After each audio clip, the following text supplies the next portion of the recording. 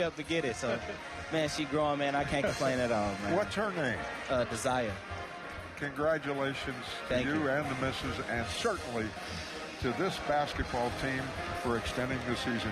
You're doing it against tall odds with a short staff, but you're doing it. Yes, sir. Hey, God doing it. It ain't us, it's God. That was a big-time putback.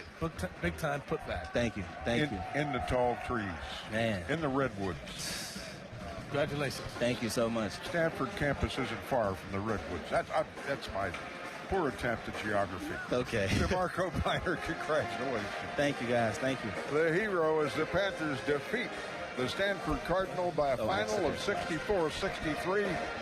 Back with more of the Going Home Show presented by Memorial Highway Chevrolet West Mifflin on the Pitt Panthers Radio Network. Mom, can you tell us a story about Ted? There once was a Clearview expert named Ted who helped a family plan for their future ahead. A savings account started their journey to grow. Financial advice is closer than you think. Clearview, clearly different. Hey, Pitt fans. At LB Foster Company, we innovate to solve global infrastructure challenges. Our technology and product-based solutions support both efficient rail transportation and public infrastructure. We work hard every day to help keep our world moving. If you'd like to join our team or want to learn more about us, please check us out at lbfoster.com. Thanks, and hail to Pitt. UPMC believes that not having a place to call home is as much of a health emergency as anything else. That's why we're working to increase access to affordable and stable housing across Pennsylvania by partnering with local organizations. Because life-changing is helping you before you ever walk in our doors. Learn more at upmc.com/community impact. UPMC, life-changing medicine. As on the basketball court, financial planning requires a comprehensive playbook to win the wealth management game. JKS Financial understands that your needs are unique and will provide the game plan to win with your financial goals. Their financial advisors use a proven wealth optimization system with a focus on retirement distribution strategy and will coach you through your journey to financial stability and peace of mind for the future. Visit jks-financial.nm.com. Hey, who's that girl helping you with your draft picks? Oh, that's my Clearview expert, Jen. What do you always say, Jen? Diversify your lineup, just like your investment portfolio. Yes! She's a genius! Financial advice is closer than you think. Clearview, clearly different. The Panthers live to play another day. Curtis Aiken, your final thoughts on this sweet 64-63 upset of Stanford. Well, you know I'm an opportunity guy. What's in front of you, right? Forget about what happened or where you are in the standings and all that stuff. What opportunities do you have in front of you? They had an opportunity in front of them tonight, and they answered the call. They have an opportunity tomorrow at noon against, who do we have? NC State? Yeah, NC State tomorrow at noon. That's another opportunity. It's always good when you have opportunities because you have a chance to take advantage of those opportunities. Thank you, Curtis, as always, for your expert commentary. And to your point, the Panthers were given the challenge of payback against Stanford, and now given another challenge against the Wolfpack. It could be another payback. The way they're playing, man, I tell you, I wouldn't want to play the Panthers in this tournament or any other tournament. Thank you again. Thanks to John Hillgrove for his production and engineering here at the Spectrum Center, and thanks to Charlie Borges for tying everything together and keeping us in line. We're back on the air at 11:30 tomorrow. Here at the Spectrum Center, Pitt takes on NC State. And it'll all happen right here on the Pitt Panthers Radio Network. You've been listening to the Pitt Panthers, The Road Home Show. The Road Home Show on the Pitt Radio Network has been presented by Memorial Highway Chevrolet West Mifflin. New ownership, new management, new way of doing business. And has been brought to you by UPMC Health Plan, the official health plan of Pitt Athletics. GBU Life, providing life insurance, annuities, and community service since 1892. And Pepsi. Grab yourself an ice-cold, refreshing Starry Lime Soda today. Starry hits different. Thanks for listening to The Road Home Show on the Pitt Panthers Radio Network. This Odyssey Sports broadcast has been brought to you by Geico. Switch and save. Get more with Geico.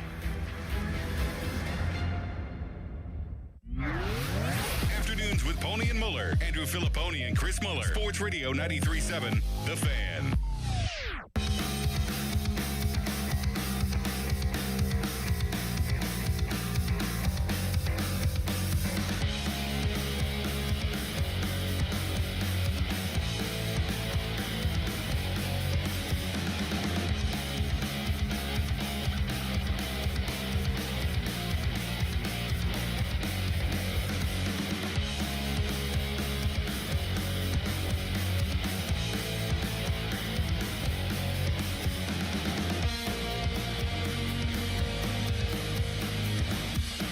PQ's been good for us. I think he likes being here. We like having him a part of the team, and part of the process is going to be for him to get to know us to get to know him. But I'm excited about having him around.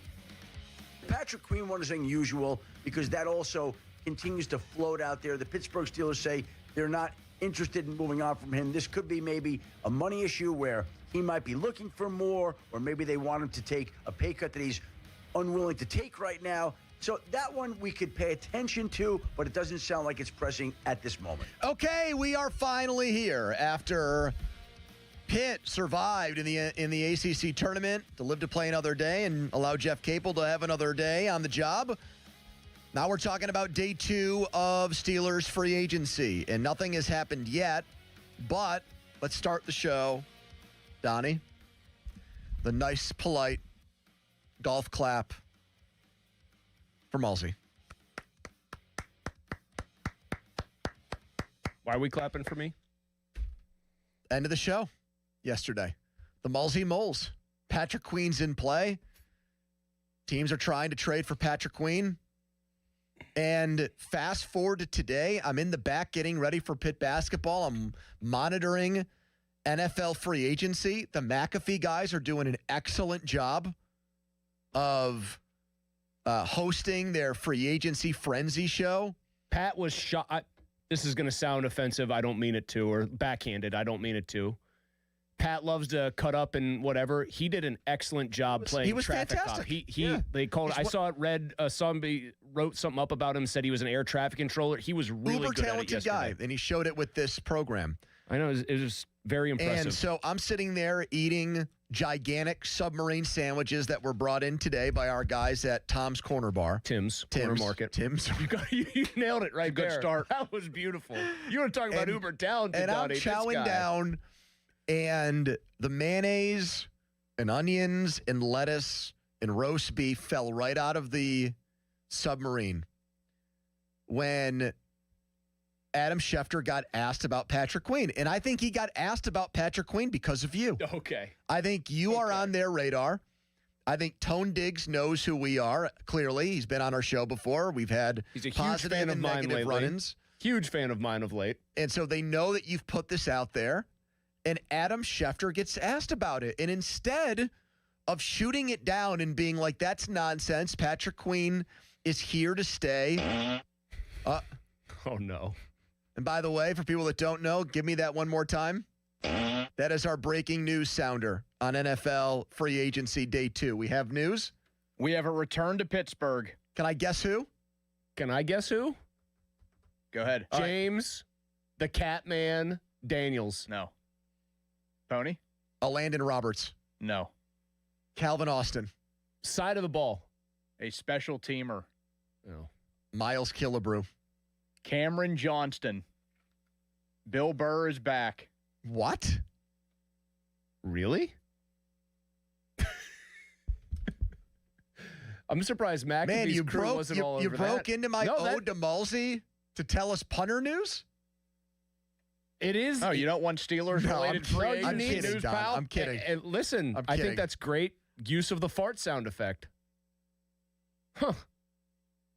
I didn't know that was there on the was table. a free agent situation there at punter. I didn't know that there was a void. Yeah, I wasn't up on Corliss Waitman's contract. I thought he was fine last year. I thought Johnston was better till he got hurt. Looked like he was going to be pretty good.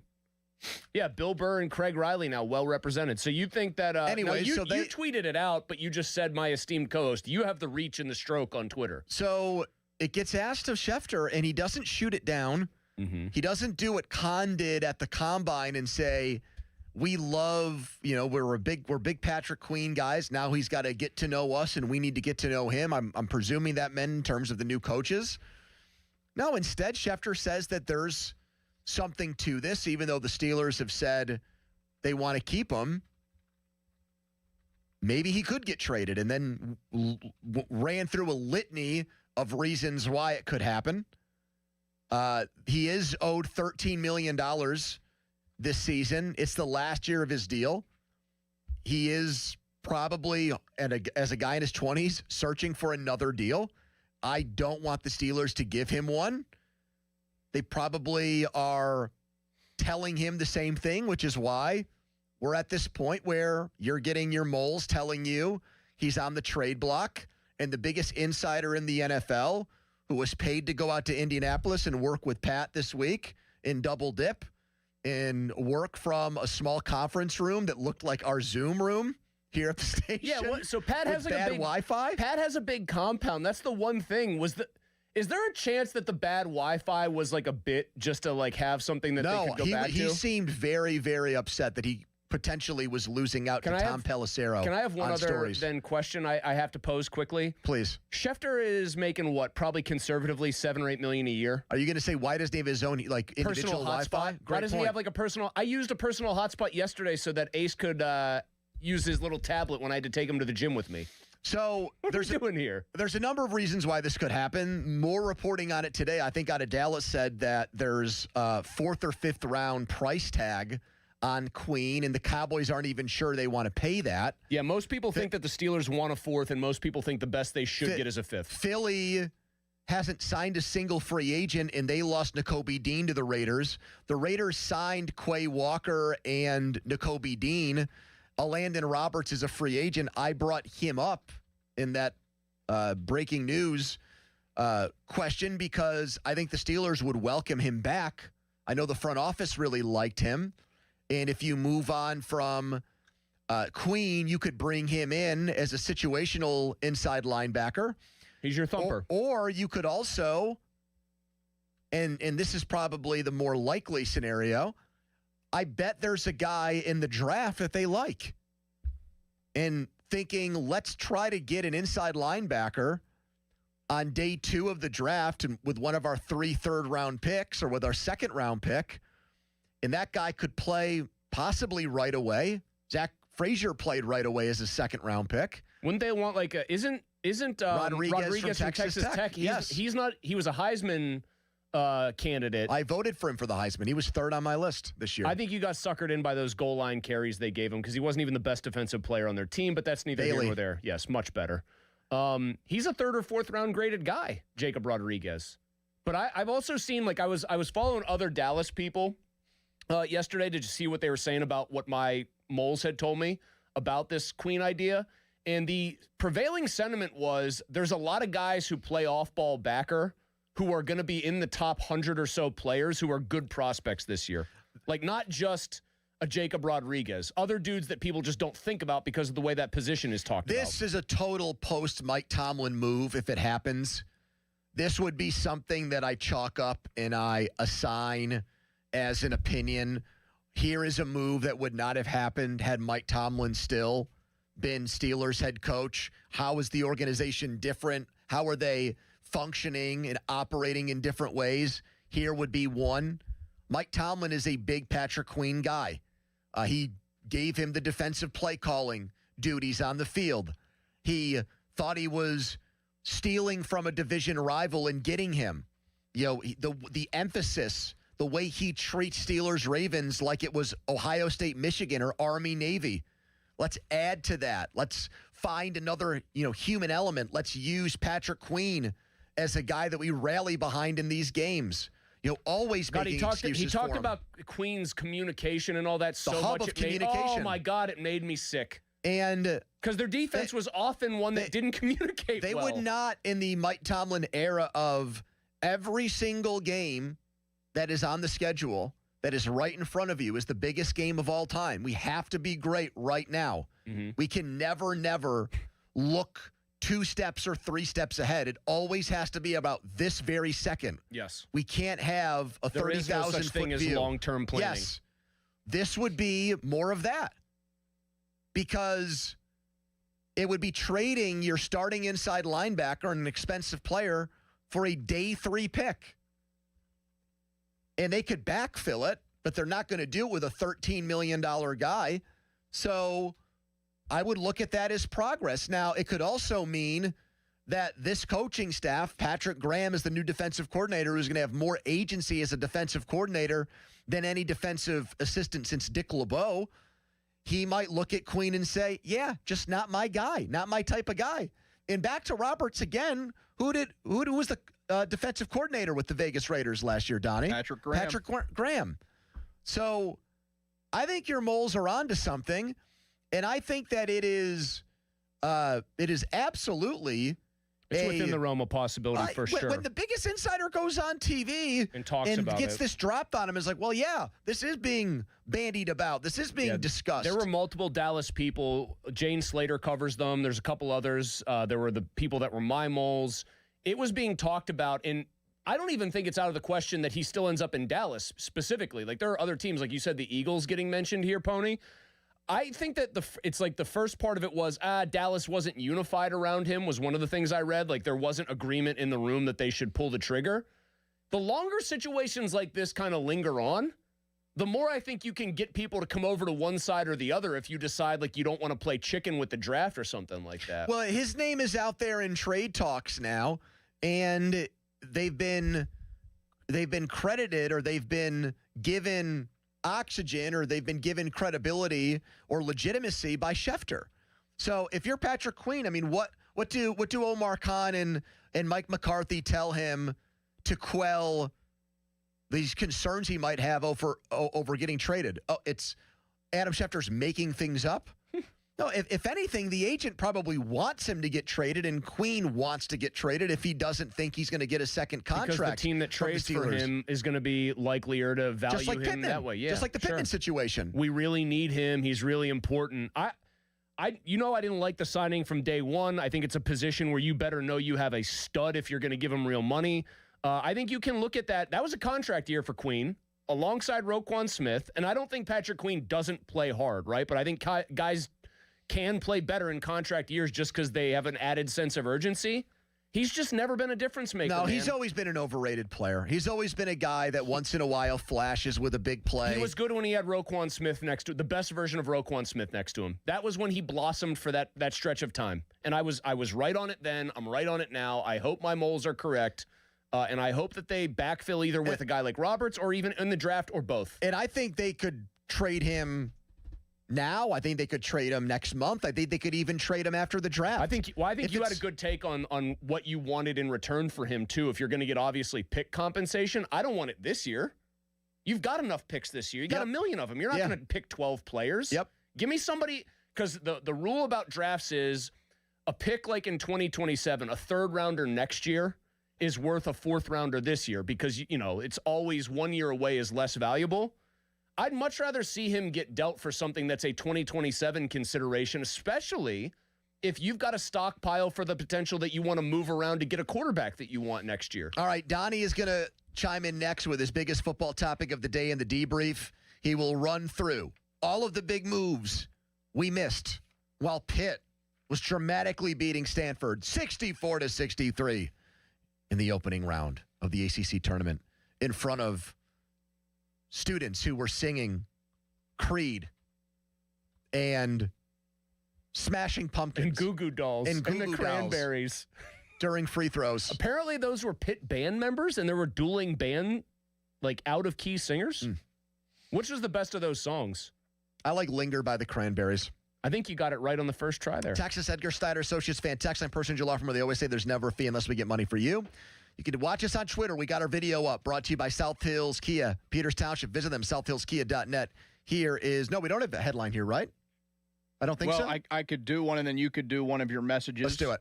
If you want to do that. Now, fan headlines powered by Bowser Chevrolet. Pitt beat Stanford 64-63. The Panthers will play tomorrow at noon. They take on NC State.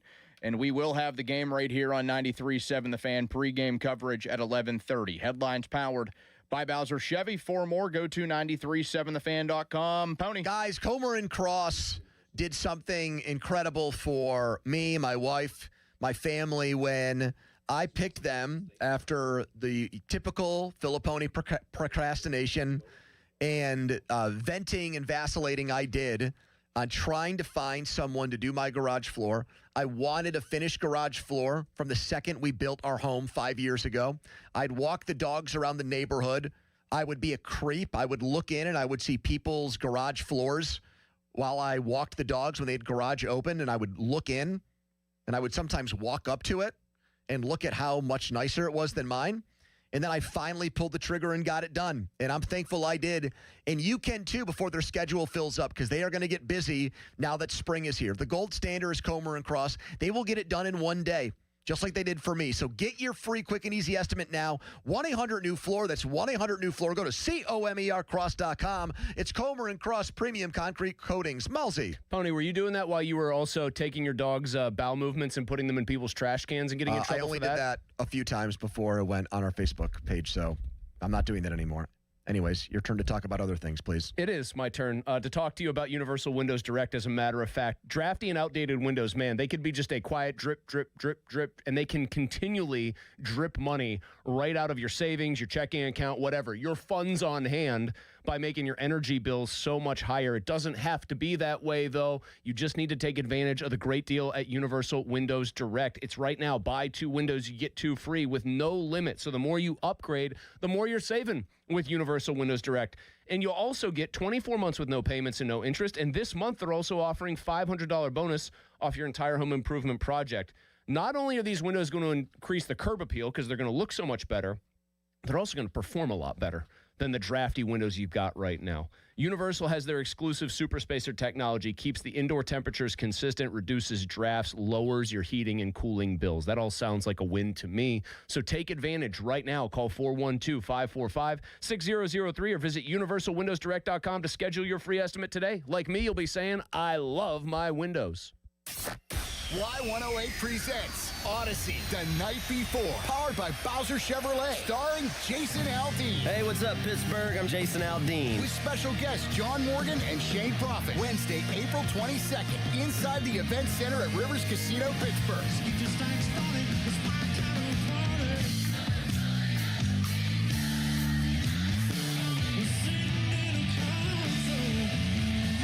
Y'all say we have a little bit of fun. Y'all ready? You can't buy a ticket to this show. You can only win your way in. Full details at y108.com. Presented by Miller Lite and brought to you by Giant Eagle, Pool City, True Green, and Broken Bow Records. Start to shake off winter and get a fresh start in a fresh new ride from Bowser Hyundai in Chippewa. The 2026 Hyundai Elantra SE is the perfect upgrade for your spring commute. And right now at Bowser Hyundai Chippewa, you can get 1.9% APR for up to 72 months or lease it for only $129 a month. And don't forget, all new Hyundais come with Hyundai Assurance and are backed by America's best warranty. 10 years, 100,000 miles, powertrain limited warranty. So don't wait. Get to BowserHyundai.com today before these savings melt like snow. Tax, title, and fees not included. Dealer doc fee of $490 applies. 24 months, 7,500 miles per year with $2,999 due at signing with credit approval and financing through HMFC. Offer ends March 31st. Well, that's the power of Bowser. Yeah. BowserChippewa.com. Text us on the Edgar Snyder & Associates text line at 412-928-9370. Edgar Snyder & Associates reminds you to text responsibly. More of Andrew Filipponi and Chris Muller, Pony and Muller, on Sports Radio 93.7, The Fan.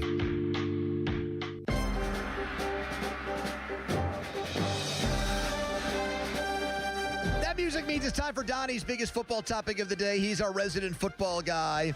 And that means it's time for the Donnie Football Debrief. Before we get to that, fan weather brought to you by Secure Money Advisors. Looking to retire soon? Let Secure Money Advisors get your retirement on track today.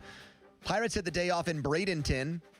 79 degrees there. Tomorrow, when they pick things back up, it'll be 81 degrees. Spring training coverage on the Fan brought to you by Hampton Beer Outlet. Route 8 in Hampton. Drive little, save a lot. Next hour, The world's biggest Rico Dowdle expert joins us on the Fan Hotline presented by Sullivan Super Service, Pittsburgh's trusted plumbing and HVAC provider for over 50 years. Donnie updating us on day 2 of NFL free agency. The debrief, March 10, 2026. So a pretty quiet second day around the league. The Steelers actually one of just a handful of teams to actually do anything, and that was with the Cameron Johnston signing from a few minutes ago. And Waitman was a free agent that had not been discussed many places. It had never come up on this show since the season ended. A couple bigger things were happening around the Steelers than the impending free agency of their completely league average There was an punter. opening for the Aussie Ohio State Buckeye to come back here and punt. The signings that you may have missed, that we may have missed with Pitt basketball being on the air around the NFL. Isaiah Pacheco was the first notable one of the day. He signs a deal in Detroit. Following that, right tackle Braden Smith, he goes from Indy to Houston. A trade involving a quarterback, one of those quarterbacks that is owed a whole lot of money. Geno Smith goes back to where it all began. He was traded to the New York Jets, and it was a late-round pick swap, pretty similar to what the Steelers exchanged with the Colts yesterday for Michael Pittman. So Smith is back in New York. And Malsey said yesterday that you would have taken Geno Smith over Aaron Rodgers. So you would have been fine if we found out today around 3:30 that the Steelers had made this move. Yeah. Would you have been giddy? Would you have been jumping for joy? Would you have been I don't know if giddy is the right word. I might have spoken too soon only because how many years does he have left on his deal? Do we know? Like 2 more years, I think. Geno Smith. Did he sign like a 3-year Sam Darnold style kind of bit? So you were advocating for a man without knowing any of the essentials when it came to his contract. What the actual details were. It was in that Darnold range. Okay, so he signed a Darnold-esque deal, right?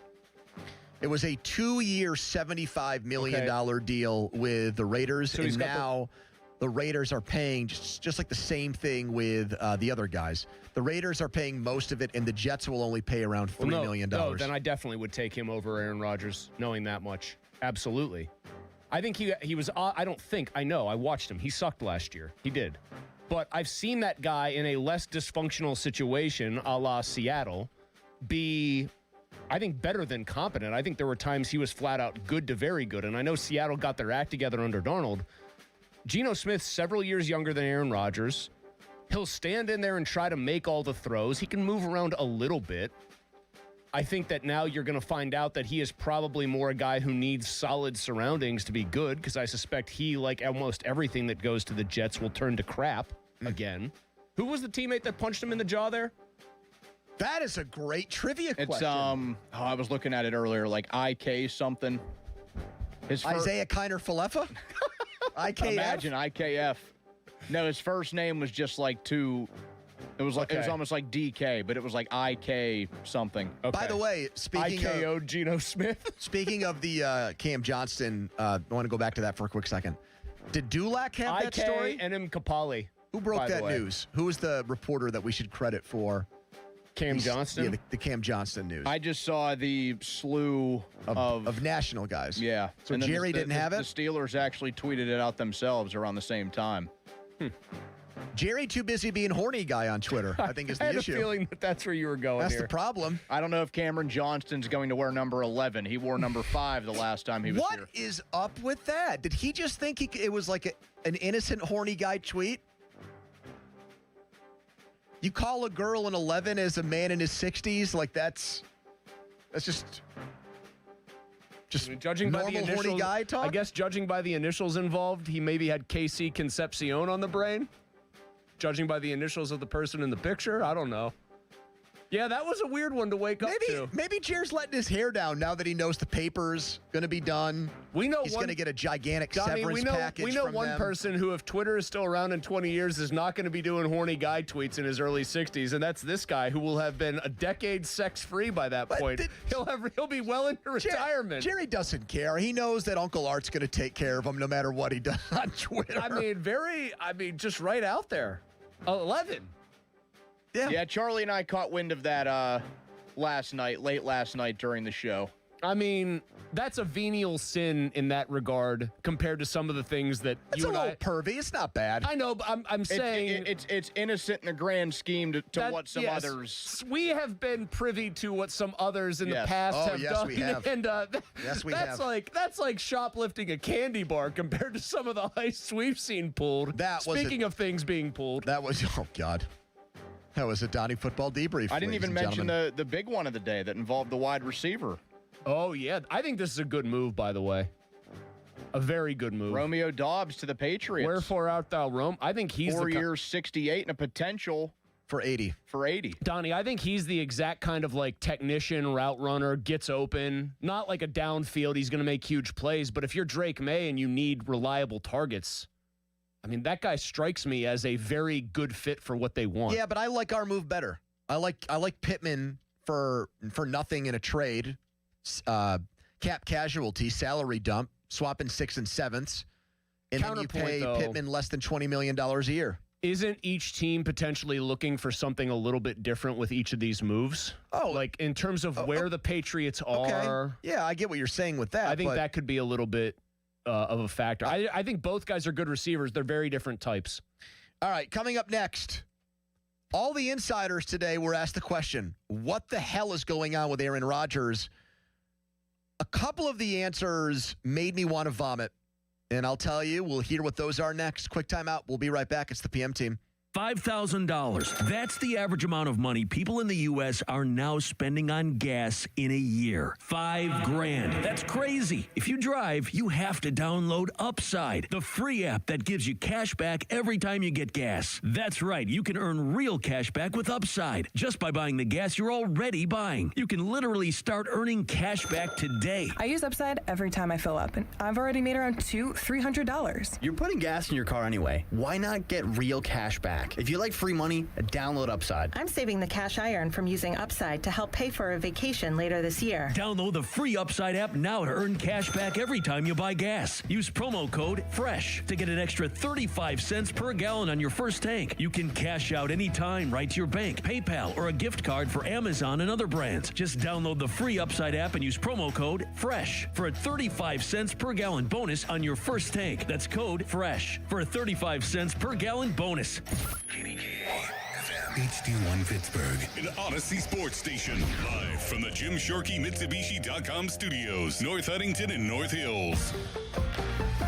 Always live and free on the Odyssey app. Hi, are your bad feet making work miserable? You're not alone. Here's Val, a real Good Feet store customer. I'm a salesman. I've pounded the pavement 35 years, literally. My legs ached, my feet hurt. It was sometimes unbearable. But if you don't have a good attitude when you're in sales, it shows on your face. I heard an advertisement on the radio for the Good Feet store, and I said, what can I lose? For over 20 years, we've helped people like Val get back to doing what they love without their feet getting in the way. I walked in the Good Feet store, and I said, my feet hurt. What a difference with these arch supports. When I go and talk to my customers, I've got a smile on my face. I can go all day long, and then some. It's the real deal. My name's Val, and that's my Good Feet story. Now open in the waterfront across from Yankee Candle next to Panera, or visit us in Robinson Town Center in Cranberry Township, or in Morgantown at Suncrest Town Center. Thanks to the Good Feet store. Don't let your bad feet stop you from achieving your 2026 health goals. Stop by the Good Feet store today for a free test walk. 50 years of A-10 basketball, and now the championship returns to its roots. Pittsburgh, the Steel City, built on toughness, fueled by grit. The 11th of March through 15th at PPG Paints Arena. The energy is rising, the stakes are massive, and every moment is up for grabs. This is the A-10 Men's Basketball Championship. Pittsburgh, we're coming home. This winter might not have been the worst one on record, but it's up there. Aside from being hard on people, it's even tougher on our homes. Hey, it's Chris Muller for my friends here at MHI Roofing. If the freeze-thaw cycles this winter created even the slightest crack in the shingles or sealant on your roof, you're going to have water in your home this spring when the rains hit. That's why you need to call MHI today and schedule a free 21-point roof inspection before the rainy season. They'll go over every inch of your roof and review their findings with you, and if they do find a problem, it can usually be fixed with an inexpensive repair. But if it is time for a new roof, you couldn't hire a better company than MHI. Over-the-top customer service, highly skilled crews that install a perfect roof every time, and best of all, they offer a 50-year leak-free guarantee on every roof they install. So give them a call for your free roof inspection today, 412-998-8864, or online at mhiroof.com. Sports Radio 93.7 The Fan, built by Window Nation, home of the buy two, get two free offer. Now, for the Gherkin Roofing and Contracting, call the Pickle Today Traffic Center. Continuing to monitor a stopped vehicle on the right lane of 28 inbound around the 40th Street Bridge because it is causing some bumper-to-bumper traffic to start all the way from the Etna bypass. On the Voice of Pittsburgh, 100.1 FM and AM 1020, I'm Margot Rensel. Sports Radio 93.7 The Fan, built by Window Nation, home of the buy two, get two free offer. Spring can be tricky weather-wise in Pittsburgh, but Window Nation can help keep your home comfortable no matter the weather. Plus, in March, the more you buy, the more you could save. Up to 50% off all window styles. Visit windownation.com for a free consultation today. Now, fan headlines powered by Bowser Chevrolet. All right, the breaking Steelers news in the last half hour is they have brought back an old friend at punter, Cam Johnston, after tearing his ACL with the Steelers. His return to be their punter after losing out on that camp battle last summer. For more, go to 937thefan.com. Right now, it's a free agent frenzy edition of the PM team. Back with more Pony and Muller. Andrew Filipponi and Chris Muller. Sports Radio 93.7 The Fan. From my understanding, they have nosed around with some quarterbacks to ask about, like, more as a contingency plan, because they don't have an answer from Rodgers and they don't want to sit here and just wait. They've got a plan for a possible contingency. So they've been nosing around in that regard. I would say if Aaron Rodgers is going to play football, almost certainly it'll be with the Pittsburgh Steelers. And we don't know for sure that he's made a decision, and I don't expect the Steelers to, one, rush him. They know better than that. They sat through it all last year, ended up getting a pretty good version of Aaron Rodgers, despite him signing in, I don't know, when was it, June? Felt like forever.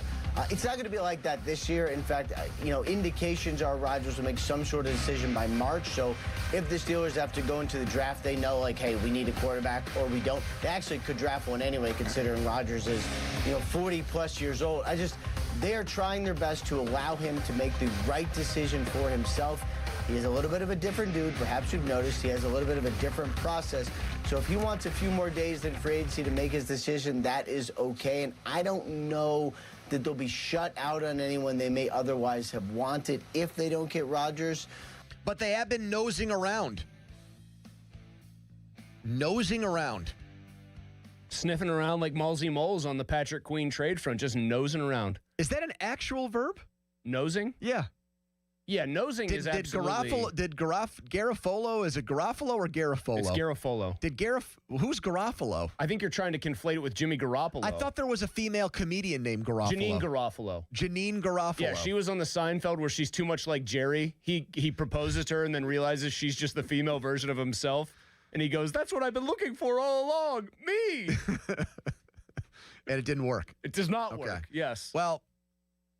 So I think he meant sniffing around, but he kept saying nosing around. No, you can nose, though. You can absolutely nose. Well, yes. So they are looking at plan Bs and contingency plans.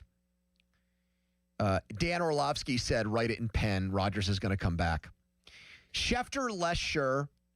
And what's Orlovsky basing it off of? Just like he went through the whole thing. He did truly. He did like the proverbial put up the bulletin board with the pins and the pictures. What is he? And the Always string Sunny in Philadelphia? And connect everything. Yeah, he did. He went through that whole gambit of they brought in another wide receiver. They brought Mike McCarthy in. They're not linked to Kyler Murray really. started connecting all the dots to say he'll look at the way he interviewed with Pat when he talked about all the things in Pittsburgh he loved.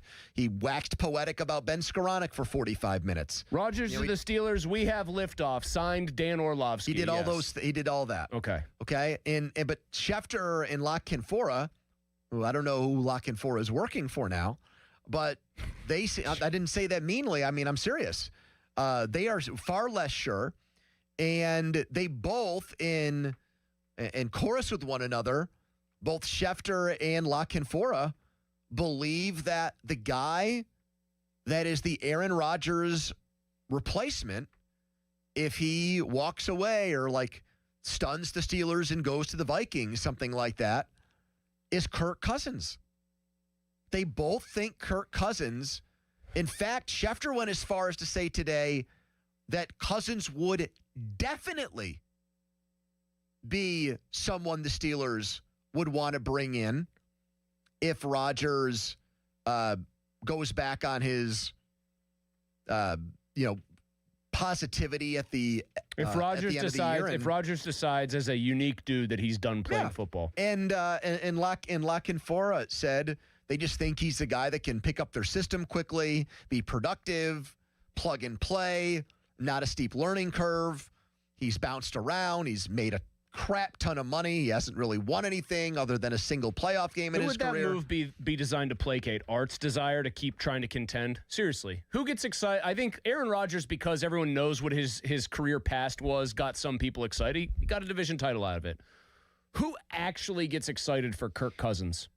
It's interesting that you asked that. The thing that these NFL supposed gurus and insiders say is that the offensive geniuses of the NFL, McVay, Shanahan, McCullen O'Connell, one of them.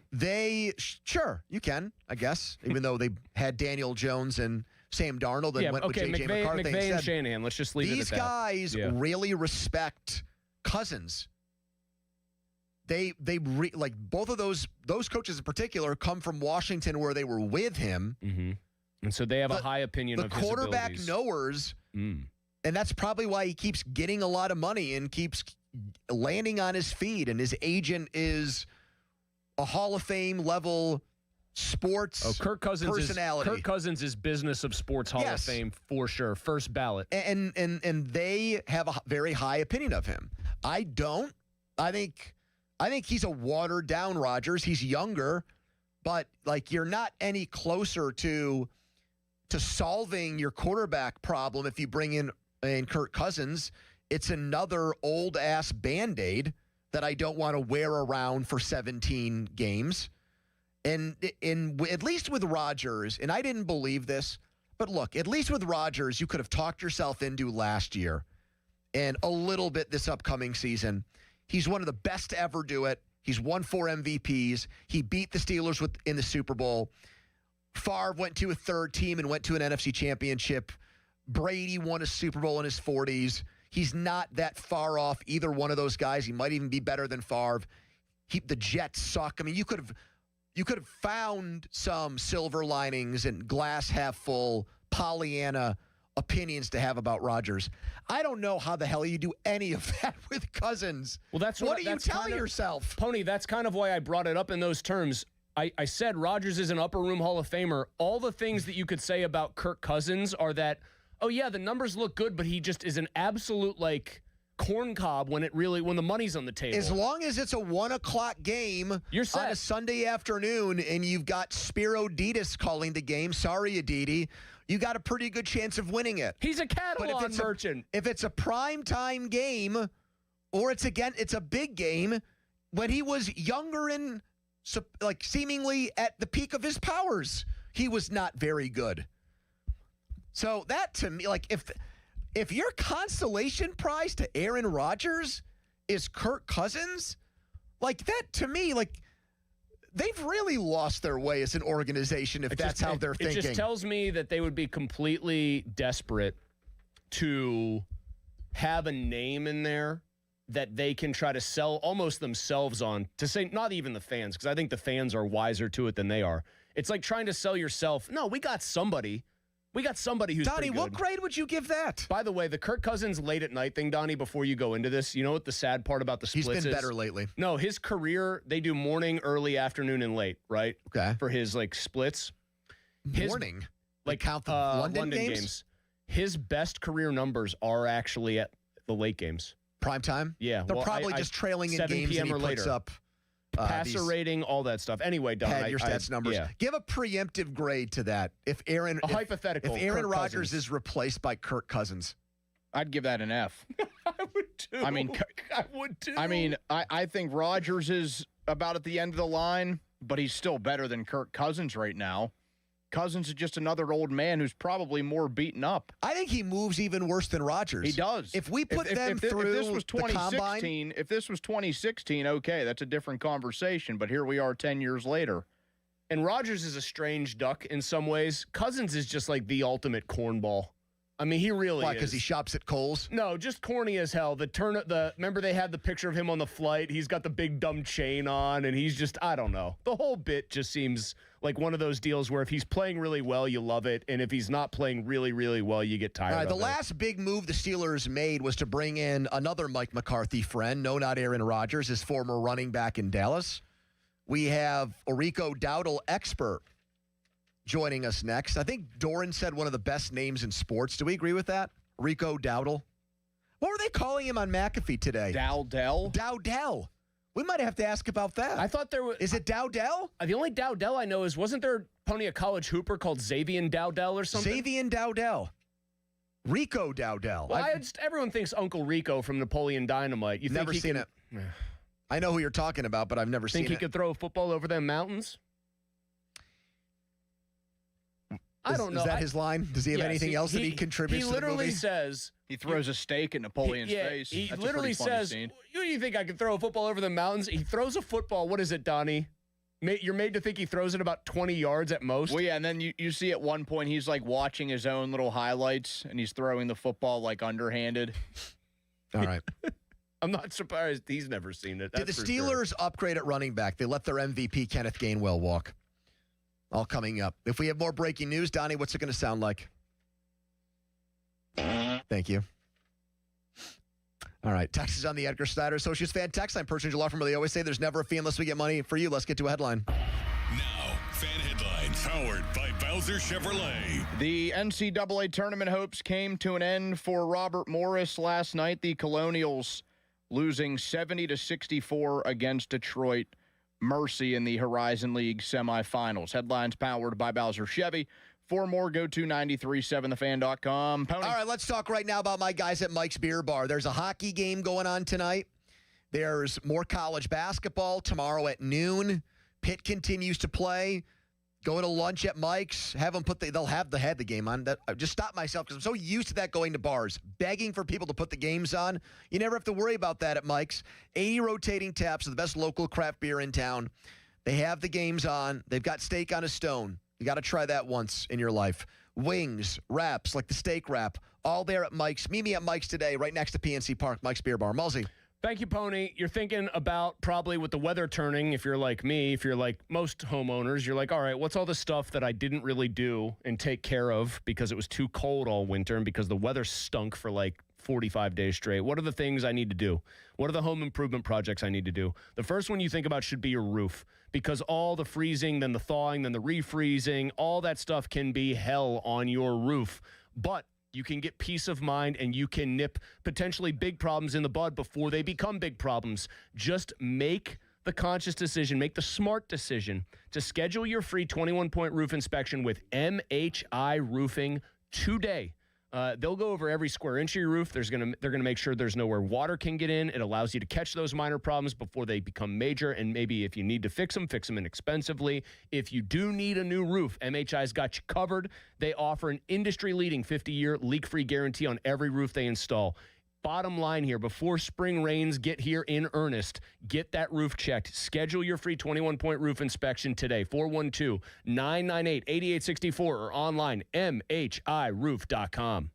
Sports Radio 93.7 The Fan. Get the latest on Pittsburgh sports from anywhere with the Odyssey app. Listen to shows and Pirate games live. Check out our exclusive interviews and content anytime. Download the Odyssey app now and never miss a minute. Sports Radio 93.7 The Fan. Cloudy with showers tonight, the low 61. Weather brought to you by Staples. From posters and presentations to labels and loyalty cards, Staples has all the print to boost your brand. Shop now in-store and online. Staples. That was easy. Now for the Gherkin Roofing and Contracting Call the Pickle Today Traffic Center. Looking at some heavy delays on 579 southbound as you make your way towards the Liberty Bridge and Tunnel. On the Voice of Pittsburgh, 100.1 FM and AM 1020, I'm Margot Renzel. This report brought to you by Awaken 180 Weight Loss. Visit them at awaken180weightloss.com. If you're on the weight loss meds and your results have slowed, you don't feel good, or you just want faster results, you can add Awaken 180. Because even with a smaller appetite, you still need the right foods, plan, and coaching when the scale hits pause. Awaken180weightloss.com. Live from the ShoreKeyMitsubishi.com studios, North Huntington and North Hills.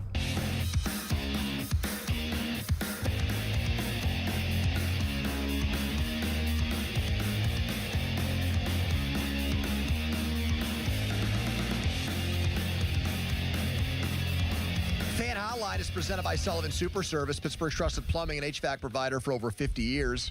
14 minutes away from a name game. Sean Myers will officiate today.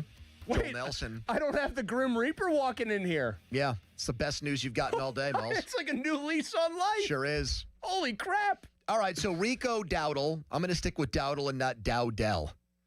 Signs with the Steelers last night. It's the last big move they've made, with apologies to Cam Johnston coming back, the Australian punter who lost the punting camp battle last summer to Corliss Waitman.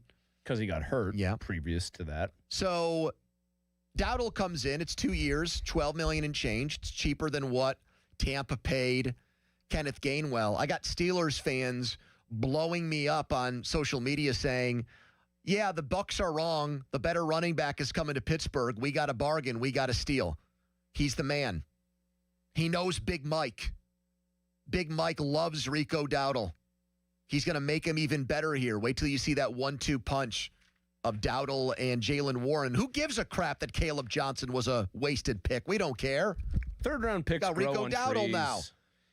Well, let's talk to someone who knows all about Rico Dowdle. His name's Chris McLean. He's from WFNZ. It's a powerhouse station down in Charlotte, where Chris, were you riveted by the Pitt-Stanford ACC tournament game there that just finished minutes ago, played in front of about 647 people? Were you glued to that thing? I can confirm I was watching it on the couch while scratching myself. That's my usual routine. Chris, were you so watching? We sent the producers to deal with day one of the ACC tournament. May I follow up with a scratching yourself question? Are you okay with that? We're not friends like that, but I figured I could. Hand inside the pants or outside the pants? Today I went outside. If I feel frisky, you know what I mean, I might go the other way. But today it was strictly outside. Chris, I have a further question, but it has nothing to do with scratching. Did you have the volume up loud enough to hear the incredible bevy of hits that were being sung by random people in the crowd, like the Goo Goo Dolls' Iris? Creed's I did, Higher. and listen, I'm a rock kid of the 90s, so I appreciated some of the music they were singing while Stanford was shooting free throws. Is that like a Pitt fan routine, or is this just like a drunk guy down here in Charlotte? Yeah, I think it's that. I think that's probably They've got the Charlotte ACC flu. That's what they've got. The last time I went to the ACC tournament in Charlotte, I met a guy who was a Wake Forest alum who said, I know where to get cocaine in Greensboro. That was like his one comment to me. Holy crap! Yeah, I didn't think Wake fans got down like that. Oh my God! I know it was wild. It was It's quite safe an to say that experience. was not Tim Duncan you met. No. Yes. or Ralph Childress. Anyways, okay, so Chris, let's do a Dowdle talk conversation here. Outside looking in, the dude went off for about 3 or 4 games, and it doesn't look like he did much outside of that. Give us your perspective as someone that watched every single one of his snaps last year. Yeah, his season was very interesting here, to say the least. Like, he came here, and I think the Panthers fans were thrilled to get him, you know, on a 1-year kind of incentive-laden deal, coming off a 1,000-yard season where he also had a real good stretch. That stretch with Dallas was at the end of that season, but Dallas didn't pay up. They didn't keep him. So I think, Panther fans saw this as, him and Chuba Hubbard are a great 1-2 punch. But Chuba was beloved. He was a team leader. But he got dinged up early in the season, and Rico Dowdle had that stretch you're talking about. I mean, 206 yards against Miami, 183 against Dallas, a huge upset over Green Bay and Lambeau. He went for 130. Then after that, I really think he got banged up. I think his running style can be rugged. He was carrying it a lot there. They were really relying on him because Chuba was not great coming back from the injuries. So they were giving him a ton. You see that carry count. It got pretty high there. I feel like he got a bunch of nicks and bruises. He kept battling, to his credit, through that. But he wasn't really the same back. Chuba Hubbard kind of got back in favor by the end of the year. I don't think there's any doubt he's a talent.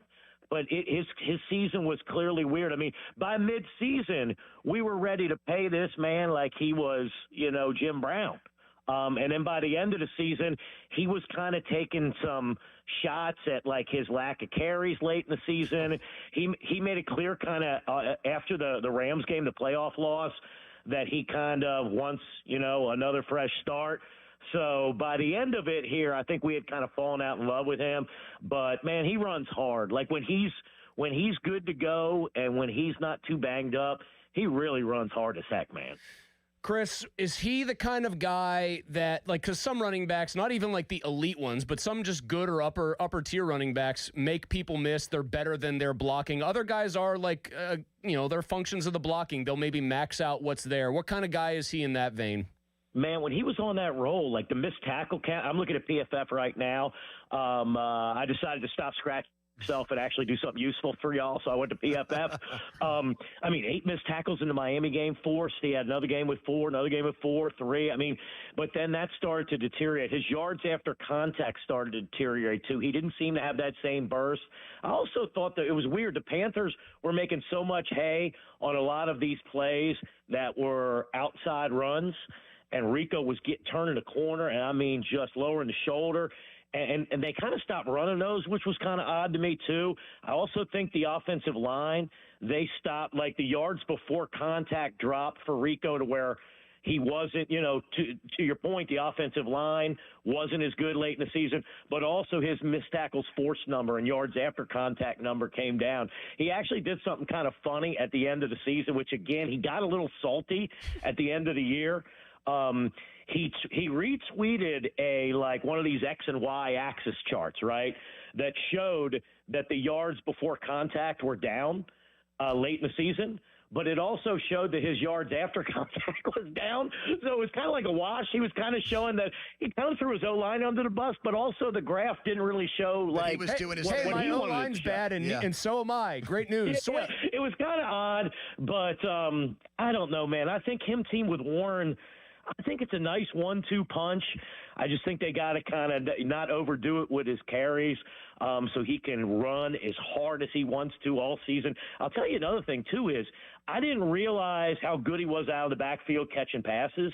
He really made some big-time plays out of the backfield, catching the ball, getting out in space, taking on smaller defensive backs. I think he's a good player. It's just it was an odd season how it went south here. It really was. Chris, the other thing is, and we're all still kind of assuming it's certainly greater than 50-50 that Aaron Rodgers will yet again be this team's starting quarterback up here. How is he as a blitz pickup guy if he's needed in that regard? Yeah, it's interesting.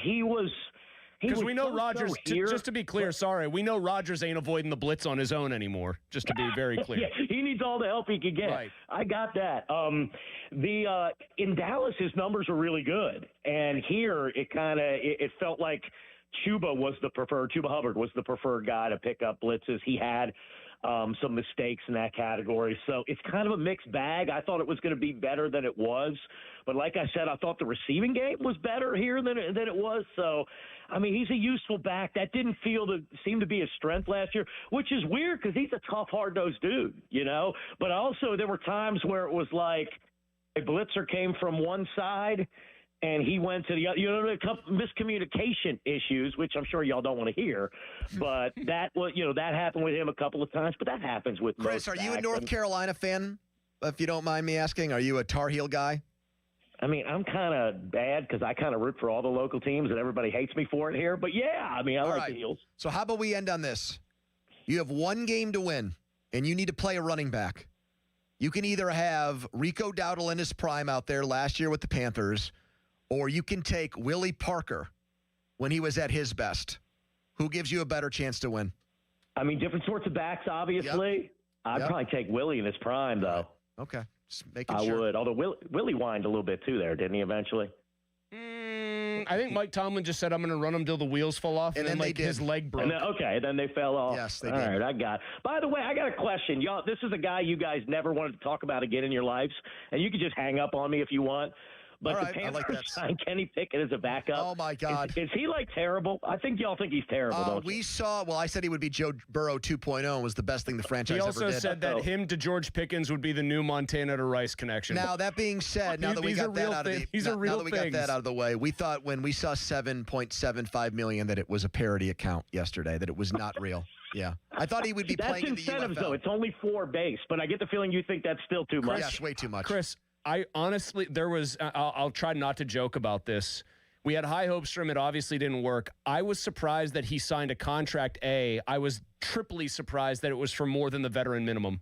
Yep. Oh, jeez. Yeah. Well, I know this is 5 teams in 5 years. That probably tells me everything I need. That's an NFL record. He's on the Josh Johnson protocol. He's gonna be the new Josh Johnson. All right, Chris. A team a season. That's impressive, although it's really not. But in a way, it is. Good talk. Maybe we'll do it again Thank soon you, if we Chris. get more Panthers. Goodbye. All right, guys. There you go. Rico Dowdle. He roots for every team in the area? Yeah, how do you do that when Duke and North Carolina and NC State all hate each other? Wake Forest No wonder why he gets so much crap. Must be a Chris thing to root for both teams. Oh, yeah, Mac. He just wants good games between Pitt and Penn State. Nice one. All right, follow us on Twitter. Brought to you by South Hills Kia, Peters Township. Visit them, southhillskia.net. You can listen to the PM team on demand, Apple Podcasts, Spotify, wherever you get your podcasts. It's time for another PM team name game, unless in the next 4 minutes the Steelers sign someone else. Here's a Donnie headline. Now, fan headlines powered by Bowser Chevrolet. Penguins at the Hurricanes tonight. Puck drop set for 7 as the Pens begin a 5-game road trip. Headlines powered by Bowser Chevy. For more, go to 937thefan.com. Hey guys, Donnie Football here for my favorite canned cocktail, Surfside. Pirates baseball is back, and there's only one way to celebrate with a Surfside iced tea and vodka or a Surfside lemonade and vodka. Smooth, refreshing, made for game day. Surfside is the perfect match for a day at the ballpark or catching the game at home. Surfside is made with real vodka, only 100 calories, and has 0 bubbles, so it goes down easy. It's not a seltzer. It's Surfside, proud partner of the Pittsburgh Pirates. Must be 21. Please drink responsibly. Pony? Talk about Mr. Magic Car Wash. I will be headed there tomorrow after my workout because there's one right next to my gym. And Mr. Magic is a weekly tradition of mine. Sometimes it's more than once a week. And, that's excessive. You get your car washed. Are you OCD? Are you obsessive compulsive about things? Are you a neat freak? No. When you have an unlimited pass, you just want to use it and get your money's worth as much as you can. And Mr. Magic doesn't raise the price when you go a lot. No, it stays the same. $19.99 per month is where the plans start, and you can get your car washed whenever you want at their 23 locations. So go to the official car wash of your Pittsburgh Penguins, Mr. Magic Car Wash. Sports Radio 93.7 The Fan. Today is 44 days until the NFL Draft. Get pumped for the draft. Our NFL Draft Watch is brought to you by Lewis Anthony Jewelers. Have we met yet? Sports Radio 93.7 The Fan. MrWaterHeater.com. MrWaterHeater.com. Call Mr. Water Heater. Call Mr. Water Heater. That's the power of Bowser. Start to shake off winter and get a fresh start in a fresh new ride from Bowser Hyundai in Chippewa. The 2026 Hyundai Elantra SE is the perfect upgrade for your spring commute. And right now at Bowser Hyundai Chippewa, you can get 1.9% APR for up to 72 months or lease it for only $129 a month. And don't forget, all new Hyundais come with Hyundai Assurance and are backed by America's best warranty. 10 years, 100,000 miles, powertrain limited warranty. So don't wait. Get to BowserHyundai.com today before these savings melt like snow. Tax, title, and fees not included. Dealer doc fee of $490 applies. 24 months, 7,500 miles per year with $2,999 due at signing with credit approval and financing through HMFC. Offer ends March 31st. Well, that's the power of Bowser. Yeah. BowserChippewa.com. Pros, get ready. Your new floor and decor is coming soon to Bethel Park. With job lot quantities of tile, wood, and stone in stock, and the brand names you trust. Floor and decor is on its way. You ready? Coming soon to Bethel Park. SchultzFord.com. SchultzFord.com. SchultzFord.com. SchultzFord.com. The PM team is brought to you by Mike's Beer Bar on the North Shore. Meet me at Mike's. Okay, let's go. Come on. Now back to the PM team, presented by Mike's Beer Bar. Foley and Muller, live and local, just like Mike's.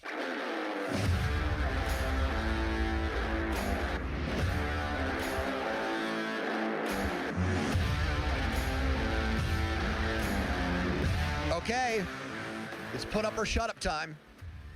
Pitt Panthers passed the test today. Will Malsey in another riveting edition of the PM Team Name Game. You can listen to Pomp and Joe tomorrow to hear about Starkey's Card of the Week from the Baseball Card Castle in Cranberry. Contests run every Wednesday through Friday at noon on the 93.7thefan.com contesting page. In for Joel Nelson today, officiating, is Sean Myers. And there will be no chicanery here. This is like when the substitute team, what was that movie with Tom Berenger, The Substitute or whatever? It's where the sub isn't somebody that can't run the room. It's like a military hard ass who's like, this ain't my first rodeo. Sean is very thorough and detailed, so I trust him to do a good job here. What was the most recent Nelly screw up where? Korea. Oh yeah, Modelo. Hey, what and are the top Korea. 10? Oh, Yeah. he had a really bad week last week. He goes. Oh, I'm sorry, who's in Pony. South Korea not in. Yeah, he oh, goes, wait, here's Korea. Are they the same thing? And then the next one was, Sean, top 10 selling beer brands. He goes, I'm confident in this list. It's a good one. I say Modelo and get eliminated. I quickly go and look because that doesn't look right to me, and it seems like a chicanery and, farce. Modelo, the number one or number two selling beer brand in the United States on whichever measurement you want to use. Anyway, I'm very excited that we've got a pros pro in here Malsey's today. in last place. Donnie's in second. I'm in first. What is today's first category, Sean? Well, I'll say I think you guys have a good chance to run the table. Oh, boy. Okay. Category number 1, Steelers running backs with 1,000-yard seasons. Now, I'll read that again. With the Steelers. So not guys that had 1,000 yards and then came here. So like Rico Dowdle, for example. Doesn't count. Would not be eligible. It's got to be 1,000-yard seasons with the Steelers. Steelers running backs with 1,000-yard seasons. Malls? Is it me to start? Yes. Oh, yeah, okay. Barry Foster. That is correct. Seriously?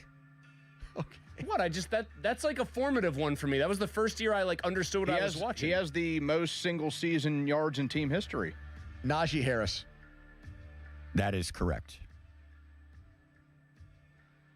Le'Veon Bell. Yes, sir. I believe his friends called him the bus, Jerome Bettis. You guys are 4 for 4. Oh, wait, you're usually supposed to tell us how many there are in a category. Like how many it takes to run out the table. Yes, so from what I saw, there are 30 occurrences, but 9 different players. That's it. Oh, my God. So just 9 people. Franco. That is correct. All right, Foster, Najee, Bell, Bettis, Harris. I got to be honest. That's one of the most mind-blowing numbers I've heard in a long time about the Steelers. I agree. Only 9 guys in the history of the franchise have 1,000-yard seasons. I completely agree with that statement. Why? I had, Willie Parker. Oh, shoot. Yes, sir. So if you're doing your math, there's 3 left. And I'm not pulling a Joel Nelson, there's only 3 remaining. Oh, no. Once again, just puts me in an absolutely horrifying spot here. I've got 2 guys that I'm 100% confident in. It's fine in that last. Well, I guess I don't have to worry about that. I have one guy I think I'm confident in. I'm going to roll the dice on it. If I lose, I lose. Merrill Hodge. I lost. That is incorrect, yes. Malsey. Yeah. Donnie, did you have one in reserve? I didn't feel good about saying Blyer. I didn't think Yes, Blyer. that's right, because they had 2 1,000-yard rushes Blyer in the same season. Blyer was the other one. Rashard Mendenhall. Rashard did have You one. have 8. There is 1 remaining. Did Bam Morris didn't do it, No, he never did, because he was splitting time with Pegram. Something I can remember, but I can't remember that. Rocky effing Blyer did it. God, am I stupid. How about the guy with 3 names? John Henry Johnson. That is number 9, yes. Oh, but I said Merrill Hodge! He was on a safari. He was too busy. Why did I think he did it? I could have swore he had like a one season where he snuck over. God, am I stupid. We ready for category number 2? Same official, same result.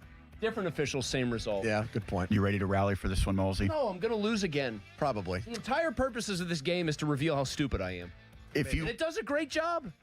I think this one is more difficult than it might seem. Oh, jeez. Now, if we go back 20 years, I think all 3 of us would have gone 30 for 30. Okay. Now, I think it's very difficult. Names of Major League Baseball ballparks in 2026. So for this upcoming season, you need the names. Oh, man, Malls. And I am going to go with what we know. A lot of these are corporate names, right? I'm going to go with what Wikipedia shows for what they are for right now. This category would have been ripe for a Nelly screw-up. Oh, absolutely. You would have... PNC Park. That's there. How do you spell it? P-E-E-N... PNC Park. I'll go with the free space. Okay. Fenway Park. That is correct. Donnie? Wrigley Field. Yep. Yankee Stadium. Correct. Citi Field. That's right.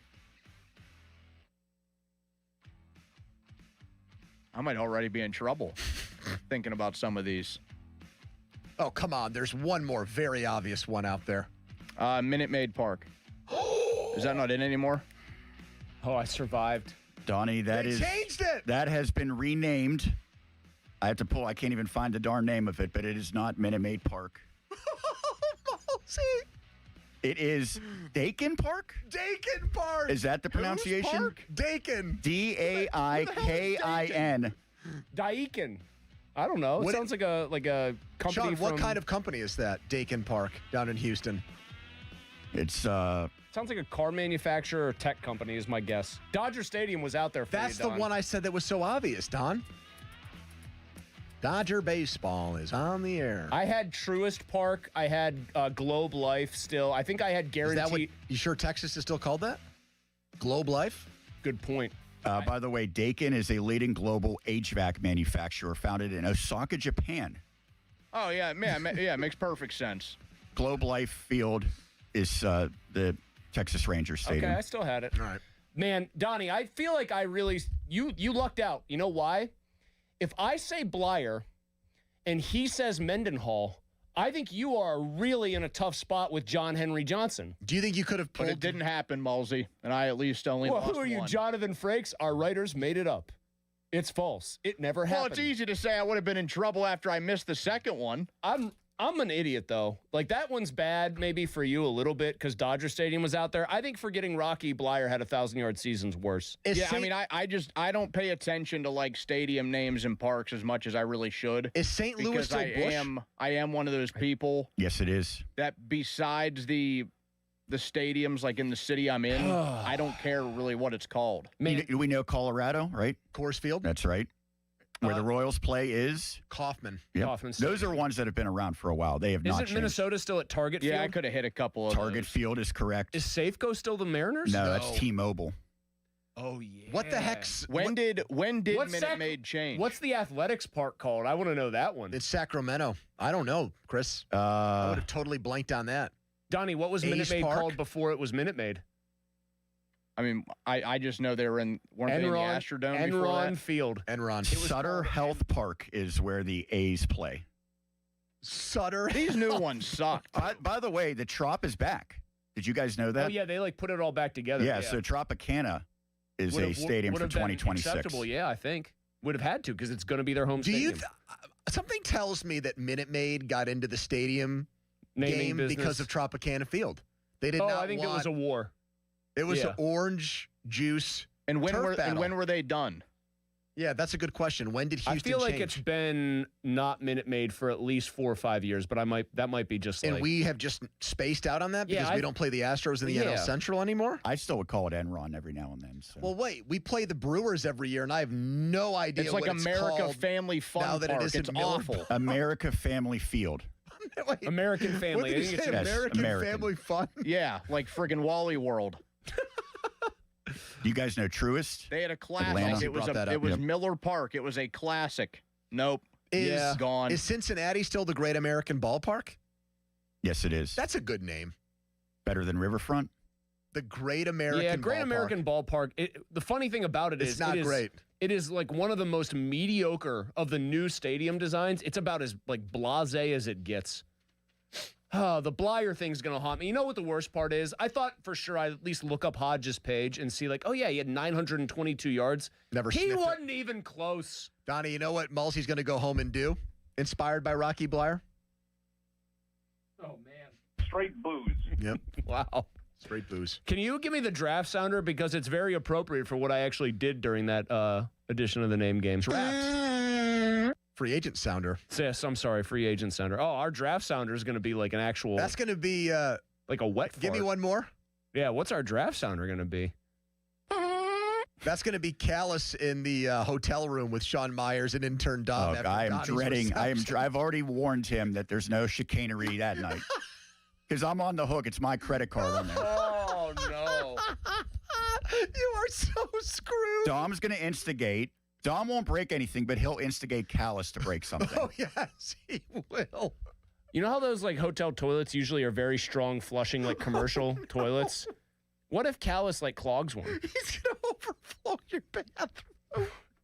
It is going to be a disaster.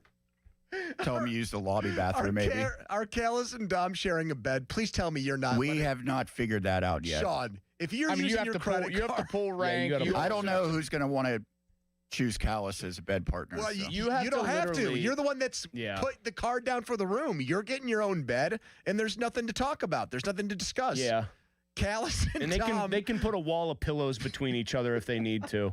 You absolutely end up like planes, trains, and automobiles with John Candy and Steve Martin. You need to put those aren't pillows. Yeah, oh, jeez.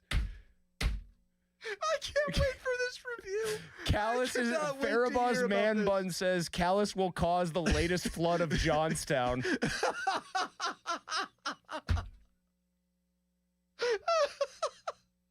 Oh, I feel so sorry for you, Sean. You've really bitten off more than you could chew with this one. How did you get roped into splitting a room with these two? And Joel's going to be there too, but I'm not worried about him. This is all Dom. He created a group chat for the whole thing, so we'll see how it turns out. I'm a little nervous. Bechtel's also threatening to sleep on our floor, so I don't know if that's... Oh, no. You cannot allow that. Well, wait. I thought he was going up with Joe. I don't know that they got a room together, though. No, I don't believe they did. I thought their plan was just to go up and go home, but... Starkey's going to drop in on them and Sean, what about crash the room? What about Dom's aspirations and prediction that he's going to tell us more about that. What did he say to you guys? He wanted to know what the protocol was if someone were to meet a lady. You should have said we'd all be so stunned we'd be unconscious and you could probably have run of the place. That's what you should have said. We'd have all fainted from surprise. I don't think Dom's going to really threaten for that to happen, but we'll see. He could just start reading his tweets to a lady, and I mean, how could she possibly resist him at that point? Donnie, didn't you say that the list of single women at this thing is very limited? Very limited. Extremely low. They're all going to invent Canadian boyfriends when they meet Dom. I don't even think they'll do that. I think they'll just deny him right to his face. The problem with him is I think he's like who's got the best chin in boxing history. I think he can take denial after denial. Flash Joe. Walk right through it. You better keep Seth away from Sarah's mom. I'm going to give you that advice straight up. Or her grandma's going to be there too, so maybe another warning to be out there. Oh, no. He'll be saying stuff like, this dog's ready to hunt. Hey, baby, you were something before electricity. All right, thanks, Sean. Fan weather brought to you by Secure Money Advisors. Looking to retire soon? Like Seth's future girlfriend. Let Secure Money Advisors get your retirement on track today. Temperatures in the low 80s down in Bradenton, where the Pirates will pick things back up tomorrow. All right, a hodgepodge is next, and then who's after us? Roundtree. That's right. I saw him in here a little while ago. Okay, let's talk right now about Comer and Cross Garage Floors. What they did for my garage floor, I can't thank them enough. The outstanding work they did in such a short amount of time. You want to work fast and smart, but you also want to do a good job. And I thought they made a guarantee or promise to me that I was like, are they really going to be able to keep this one? They said, we'll be in and out in one day. And I said, do I need to do anything to prep? They're like, no, we'll take care of it all. So everything that was in my garage floor, they took out, and then they put that garage floor coating down that day. And the cracks and the stains and everything that were on that garage floor was gone by the time I got home.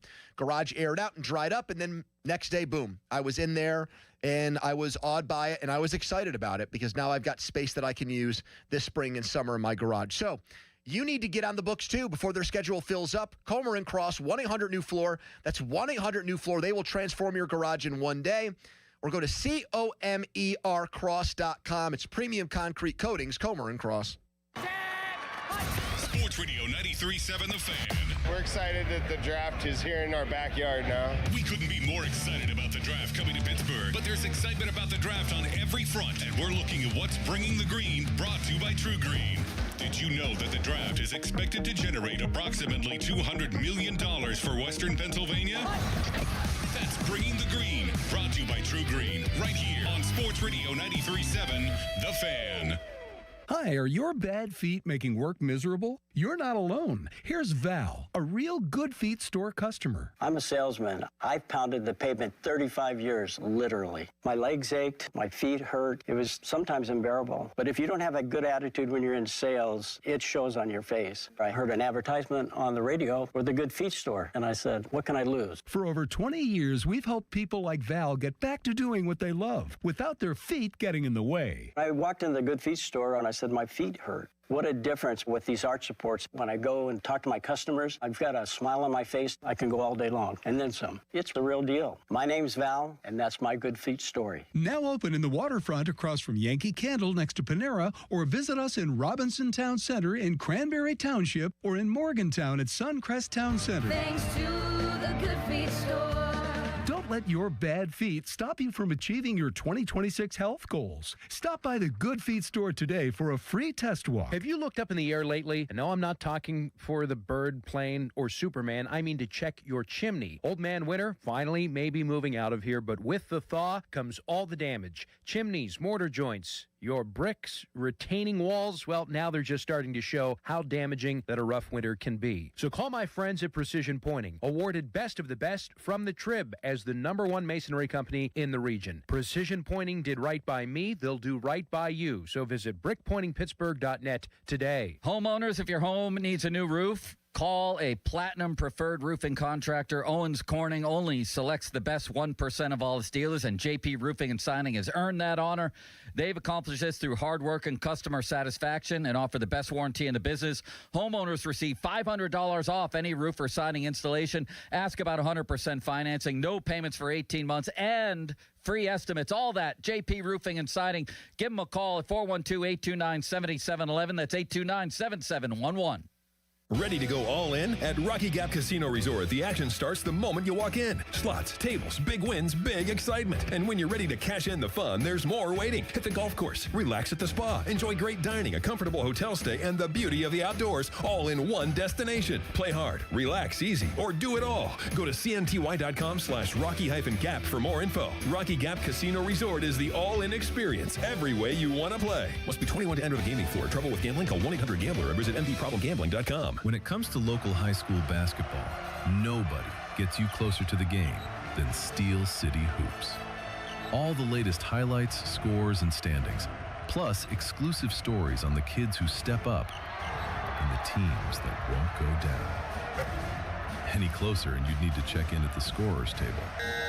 Steel City Hoops. Find us on Instagram, TikTok, X, and at steelcityhoops.org. High five. Up top. Dave's company just got the 5-year price lock guarantee from Comcast Business. Yeah!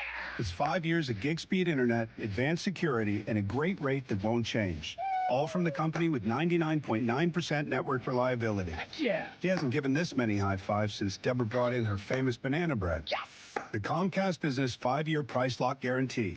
Powering 5 years of savings, powering possibilities. And it's hurting, but I am not stopping. For a limited time, now through March 29th, switch to Comcast Business to lock in your rate for 5 years. and get a $500 prepaid card on a qualifying league bundle. Or ask how to get started with 150 megabit internet for $59.99 a month for 12 months with a 2-year agreement. Don't wait. Call today. Restrictions apply. New customers only. 1-year contract required for guaranteed rate. Paperless billing and automatic payments with bank account required. 5-year pricing applies to monthly service charge, excluding taxes and fees. Your hometown building partner since 1956. 84 Lumber. Visit 84lumber.com. Text us on the Edgar Snyder and Associates text line at 412-928-9370. Edgar Snyder and Associates reminds you to text responsibly. Sports Radio 93.7 The Fan, built by Window Nation, home of the buy two get two free offer. 93.7 The Fan is cleared by aquickdrain.com.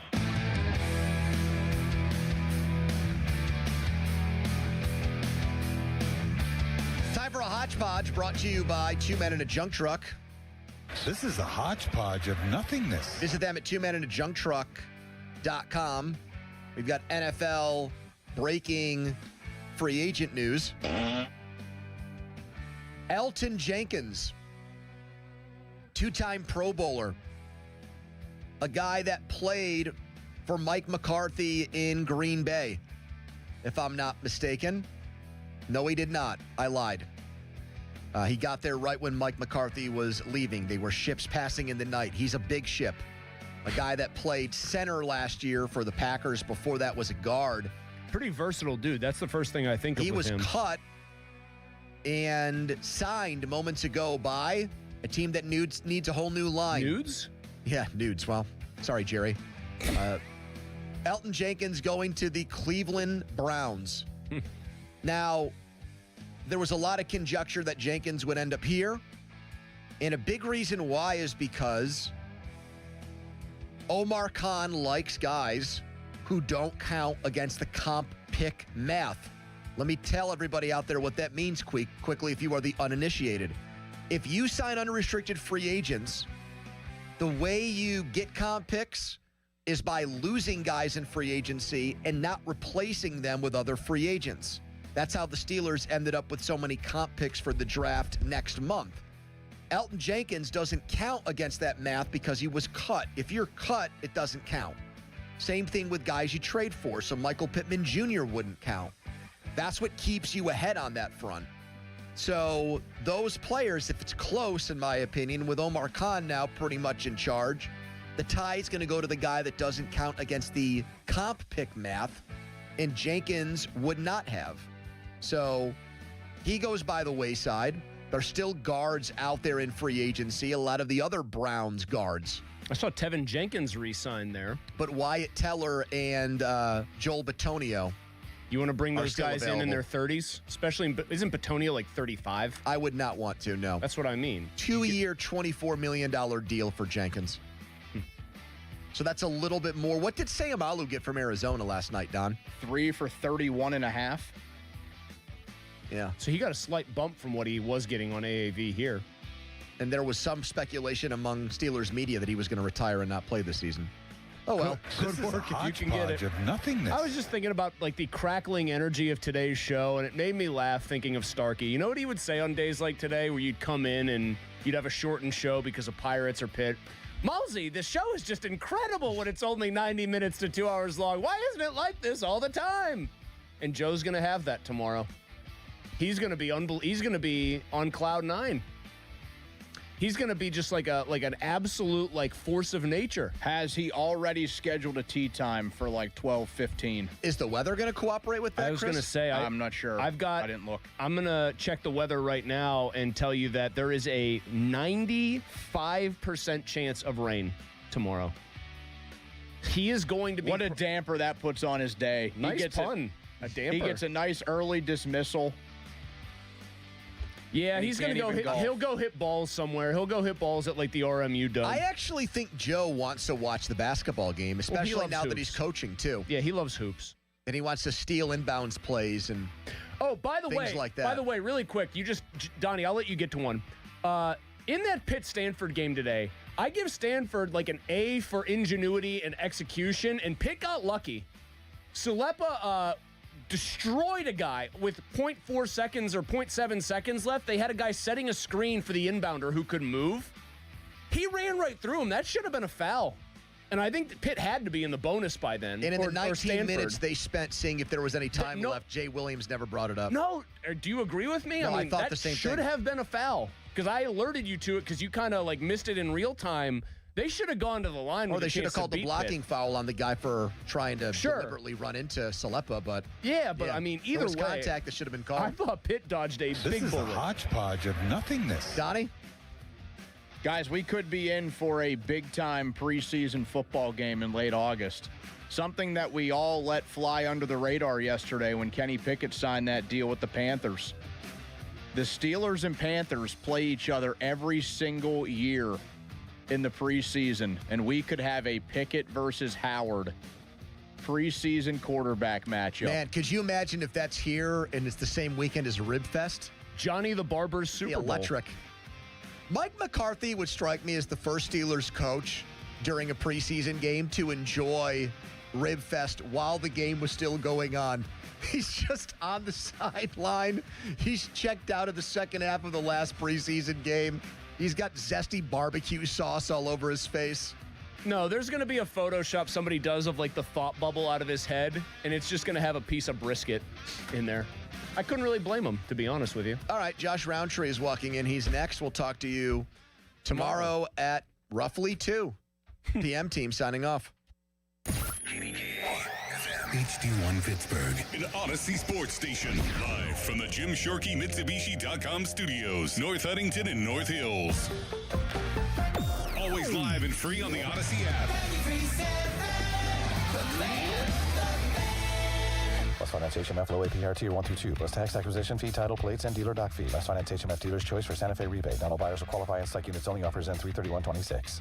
Hurry into Mike Camlin Hyundai today during the Hyundai Getaway Sales Event. Take advantage of 0% financing for up to 60 months on the new 2026 Hyundai Tucson and Santa Fe. Or receive up to $4,000 in rebates. MikeCamlinHyundai.com. All Mike Camlin Hyundais are backed by Owner Assurance, America's best warranty, 10 years, 100,000 miles, and the Mike Camlin Advantage oil changes for life. Hey, it's Andrew Filipponi for McVeigh. With a whole home generator, you won't miss a beat. No spoiled food, connectivity to continue your daily life, no frozen pipes, no dark nights, just peace of mind automatically. Storm season is here. Demand is high. Don't wait. Call McVeigh Plumbing, Heating, Cooling, and Electric today to schedule your free home assessment. Don't be left in the dark. Power up your peace of mind with McVeigh Plumbing, Heating, Cooling, and Electric. Call today or visit callmcveigh.com. Ready to upgrade the windows and doors in your home? Now is your chance to win $5,000 towards your purchase at 84 Lumber's brand new Anderson Windows and Doors showroom in Mount Lebanon. Mark your calendar. Visit the showroom at 1675 Washington Road on April 9th from 10 a.m. until 2 p.m. to view Anderson's full product line and enter for your chance to win $5,000 towards your windows and doors. For more information, visit 84lumber.com and follow along on Facebook. What's up, everybody? Nick Costos here with the Sports Betting Minute, brought to you by BetMGM. Make it legendary. Please gamble responsibly. Taking a look at the pro football futures market following day one of the legal tampering period, and we have co-favorites to win next year's championship, LA of the NFC and Seattle, the two best teams last year, both sitting right now at plus 800. And I know Seattle just won the championship, but if I had to choose one of these two teams, I would absolutely choose LA. LA fixed its cornerback issue, trading for one from Kansas City, signing another one away from Kansas City, and LA has the better quarterback, so if I had to choose between one of these teams now, give me LA over Seattle, the team that just won. That's it for this Sports Betting Minute, brought to you by BetMGM. Download the BetMGM app today, and please gamble responsibly. BetMGM and GameSense remind you to play responsibly. See BetMGM.com for terms. 21 plus only. Pennsylvania only. If you or someone you know has a gambling problem, help is available. Call 1-800-GAMBLER. Love college basketball? Gear up for another exciting season of college ball with a special offer from BetMGM. Sign in to your BetMGM account and enjoy a college basketball odds boost token to snag even more winnings on your next bet. It's easy. Just log into the BetMGM Sportsbook app, add any college basketball bet to your bet slip, and activate your odds boost token. If you win your bet with your token activated, you'll score extra winnings. It's that simple. 3 quick steps and you could be on your way to extra winnings if your next bet hits. Log in and enjoy our Odds Boost token to help you create another memorable season of college ball. Get off the bench. Join the huddle and head for the net with BetMGM all season long. BetMGM and GameSense reminds you to play responsibly. If you or someone you know has a gambling problem, help is available. Call 1-800-GAMBLER. See BetMGM.com for terms and conditions. Must be 21 years of age or older to wager. Pennsylvania only. Existing customer offer subject to eligibility requirements. Hey, it's Pony back to talk about Xfinity. What if Jurassic Park really existed? Well, you need a reliable mobile connection to keep you online at the park. With Xfinity Mobile, you have Wi-Fi where you need it and 5G everywhere else. Whether you're live streaming a T-Rex feeding or downloading park maps. When you're lost in the Gallimimus Run, you can stay connected with Raptor fast speeds. Xfinity Mobile is there for you at home and at the park because it was born ready for you to roam. Xfinity. Imagine that. And now you can cut your bill in half with 2 lines of unlimited. Learn more at XfinityMobile.com and watch Jurassic Park with Xfinity. To get started, visit Xfinity.com or drop into an Xfinity store today. Restrictions apply. Xfinity Internet required. Savings based on promotional rate for 2 lines of Xfinity Mobile Unlimited versus 2 lines of T-Mobile Experience More. Verizon Unlimited Plus and AT&T Starter. Taxes, fees, extra. We get it. Attention spans just aren't what they used to be. Heads in social media and eyes on Netflix. But what do people do with their ears? Well, for one, they're listening to audio. Americans spend 4.4 hours with audio every day. Oh, and you want the proof? Well, you just sat through this ad that's now approaching 30 seconds. What could you say to a potential customer in 30 seconds? Let Odyssey put together a media plan tailor-made for your unique marketing needs. Advertise with Odyssey. Visit ads.odyssey.com. Okay, I have to tell you, I was just looking on eBay where I go for all kinds of things I love, and there it was. That hologram trading card. One of the rarest, the last one I needed for my set. Shiny like the designer handbag of my dreams. One of a kind. eBay had it, and now everyone's asking, ooh, where'd you get your windshield wipers? eBay has all the parts that fit my car. No more annoying, just beautiful. Millions of finds, each with a story. eBay. Things people love. I'm Boomer Esiason. My mom died from cancer. She was only 37 years old. She didn't have life insurance, and that was devastating for my family. That's why having life insurance is so important to me. Ethos makes it fast and easy. Get a quote in seconds, apply in minutes, and get same-day coverage. You can get up to $3 million in coverage with no medical exam. Get your free quote at ethos.com/life. That's ethos.com/life. Paid spokesperson. This is the story of the one. As a maintenance tech at a university, he knows ordering from multiple suppliers takes time away from keeping their arena up and running. That's why he counts on Grainger to get everything he needs, from lighting and HVAC parts to plumbing supplies, all in one place. And with fast, dependable delivery, he's stocked and ready for the next tip-off. Call 1-800-GRAINGER, click Grainger.com, or just stop by. Grainger, for the ones who get it done. My car smells fresh, so fresh, always so fresh every day. My car smells fresh, so fresh, like I cleaned it yesterday. Got that Febreze car on the vents, living life with that just clean freshness. Febreze car, if you know, you know, up to 40 days of scent on low. My car smells fresh, so fresh, always so fresh every day. My car smells fresh, so fresh, like I cleaned it yesterday. That's right, breathe happy Febreze, la la la la la. Drew Brees here. Whether you're on the field or on the road, having the right team on your side makes all the difference. I learned that the hard way. On the field, you don't go anywhere without a solid O-line. And when your car breaks down, you want that same kind of protection. That's why I trust CarShield. Their protection plans help you tackle expensive repairs so that you're not blindsided. Visit carshield.com now and join the team that's helped millions of drivers save.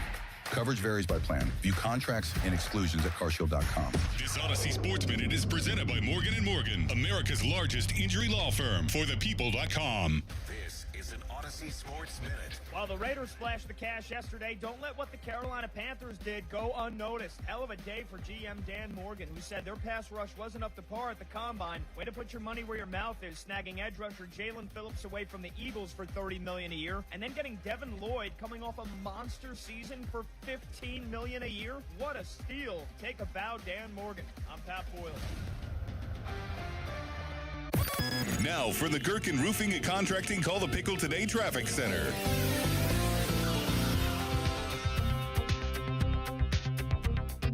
Very heavy brake lights all throughout the city as you head outbound on the Parkway West, through the Fort Pitt Tunnel up towards Green Tree Hill, and outbound on the Parkway East from the Oakland on-ramp and through the Squirrel Hill Tunnel. On the Voice of Pittsburgh, 100.1 FM and AM 1020, I'm Margot Renzel. This report brought to you by Awaken 180 Weight Loss. Visit them at awaken180weightloss.com. If you're on the weight loss meds and your results have slowed, you don't feel good, or you just want faster results, you can add Awaken 180. Because even with a smaller appetite, you still need the right foods, plan, and coaching when the scale hits pause. Awaken180weightloss.com. Now, fan headlines powered by Bowser Chevrolet. This is Sean Myers bringing you fan headlines. Pitt men's basketball, a thrilling victory in the opening round of the ACC tournament this afternoon, 64-63. They defeat the Stanford Cardinal. DeMarco Minor was the hero with the game-winning basket with 0.7 of a second left. Barry Dunning Jr. poured in 16 to lead the Panthers, who'll be back in action tomorrow in the ACC tournament, going against NC State with tip-off at noon. Fan headlines powered by Bowser Chevrolet. For more, 937thefan.com. Here we go. Hold on to your microphones. Back to the Fan Evening Show on Sports Radio 93.7, The Fan.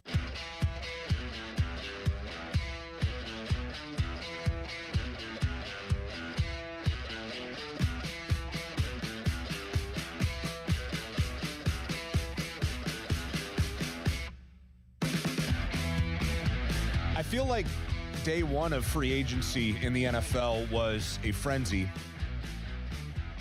And day two of free agency in the NFL was another word that starts with F that I just can't think of. Not that word that starts, well, you know what I'm saying. It has been a little bit of a letdown on day two. Day one, splashy, for sure. Day two has brought with it a little bit of, I suppose, depth out there, but a couple of the big moves still yet to be made, particularly here in Pittsburgh when it comes to the quarterback position, which I certainly want to talk a good bit about tonight. Josh Roundtree with you. This is the Fan Evening Show. Sean Myers is behind the glass. Yeah, yesterday, I mean, the deal started pouring in. It was, first Michael Pittman, Jamel Dean. They made the Asante Samuel re-signing. Did the Steelers. Rico Dowdle last night joins the fold as well. I think the big three of this crew that's been brought in, Pittman, Dean, and Dowdle, sounds like a great law firm, by the way. I think overall there's some reason to be optimistic here with the Steelers. And we'll dive into, during tonight's show, plenty of reasons why we should be optimistic, maybe some reasons to be pessimistic as well. I think they've gotten some names that certainly jump off the page and make you smile, but I think inside of it, I have some questions. I have a number of questions. And I think that they are positioning themselves potentially to be a different team than they were a year ago. I don't necessarily know that the Steelers are going to be a better team than they were a year ago. Now, there's the massive, massive, massive X factor in Mike McCarthy. I don't know what he's going to be for this team. I don't know what he's going to mean. I don't know what he's going to look like. I don't know. Well, he's going to look like a Yinzer. I know that. But I don't know what he's going to bring to the table that is different than what Mike Tomlin brought to the table. It will be different, I'm sure. Will it be better? I don't know. Will it be worse? Yet to be determined. I wanted to start, though, with this first. I've been following this team my entire life, and we have seen, I think, signs of this over the last few years. But this is the first offseason where it really felt like the Steelers kept up with the Joneses. Remember a few years ago when Art Rooney was asked about just that, and Mike Tomlin was asked about that, and they basically had the same line, like, we're not interested in keeping up with the Joneses of the NFL. They weren't going to deviate from what they were when it came to roster construction. And Kevin Colbert probably was, along the same thought processes as well with those two guys, that for years and decades, really, this organization, the Pittsburgh Steelers, has been built on Draft and develop, draft and develop, draft and develop. Bring your own guys up, turn them into winners. And to their credit, for a long time, that method worked really, really well. I mean, they have had some unbelievable drafts throughout their history.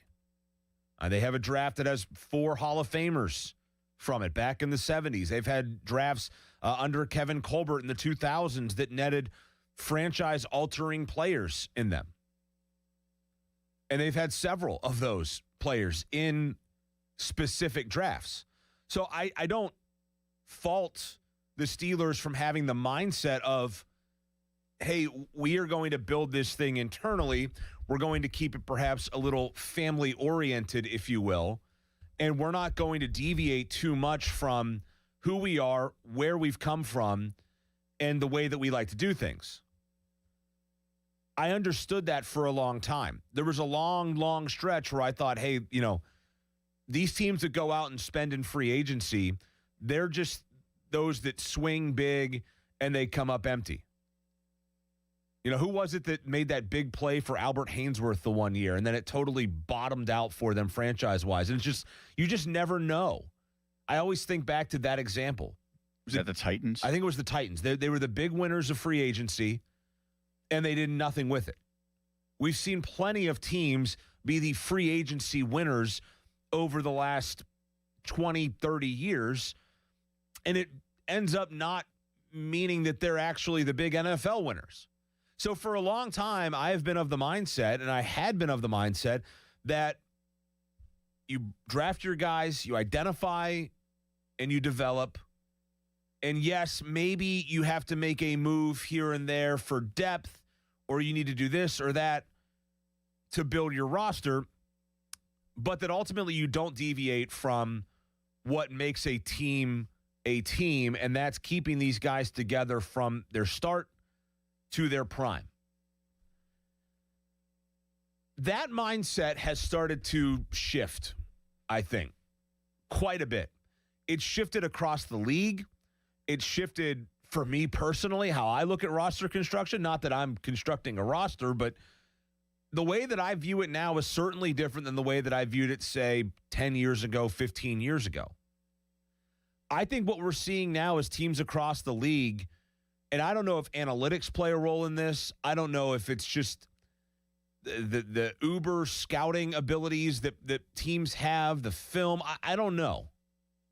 Maybe it's PFF. I have no idea. But we're seeing now, I think, more and more teams benefit from bringing free agents in. I think we're seeing more and more teams win after bringing free agents win. You have to look no farther than the team that just won the Super Bowl. They did pretty well bringing a free agent quarterback into their fold. Boom, they win a championship. Not saying that that is the be-all, end-all method. You don't have to go out in free agency if you have a good homegrown roster. But I think the mentality has shifted. I think in general, we're seeing in NFL where you have to go make a little bit of a splash in free agency every year, especially if you have the money to do it. Especially if you're the Steelers, where you have a good amount of money at your disposal, you have to go out and hit the free agent market. And you have to go make trades. And you have to go be aggressive. And it's magnified more and more and more here in Pittsburgh because this team has not won you-know-what in the last decade. This team has not advanced in the playoffs in nearly a decade. They have not been competitive in a playoff game in a very long time. And so now I think the mentality shift is magnified to the point that they are doing things that not all that long ago, management, ownership, and yes, maybe even the coaching staff would have looked at as taboo. You know what I mean? Like what we have seen over the last 2 days, particularly yesterday, with a trade for Michael Pittman, with the signing last night of Rico Dowdle, a free agent running back with some tread on the tire, off the tires, a guy in Jamel Dean who was graded the third best corner in the NFL last year. And I know there's questions about Dean, and we'll get into the ups and downs and all that of his signing. But you look at these moves that they have made, and it's not just, hey, we're keeping the same guys around because, well, we were good enough. I've had plenty of criticisms of the Steelers over the years for that mindset. We just keep doing the same thing because we think eventually we're going to go from good to great. And that's what they've been. They've been good enough, but they have not been great.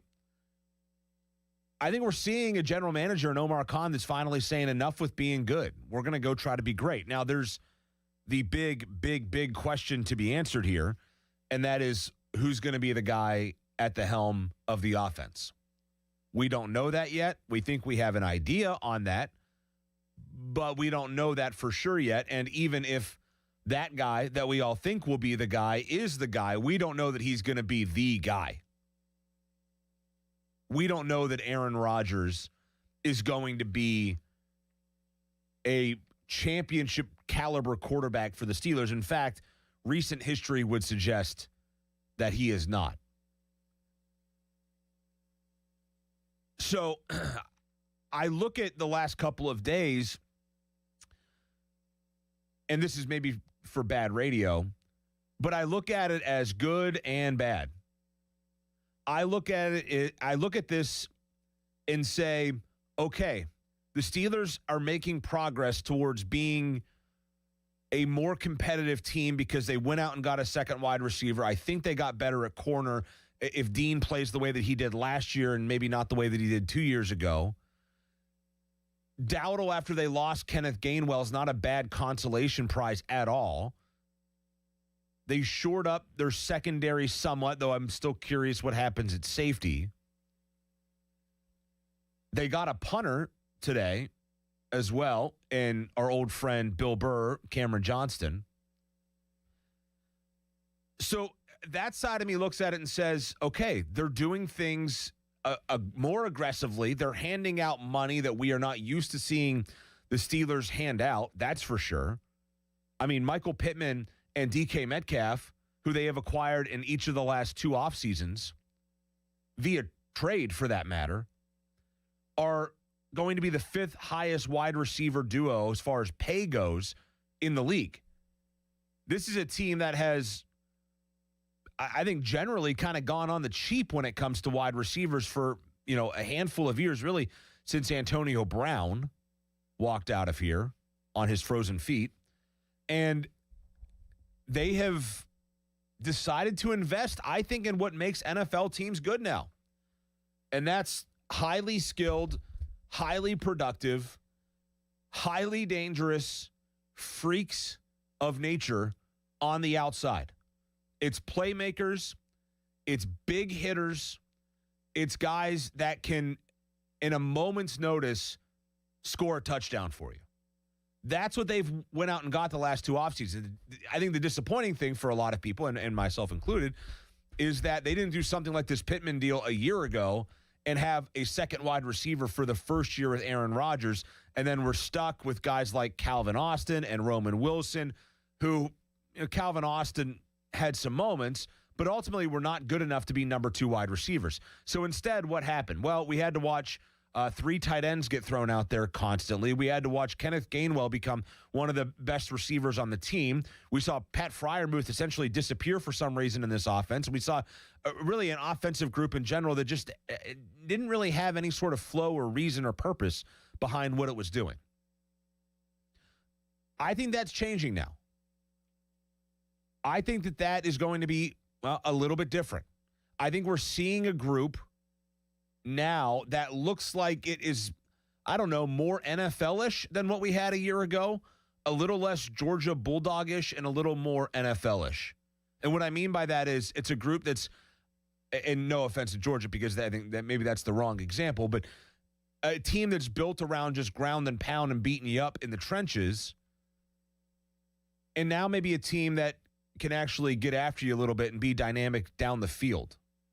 When the Steelers were at their best last year, even with Aaron Rodgers, they were able to get the ball down the field. They were using DK Metcalf. They were hitting big plays. And then we saw that kind of kind of disappear.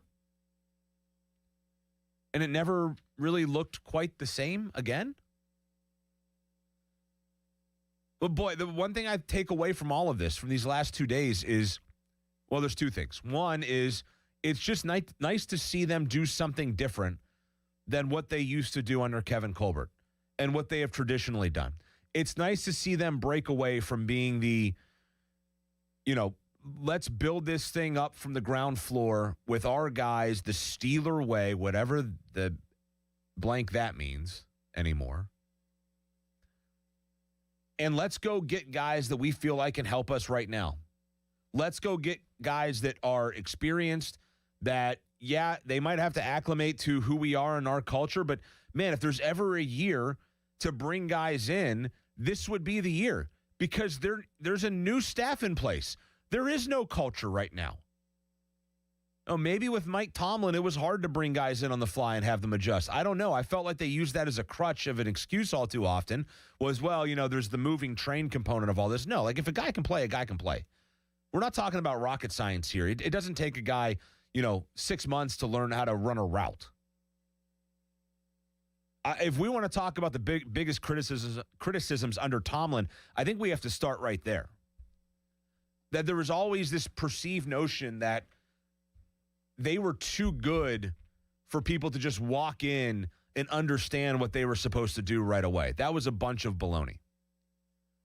And I think we're seeing with Mike McCarthy now, we're seeing a team that I hope is being run with the directive of Omar Khan and Andy Weidel and company, and McCarthy as well, saying, we just got to go get good players.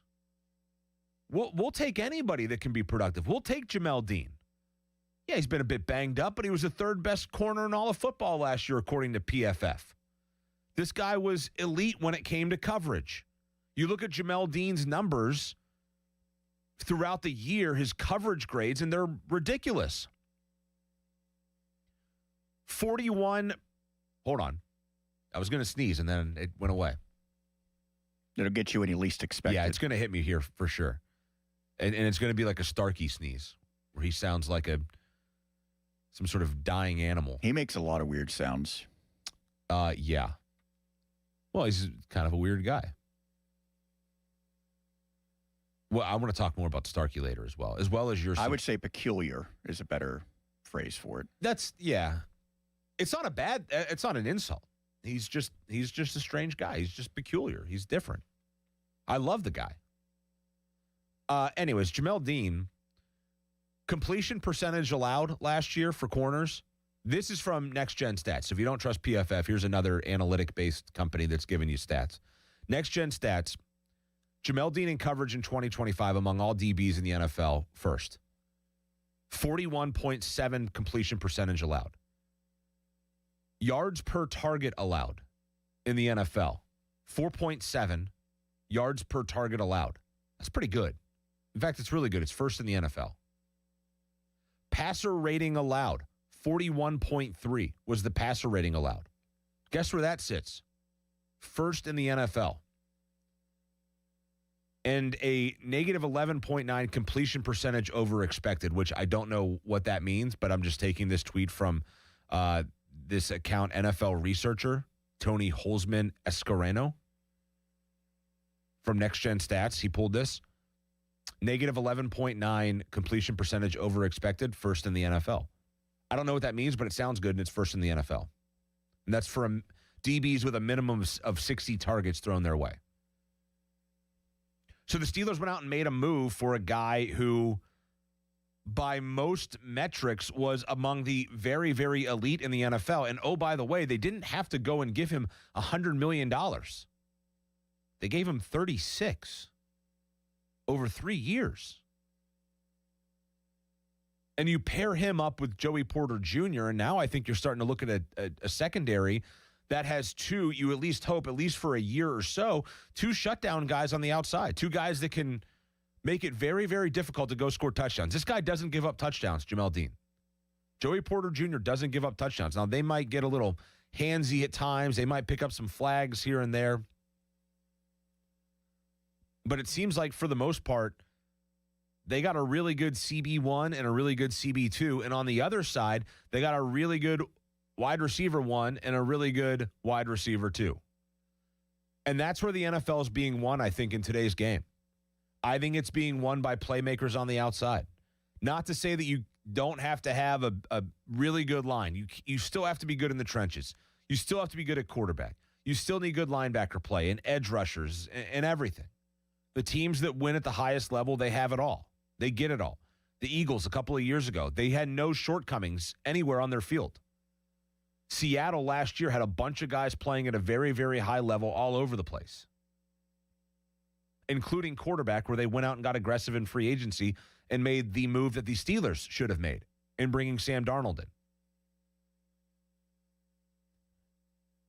But building on the outside, building up on the outside, and having depth on the outside, depth in your speed, depth in your playmaking, depth in your freakish athletes, it feels more important than ever that you have to have those guys. I relate it to the quarterback position. I don't think anymore that you can have a statuesque quarterback. The defenses, the way that they're built, the way these teams are built now, they're too good at getting to the quarterback. There's too much invested in pass rushers, both financially and I think just preparation-wise. And because of that, you have to have a guy that's mobile. Look at what happened to the Steelers when they did not have a mobile quarterback, late-stage Ben Roethlisberger, and now with Aaron Rodgers a year ago. Even Russell Wilson, with his limited mobility that he had at that point of his career, struggled. And the last 3 guys that have been non-mobile-esque quarterbacks, and Wilson had his moments where he could get out and run, but for the most part, he was way too pocket-based. You start looking at these guys and thinking, like, I mean, they can't play this game anymore. At least it's a lot harder than it used to be. It used to be you could have a guy stand there in the pocket, you're Tom Brady, and just pick people apart and deliver. And in the short amount of time since Brady left the league until now, that's going by the wayside in a major way. Now, is it a trend? I don't know. But to me, you have to have freakish playmakers. You have to have them at the outside. It'd be great if you have them at the quarterback position, at least the guy that can get out and run a little bit. And the Steelers, I think, are taking steps in that direction. They've went and got a couple of big corners that are really good athletes that can really play. They've got a couple of really big, freakish, athletic wide receivers to be on the outside. They stacked up their running back room with Dowdle. The one part of the equation that is now missing is the right quarterback. Minor detail. It's a major detail. It's not a DeMarco minor detail. It's a DeMarco major detail. Shout out to Pitt on their win in the tournament, the ACC tournament today. It's massively important. So that brings me to the other side of the coin here. I just told you why I feel good about what they did. But that in itself is why I'm still sitting here thinking I don't know that they're a better team today than they were at the end of last season. I don't know if they're a better team now than they were 2 years ago or 3 years ago or 4 years ago or 5 years ago. I don't think that they are. I think they've gotten better in certain areas. They've at least become different in certain areas. But the most important area, they are not better in. There's no way that we can expect, whether it's Aaron Rodgers a year older, now solidly into his 30s, or his 40s rather, Mason Rudolph, Will Howard. I mean, you can't expect any of those guys to be an improvement on what they had at quarterback last year, the year before, et cetera. They were better with Rodgers last year. But boy, what we saw in the playoffs made me think this guy's probably at the end of his line, and it sounds like he's probably going to be the guy that comes back. I want to talk about that more when we come back because there's a guy still available that I would rather have on the Steelers than Aaron Rodgers. Would you like a little tease for a local player signing a free agent contract in the NFL as well? Yeah. We can get to that on the other side of the break. I would love to hear that. We'll talk about that when we come back. We'll take your calls as well, 412-928-9370. Fan Twitter is brought to you by South Hills Kia in Peters Township. You can visit them at southhillskia.net. But I want to hear from you. What's been your impression of the Steelers so far? To me, I like the moves that they have made. If I had to throw a grade on them, which I think every host here has had to put a grade on it so far, we should have some sort of spreadsheet with our grades put on there. I would give it a solid B plus maybe. But there's an asterisk next to it because the most important position is yet unsigned. And if it's the guy that I think they're going to sign, I don't know that they're a better football team now than they were a year ago. And I'm curious to get your thoughts. At 412-928-9370, we'll take your calls on the other side of the break, and we'll get into Sean's tease there as well. I'm Josh Roundtree. Good to be with you tonight. This is the Fan Evening Show on Sports Radio 93.7 The Fan. Now, Fan Headlines, powered by Bowser Chevrolet. Sean Myers bringing you fan headlines. Pittsburgh Pirates return to action tomorrow for spring training baseball against the Baltimore Orioles. 1:05 the first pitch. The Buccos are 12-5 so far this spring. Spring training coverage is brought to you by Hampton Beer Outlet, Route 8 in Hampton. Drive a little, save a lot. Penguins in action tonight on the road playing the Carolina Hurricanes at 7. Headlines powered by Bowser Chevrolet. For more, 937thefan.com. Sports Radio 93.7 The Fan. Get the latest on Pittsburgh sports from anywhere with the Odyssey app. Listen to shows and Pirate Games live. Check out our exclusive interviews and content anytime. Download the Odyssey app now and never miss a minute. Sports Radio 93.7 The Fan.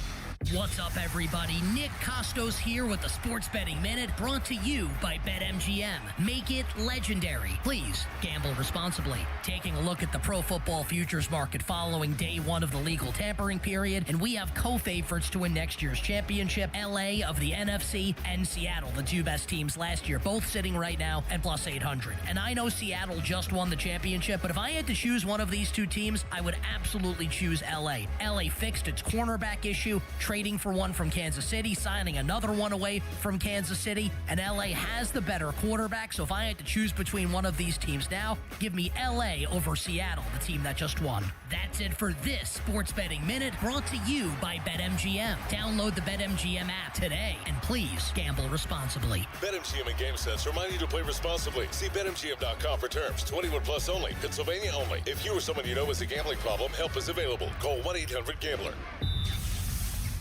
Come on. No.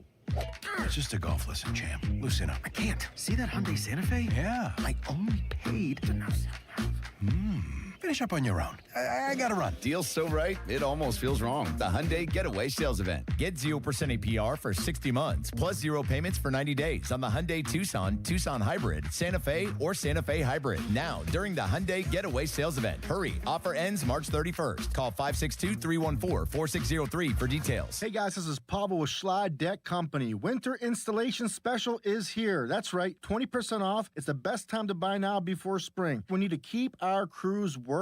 Guess what? You save big money on your deck and fence projects this winter with SchleyDeckCompany.com. To help keep your loved ones safe, don't forget to replace the long overdue paint chipping rotten railings with new maintenance-free railings from Schley Deck and Fence. That's SHLY.company.com, SchleyDeckCompany.com. Target Freight Management, empowering Pittsburgh area businesses like yours to conquer the complexities of modern supply chain management. A trusted leader in logistics solutions, backed by years of industry experience and revolutionary thinking. Efficiency, flexibility, visibility, and reliability. And all right here in Pittsburgh. Target Freight Management, exceeding customer expectations using first-in-class technology. Move your product regardless of size with Target Freight Management. TargetFMI.com. TargetFMI.com. You love having a beautiful lawn and hate doing lawn care?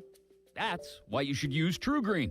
They're the official lawn care treatment provider of the PGA Tour and have 3 locations serving our Pittsburgh neighborhoods. We all know how those are some nice greens. Imagine what they could do for your lawn. All you have to do is water and mow with True Green. If you're ready to elevate your lawn game, visit TrueGreen.com for the best lawn at the best price. Guaranteed. Restrictions apply. Driving a March with the GMC Canyon AT4 at Joe Ball GMC. Take up to $4,000 off or get financing as low as 3.9% or lease for $399 a month for 36 months. It's a full court press on savings. Joe Ball GMC, Route 8 Glenshaw, JoeBallGM.com. Guys, it's time to upgrade your watch game, and Louis Anthony Jewelers is the place to do it. We have precision timepieces, standout style, and a team that knows exactly how to help you make the right pick. Have we met yet?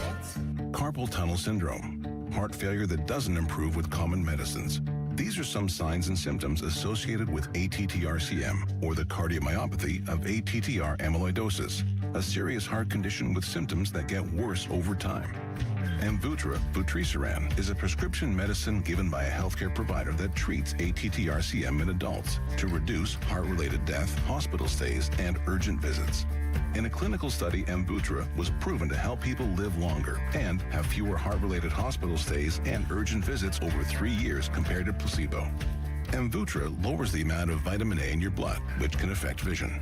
Other side effects include pain in the arms or legs, pain in the joints, and shortness of breath.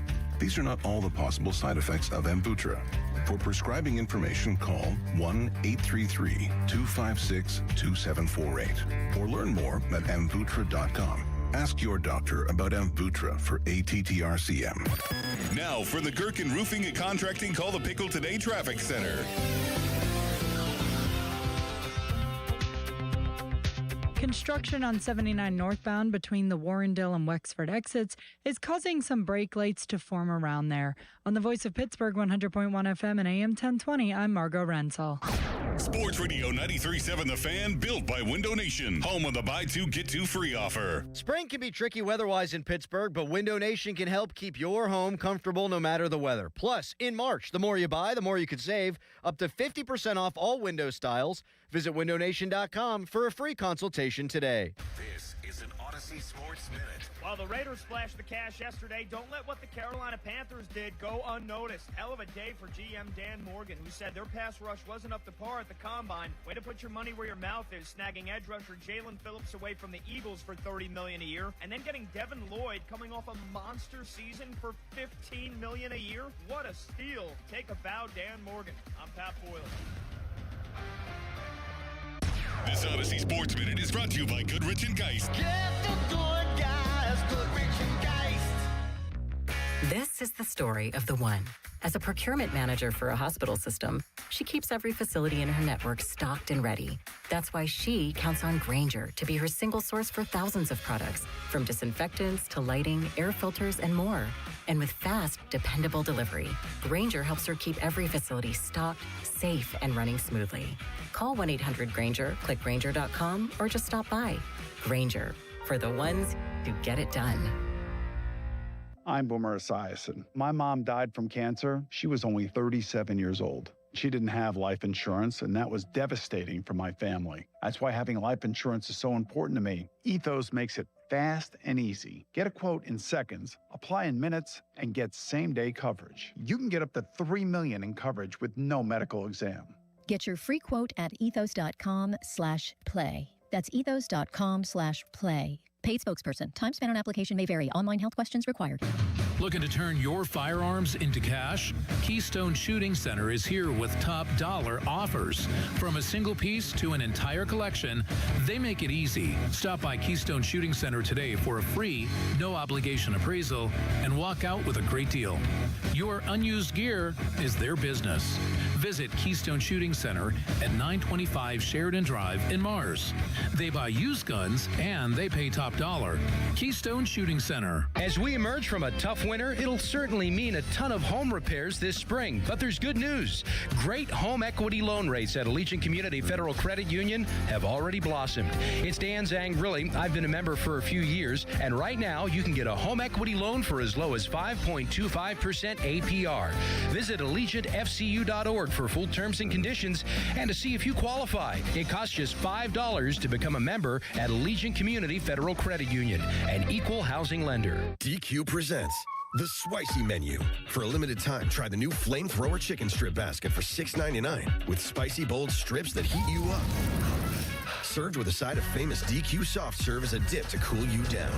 That's right, dip those spicy chicken strips right into soft serve. Plus fries and toast, all for just $6.99. And add a new pineapple lemonade sparkler or cooler made with tahini.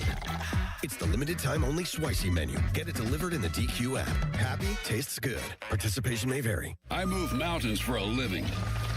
Literally.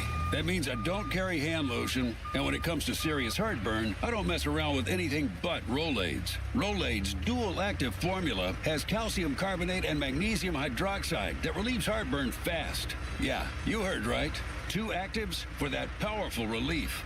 And the best part? The roll fits right here in my pocket, so I can get back to moving mountains. Rolaid spells powerful relief. Read each label. Use as directed. Keep out of reach of children. What's up, everybody? Nick Costos here, helping you beat the books with Westwood One Sports. Coming up tonight in pro basketball, Houston about a 5-point home favorite against Toronto. And I like betting against Toronto in these spots. We see Toronto be good against some of the lesser teams in pro basketball, but not against the good teams in pro basketball. Houston might not be the best, but Houston's good enough. Give me Houston to cover. Bet smarter and beat the books. Download the BetMGM app today. I'm Boomer Esiason. My mom died from cancer. She was only 37 years old. She didn't have life insurance, and that was devastating for my family. That's why having life insurance is so important to me. Ethos makes it fast and easy. Get a quote in seconds, apply in minutes, and get same-day coverage. You can get up to $3 million in coverage with no medical exam. Get your free quote at ethos.com/play. That's ethos.com/play. Paid spokesperson. Time spent on application may vary. Online health questions required. Mike Rowe here with another fun fact. If your concrete is cracked or uneven, you can actually lift it back up. Whether it's a sinking driveway, a patio, or a sidewalk, do yourself a favor. Call Groundworks. I spent some time working with these guys. They're the real deal. Their people are trained and certified to lift your concrete slabs. Baker's Waterproofing is now Groundworks. Schedule a free inspection. Licensed in all states where work is performed. See website for details. Live from the ShoreKeyMitsubishi.com studios, North Huntington and North Hills. 93.7 The Fan is cleared by aquickdrain.com. What's going on in here? More of the Fan Evening Show. Yeah! On Sports Radio 93.7 The Fan.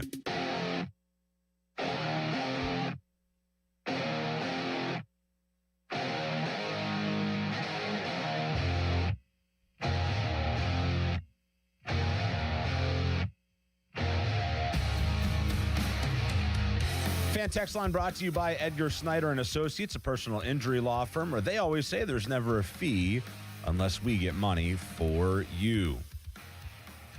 Fan Evening Show, Josh Roundtree, numbers 412-928-9370.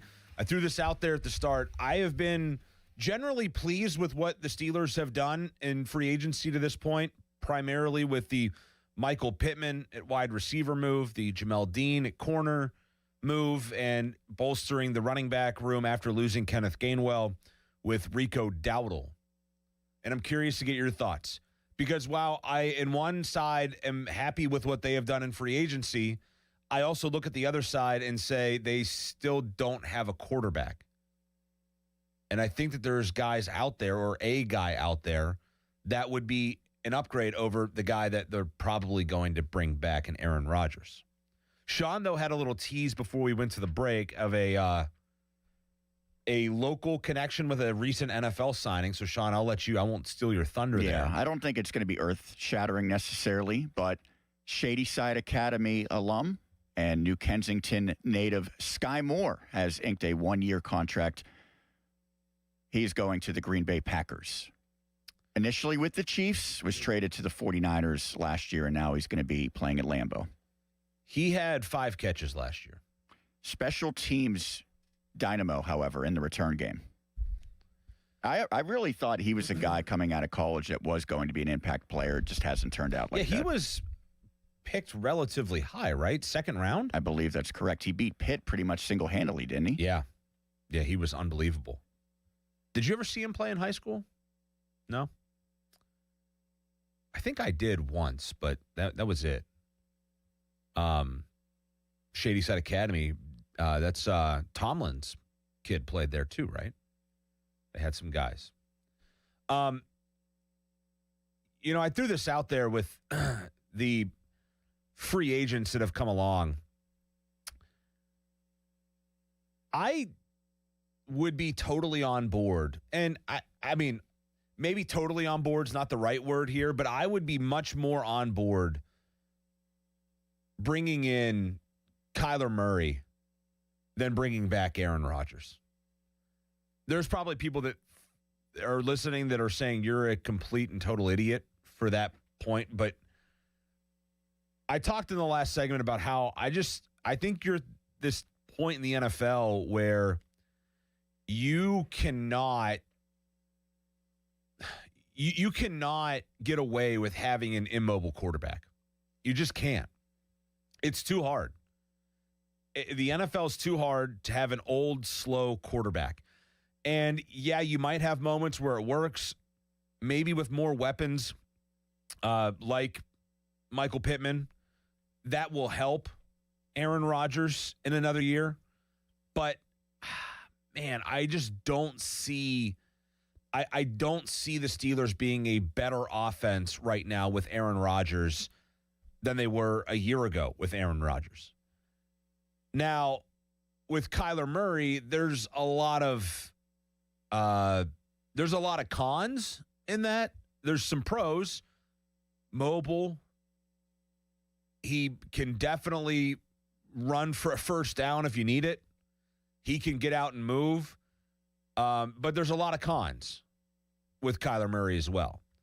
I would rather try to get by with a good quarterback coach in Mike McCarthy and try to figure out if you can figure out Kyler Murray this year, then bring Aaron Rodgers back, a guy that you know what he is, and what he is I don't think is good enough right now. I don't think it's bad, but I don't think it's good enough.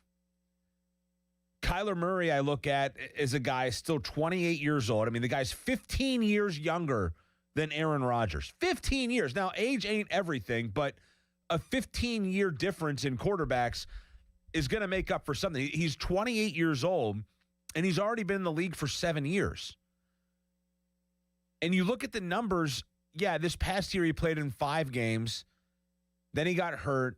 They brought Jacoby Brissett in, and he didn't come back. They kept Brissett.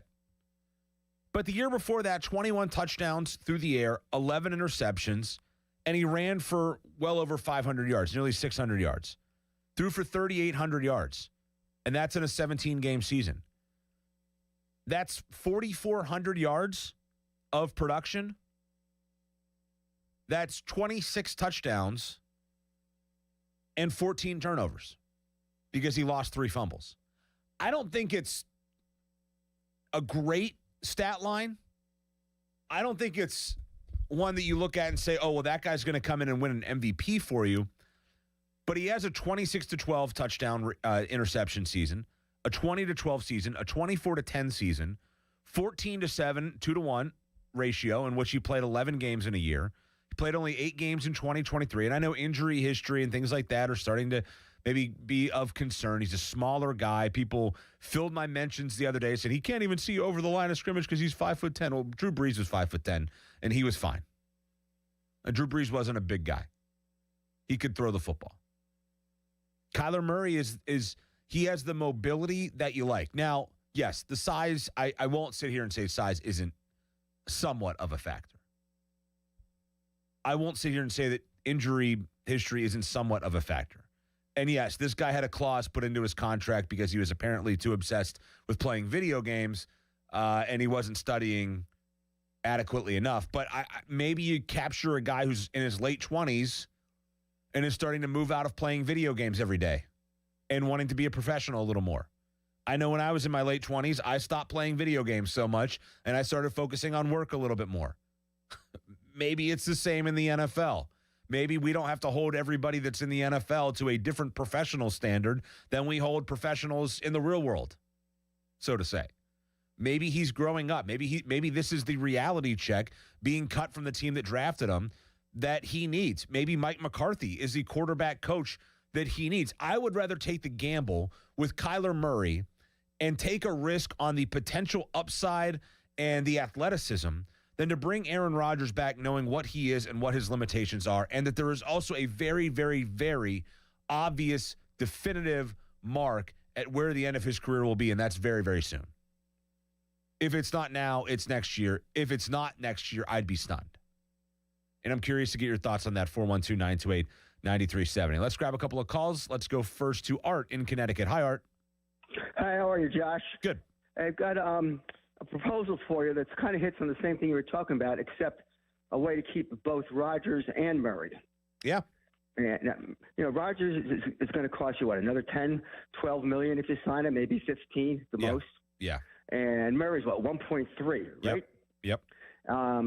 So, you go to Rodgers and you say, look, we're going to sign you, but we're going to bring Murray along, to work underneath you. Now, Murray would be stupid if he turns it down because he needs to reset his career. He needs to change the narrative. Yeah. And I think a year under McCarthy in a relaxed atmosphere, and who knows, if Rodgers starts to fall apart, you bring him in, you put him in. If Rodgers stays healthy all year, which is a question mark, he spent a year learning under Aaron Rodgers, and he could leave if he wants to, or he could take over the job. It'll be his. Yeah. If he plays well. Yeah, and I think it's a great point, Art, and thanks for the call. The money is not a factor here. I had people when I tweeted this out the other day saying, oh, well, they're not going to be able to afford. Why would they pay a quarterback like Kyler Murray? Well, they can afford him. And this is basically the same situation that Russell Wilson had, where because he's being cast off from his former team, they're absorbing that money. They're absorbing, I think it's $38 million on his contract, and Murray's going to go sign with somebody for the vet minimum, $1.3 million. He gets his pick of where he wants to go because he's not going to ask for any money. He's not going to need any money. There's not going to be a bidding war here. It's going to be a vet minimum that he's going to get because he's making so much from Arizona. So that possibility would be intriguing to me. But I think there's two parts of this. One, there ain't no way that Aaron Rodgers is going to get on board with coming somewhere and Kyler Murray's going to be his backup. Look, he's going to have to look over his shoulder and deal with fans. Every time he throws a pick, fans are going to say, Kyler Murray. Now, he might deal with that anyways because I think Will Howard has captured the imagination, the perhaps delusion is a better word, of this fan base. And I think Will Howard is going to be the guy that as soon as Aaron Rodgers starts playing poorly, there's going to be chance of Will Howard. But with Kyler Murray, it's even more real that this is a guy who has at least done it in the NFL. So from that standpoint, I don't see it happening because I don't think Rodgers would sign off on it. And I think Kyler Murray is probably going to want to go to a spot where he might have the ability to play early. And if they bring Rodgers in, if they bring Rodgers back, I don't see any shot that Rodgers is going to be a backup here. I don't see any shot that they're going to cut Rodgers before the season starts. They'll roll with him. And I don't know that Kyler Murray's going to want to come play ball for a team that's going to basically slot him in as the backup with no chance to compete and win a starting job right away. Now, I keep hearing Minnesota as an option. Minnesota could be an option. You got J.J. McCarthy, who is far from proven. They really dropped the ball with Darnold, for sure, letting him walk. And now they're kind of scrambling. So maybe that's a perfect segue. They go get the scrambler in Kyler Murray. Maybe they go get the guy that is electric. You put some good weapons around him with Jefferson and Addison. Good head coach with an offensive mind. Very similar, I think, to what the Steelers have now with Metcalf and Pittman and the running backs that they have, the tight end weapons that they have with Freiermuth and Washington. And, yeah, I think that there's the Steelers don't have Justin Jefferson, that's for sure. But Pittman and Metcalf is not a bad consolation prize. And, yeah, I think that there is maybe more potential if you bring Murray in here for him to win the starting job than there might even be in a place like Minnesota, because if McCarthy looks good in the preseason, hey, maybe he figured it out after 1 year. They've already invested so much in him. They wouldn't have invested that much in Murray that they might cut Murray at that point if they feel like McCarthy's going to be their guy. But I think if he comes here, I think he's the starter day one, and they roll with him. If they don't get Rodgers, they don't go with Rodgers. I don't think that there's going to be a world, though, where both of those guys coexist here in Pittsburgh together. I was curious as to how things are going to play out in Atlanta now. Yeah, I mean, that's what was the idea with right? Tua going there? Like, he would have to assume he's got a legitimate shot to be the starter, right? I would think so, right? But where does that leave Penix? Like, what happens with Michael Penix now? Do those guys compete for a job? I mean, you used some serious draft stock to get Michael Penix. I mean, you used some assets to get some significant assets to get Michael Penix. What did he go, like 8th overall? Yeah. And they paid $40 million a year for Cousins that same offseason, and now they might not have either starting. I don't really understand what Atlanta has done here with their quarterback situation. Throwing as many darts at the board as they can would be the analogy, but I guess. It's like conflicting darts. You know what I mean? Like, if you're the Steelers, you bring in some guys, every year maybe you draft a quarterback and hope that one of them works out. One of them figures it out. They brought Fields and Wilson at the same time. I guess that's somewhat of a comparable situation. That clearly did not work. I don't know. I mean, you could talk about, throwing whatever and hoping that it sticks and all that, but at some point you're also kind of maybe doing it at the detriment of your team as a whole. Let's go to Brian in the car next in the fan. Hi, Brian. Hi, Josh. You do. When you're on, you do a nice job. Thanks. I appreciate your knowledge, and you're a good communicator. I just disagree with you about Rodgers. I called you several weeks ago on a Sunday morning. I just don't understand the reluctance in downplaying Rodgers. I get it. He's at the end of his career.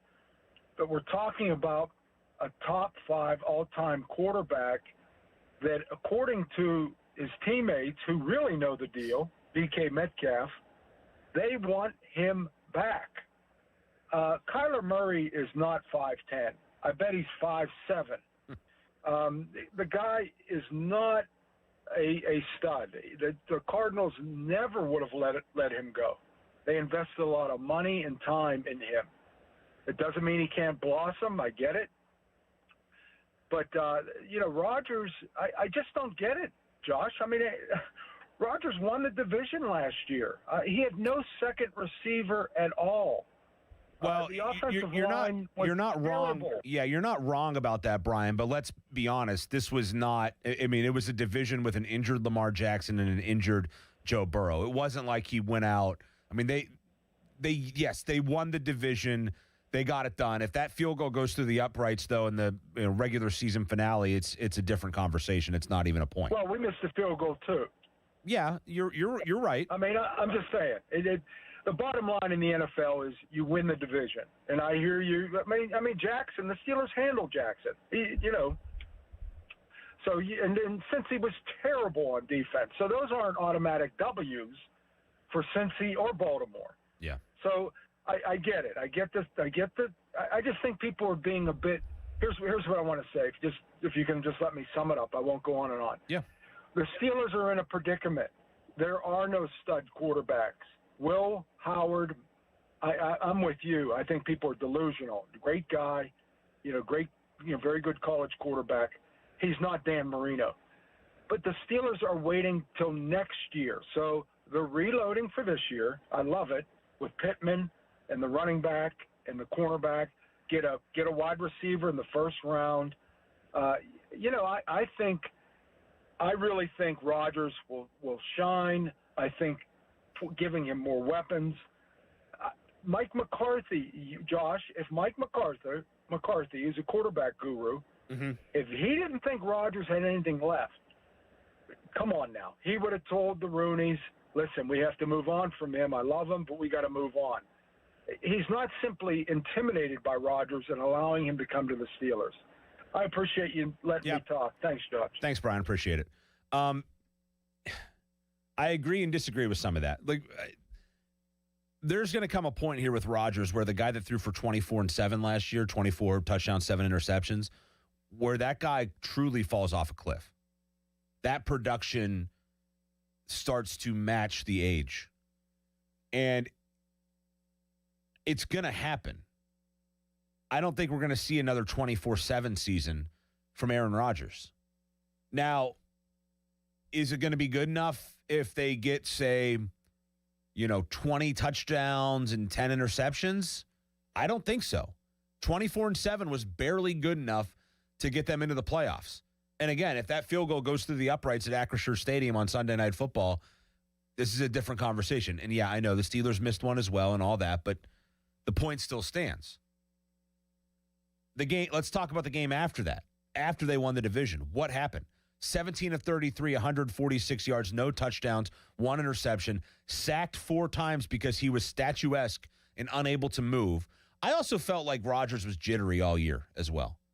I felt like he was shaky in the pocket, that he was uncomfortable with the prospect of getting hit. And that at times it worked out for them, but at times it really worked as a detriment to the team. I look at this quarterback situation and think they ain't winning a Super Bowl with Aaron Rodgers. They don't have a future with Aaron Rodgers beyond 1 year. It was a cool story for the one season, and yeah, the Mike McCarthy aspect of it all probably leads you to believe that they might run it back with him again, I would think, and that they might have some success because familiarity, it's going to work to their advantage. But Aaron Rodgers, after 17 games or 16 games that he played last year, walked into a home Monday Night Football playoff game where the Steelers never lose on Monday Night Football, home nighttime playoff game against Houston that got terrible quarterback play on the other side, and he threw for 146 yards, was sacked 4 times, and threw a pick, and did not throw for a touchdown. They lost in the most lopsided game in the postseason that the Steelers have had in their history. I can't imagine that every game is going to be like that with Aaron Rodgers, but I also don't see every game being like the Jets game where he threw for 244 and 4 touchdowns. I don't see the brilliance left in the tank for Rodgers.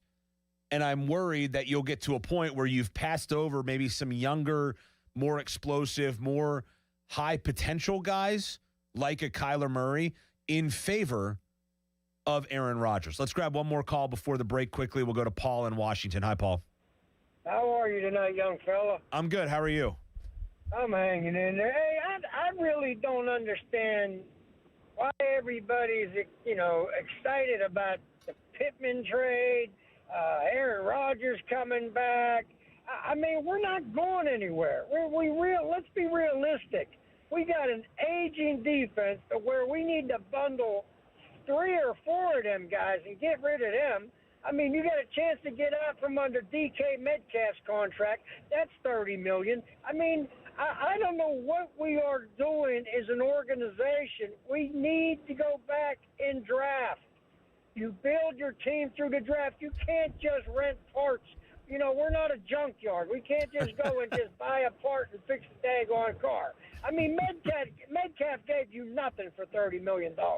And then he pulled that knucklehead move. Get rid of the guy. Get rid of Cam Hayward. Get rid of Queen. Get rid of Ramsey. Let some of these young guys that are hungry and they want some of that money, let them come in there. Let them earn their keep. And as far as Mike McCarthy goes, hey, he's a Pittsburgh guy. I'm glad to see him get a chance because I think that was the only game in town he was going to get a chance from was the Steelers. And I don't think he's worried about Aaron Rodgers. And why would anybody in their right mind want Minnie Mouse? Why would you want Minnie Mouse from Arizona? Come on, guys. Well, Paul, it's not that I want Kyler Murray. And thanks for the call. We got to get to a break. It's not that I want Kyler Murray. I would prefer Kyler Murray over Aaron Rodgers. Again, I don't think Kyler Murray's a great quarterback, but I think there's upside potential there, et cetera. We're going to get more into this on the other side of the break. We do have a guest coming for us here in just a moment. Mike DeFabo will join us next here on The Fan. It is 7:03. I'm way past the out time, but make sure you make the smart call. Buell Insurance, 724-443-5610. And Fan Weather brought to you by Secure Money Advisors. Looking to retire soon? Let Secure Money Advisors get your retirement on track. A low of 51 tonight, chance of storms overnight as well. Mike DeFabo from The Athletic joins us next. I'm Josh Roundtree. This is The Fan Evening Show. Now, Fan Headlines, powered by Bowser Chevrolet. Sean Myers bringing you fan headlines. A quarterback on the move in the NFL as the Las Vegas Raiders have sent Geno Smith to the New York Jets. He'll be back with the Jets. He and a 7th rounder in exchange for a 6th. Fan headlines powered by Bowser Chevrolet. For more, 93.7thefan.com. Y108 presents Odyssey the Night Before, powered by Bowser Chevrolet, starring Jason Aldean. Hey, what's up, Pittsburgh? I'm Jason Aldean. With special guests John Morgan and Shane Prophet. Wednesday, April 22nd, inside the Event Center at Rivers Casino, Pittsburgh.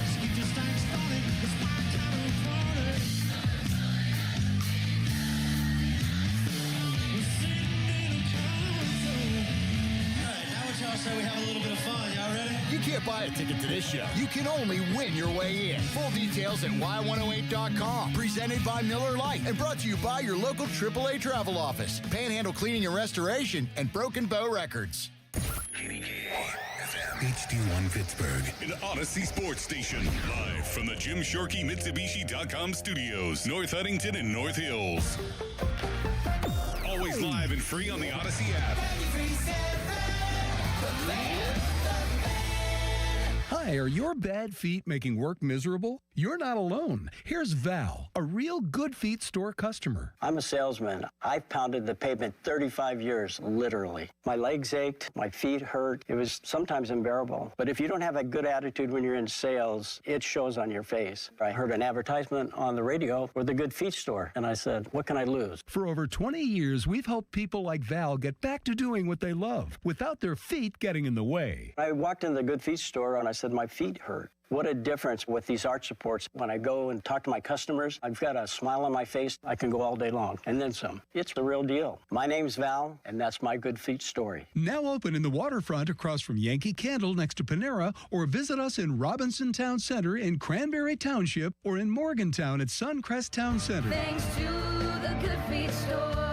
Don't let your bad feet stop you from achieving your 2026 health goals. Stop by the Good Feet store today for a free test walk. Start to shake off winter and get a fresh start in a fresh new ride from Bowser Hyundai in Chippewa. The 2026 Hyundai Elantra SE is the perfect upgrade for your spring commute. And right now at Bowser Hyundai Chippewa, you can get 1.9% APR for up to 72 months or lease it for only $129 a month. And don't forget, all new Hyundais come with Hyundai Assurance and are backed by America's best warranty. 10 years, 100,000 miles, powertrain limited warranty. So don't wait. Get to BowserHyundai.com today before these savings melt like snow. Tax, title, and fees not included. Dealer doc fee of $490 applies. 24 months, 7,500 miles per year with $2,999 due at signing with credit approval and financing through HMFC. Offer ends March 31st. Well, that's the power of Bowser. BowserChippewa.com. Did you hear? Allstate car insurance now costs even less. So when you bundle with home, you can save even more. Check Allstate first to bundle and save with a new lower auto rate. You're in good hands with Allstate. Not available in every state. Only applicable for new auto insurance business. Rates will vary by several factors, including how you purchase the policy. Potential savings may vary. Allstate North American Insurance Company and Affiliates, Northbrook, Illinois. If you need a new appliance, this is your sign. Shop at Lowe's now to get up to 35% off and next-day delivery on hundreds of major appliances. A new appliance now means an easier to-do list later. Our best lineup is at Lowe's. Valid through 3/18 while supplies last. Selection varies by location. Order by 4 p.m. Available Monday through Saturday. Subject to availability. Fees, exclusions, and restrictions apply. See Lowe's.com/appliance delivery for more details. DQ presents the Spicy Menu. For a limited time, try the new Flamethrower Chicken Strip Basket for $6.99 with spicy, bold strips that heat you up. Served with a side of famous DQ soft serve as a dip to cool you down. That's right, dip those spicy chicken strips right into soft serve. Plus fries and toast, all for just $6.99. And add a new pineapple lemonade sparkler or cooler made with tahini. It's the limited time only Spicy Menu. Get it delivered in the DQ app. Happy, tastes good. Participation may vary. I move mountains for a living. Literally.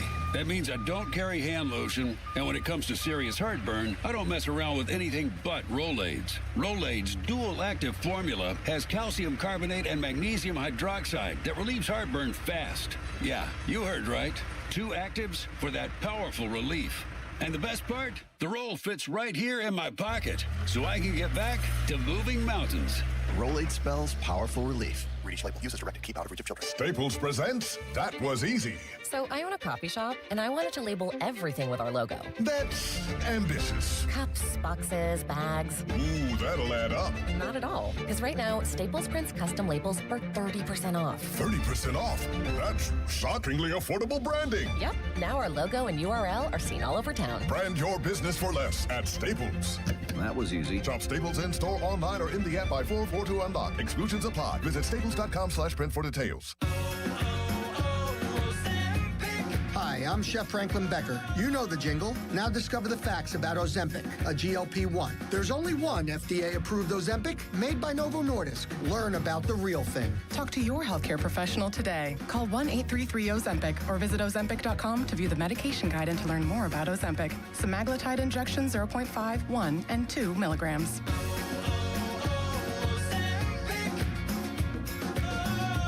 SchultzFord.com. SchultzFord.com. SchultzFord.com. SchultzFord.com. Text us on the Edgar Snyder and Associates text line at 412-928-9370. Edgar Snyder and Associates reminds you to text responsibly. Spring weather is unpredictable in Pittsburgh. You never know which way you'll be adjusting your thermostat unless you have the right windows. With Window Nation, you can count on your home being comfortable regardless of the weather. Their windows are customizable and energy efficient. Expert installations take just 1 day, and Window Nation products are backed by a lifetime warranty. There's no better time to upgrade with Window Nation in March. The more you buy, the more you could save, up to 50% off all window styles. Visit windownation.com for your free consultation today. Hey, it's Andrew Filipponi for the FanDuel Sportsbook, the official sportsbook partner of 93.7 The Fan. FanDuel is giving all customers a profit boost every single day through March 15th. From now till that final 68 bracket is revealed, you're getting daily profit boosts for a chance at boosted winnings on your college basketball bets. Trust me, you don't want to miss a single day. Build the same game parlay for a shot at a bigger payment, or try live betting and jumping in after tip-off. Best of all, with FanDuel, you get paid instantly when you win. So, we get a conference tournament right here in Pittsburgh. Duquesne's conference, those games are going to get played at the arena. A lot of chances to watch some really good basketball in person and bet on all the action with FanDuel. So visit FanDuel.com/Andrew to get started. 21 plus and present in Pennsylvania. Opt-in required. Bonus issued is now withdrawable profit boost tokens. Restrictions apply, including any token expiration and max wager amount. See terms at sportsbook.fanduel.com. Gambling problem? Call 1-800-GAMBLER. Sports Radio 93.7 The Fan, built by Window Nation. Home of the buy two, get two free offer. Your hometown building partner since 1956. 84 Lumber. Visit 84lumber.com. Mulsey here. So last week, I'm talking with Paige over at Awaken 180, and I asked her if the new weight loss meds were affecting business. And I figured she'd say it slowed down. Nope. She tells me that they've got people coming in while they're on the meds. And I'm like, wait, what? She goes, yeah, either they don't feel good, they want to speed weight loss up, or their results stalled. And honestly, that tracks. I've got a buddy who was on one, and it took 6 months to lose 25 pounds, which is okay. But when you're doing everything right, weight loss is slow, and you don't feel healthy, it gets frustrating. Here's the point. Even if your appetite goes down, you still need a plan. You need the right foods for you, and you need someone who knows what to do when the scale hits pause. That's what Awaken 180 brings, whether you're on meds or not. I lost my 35 pounds in just 6 weeks with Awaken 180, but more importantly, I felt great throughout the process. And I still feel great today, thanks to free support for life. Online at awaken180weightloss.com. Pirates baseball is back, and there's only one way to celebrate, with a Surfside iced tea and vodka or a Surfside lemonade and vodka. Smooth, refreshing, and made for game day. Surfside is the perfect match for a day at the ballpark or catching the game at home. Surfside is only 100 calories with 0 bubbles, so it goes down easy. It's not a seltzer, it's Surfside. Proud partner of the Pittsburgh Pirates. Must be 21 plus. Please drink responsibly. This is the story of the one. As a procurement manager for a hospital system, she keeps every facility in her network stocked and ready. That's why she counts on Grainger to be her single source for thousands of products, from disinfectants to lighting, air filters, and more. And with fast, dependable delivery, Grainger helps her keep every facility stocked, safe, and running smoothly. Call 1-800-GRAINGER, click Grainger.com, or just stop by. Grainger, for the ones who get it done. Hop in a John Deere Gator XUV for a day's work. Let's see what's on the to-do list. There goes the tree. And the fence. Not a problem. Because you've got a cargo box filled with solutions. Up to 4,000 pounds of towing capacity. And you're ready to roll. The power's out! Here we go again. The Gator XUV, built for every kind of workday. Learn more at johndeere.com/Gator XUV. Nothing runs like a deer. Now, fan headlines powered by Bowser Chevrolet. Sean Myers bringing you fan headlines. Pitt men's basketball survives and advances in the ACC tournament, courtesy of a 64-63 win over Stanford. DeMarco Minor, the game-winning hoop in the final. Second, Pitt against NC State tomorrow, tip-off at noon. Headlines powered by Bowser Chevrolet. For more, 937thefan.com. Let's do this. Talking all things Pittsburgh sports all evening long with the Fan Evening Show on Sports Radio 93.7 The Fan.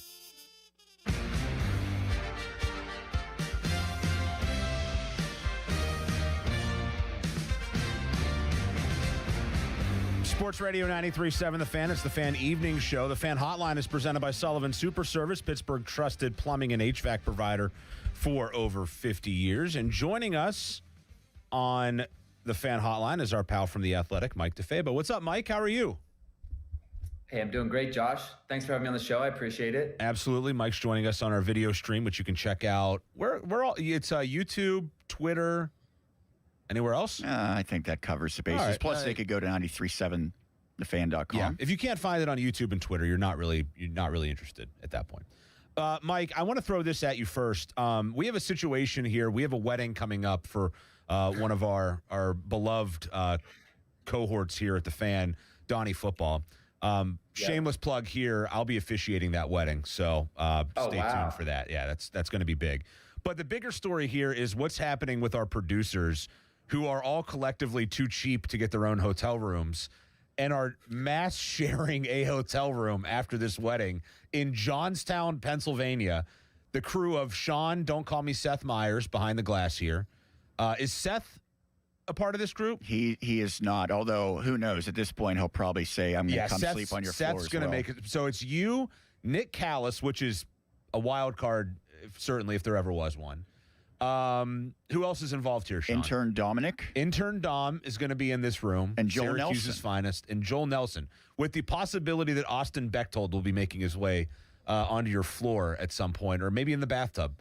Mike, what are your thoughts on this? This sounds like it sounds like Sean here, who put his credit card down on the room, is probably going to be hit hard with some sort of damage fee to that room. And I just can't imagine it going well ultimately. Well, I mean, if Sean was the one who put down his credit card, he should be the one that gets the first choice in bed, I would think. But I feel like Nick Callis, I don't know him that well, but I think that he's going to instantly claim one of the beds himself.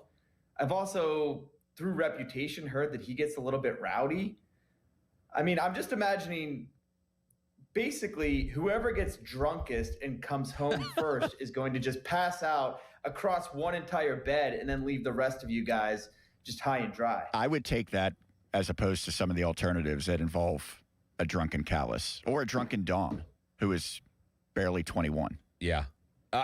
My biggest fear in all of this is that I am also staying in the hotel with my wife, and I'm very concerned that this room is going to be next to my room. And I think I'm going to call the hotel in advance and say, don't put me next to this room, because I don't want to hear or potentially smell the things that come from that room next to me. That's a nice nightmare scenario. What is it, 5 guys in one room? Yes. Drunk after a wedding. Sweaty, drunk. Sounds like some of you guys got to ask for a raise from 93.7 The Fan. You guys not doing well financially that you have to all share? I don't plan on being sweaty or particularly drunk. So I don't, but yeah, not with that attitude. Callis is what really scares me. And then intern Dom instigating Callis to do things that he shouldn't to begin with. Yeah. Well, intern Dom got into a chugging contest at Mike's Beer Bar for our Christmas karaoke this year and chugged a beer and immediately turned around and walked outside and never came back into the bar. So. And Callis spilled half of that beer on himself. Yes. Yeah, it was not a pretty scene, and I'm guessing we're going to have more of that next Saturday. Mike, let's get you to guys, be on your best behavior, please, because Donnie's fiance is a wonderful woman, she doesn't deserve your antics and probably puts up with way more than she deserves to. So please, for her sake, be on your best behavior. Yeah, that's a good message, and I might actually work that message into the wedding ceremony when I officiate. Like, just a reminder, everybody, don't be a jag-off tonight. I think that's maybe going to get in there as well. Mike, what's the latest on Patrick Queen? Do you feel like the Steelers are going to be shopping him? Do you feel like he might be dealt here? And ultimately, how would you assess kind of what Patrick Queen has brought to the Steelers the last 2 years, and do they have the pieces necessary to replace him if he leaves? Yeah, I mean, I'm just following the rumblings the same as you guys are.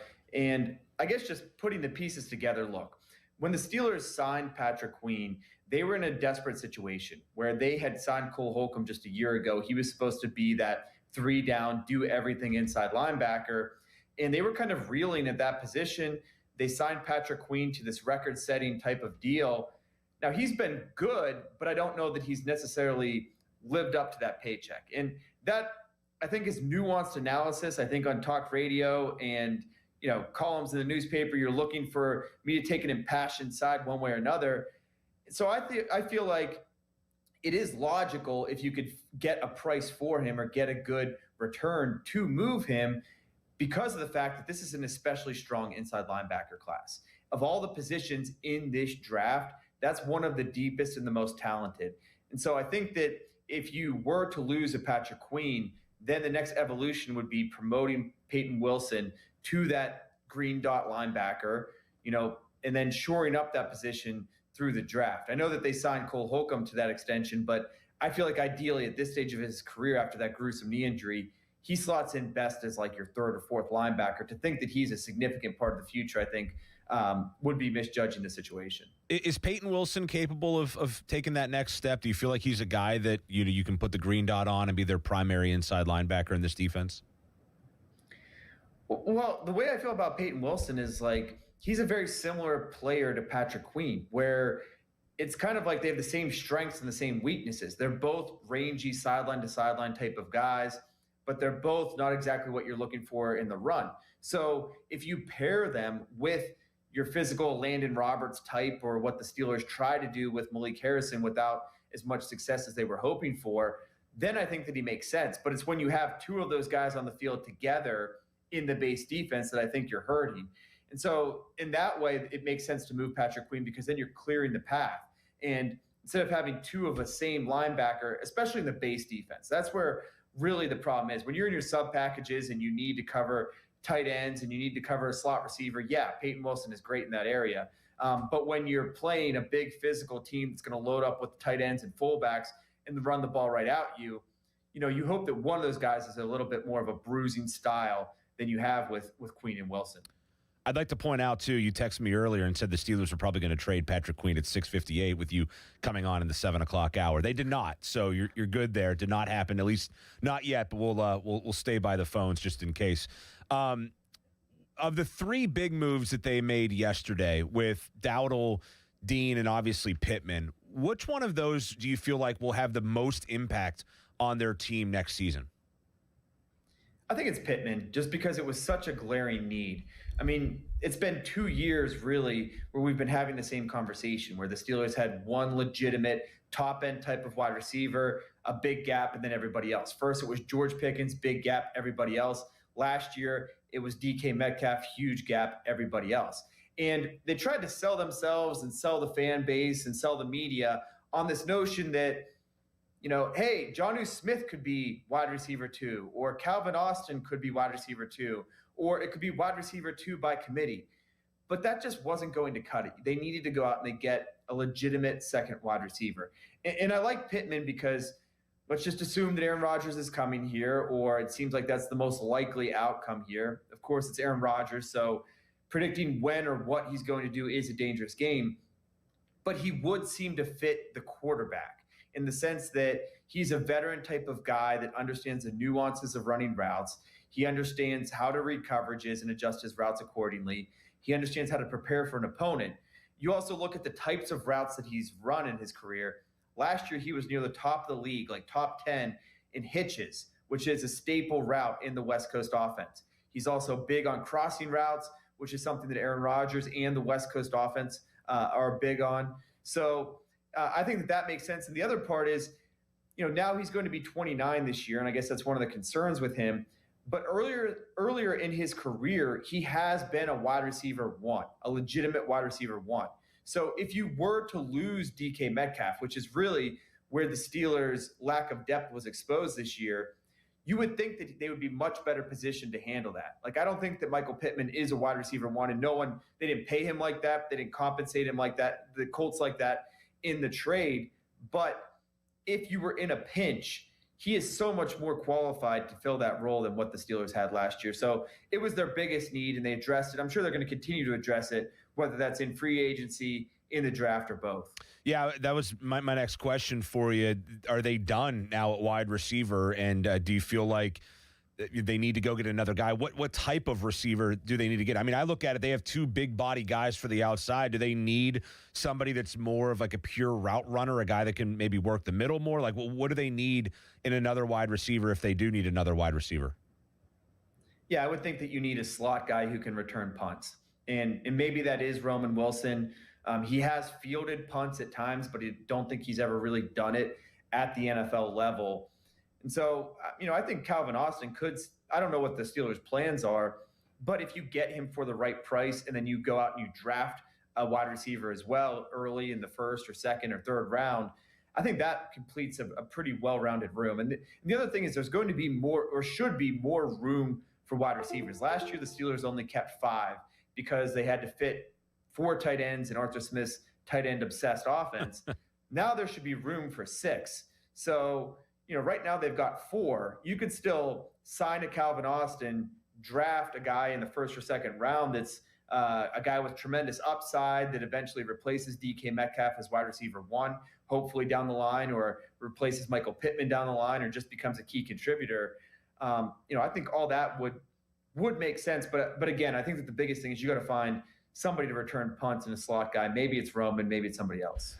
Talking with Mike DeFabo from The Athletic here on the Fan Hotline. It's presented by Sullivan Super Service, Pittsburgh trusted plumbing and HVAC provider for over 50 years. What did you make of the Dowdle move late last night? Obviously, they lose Kenneth Gainwell, who had a really productive year, was the team's MVP. They bring in Rico Dowdle. Seems like a guy that, maybe not quite the versatility, Mike, but certainly is no slouch either. Well, it was disappointing to see Kenneth Gainwell go because, Aaron Rodgers really seemed to like him.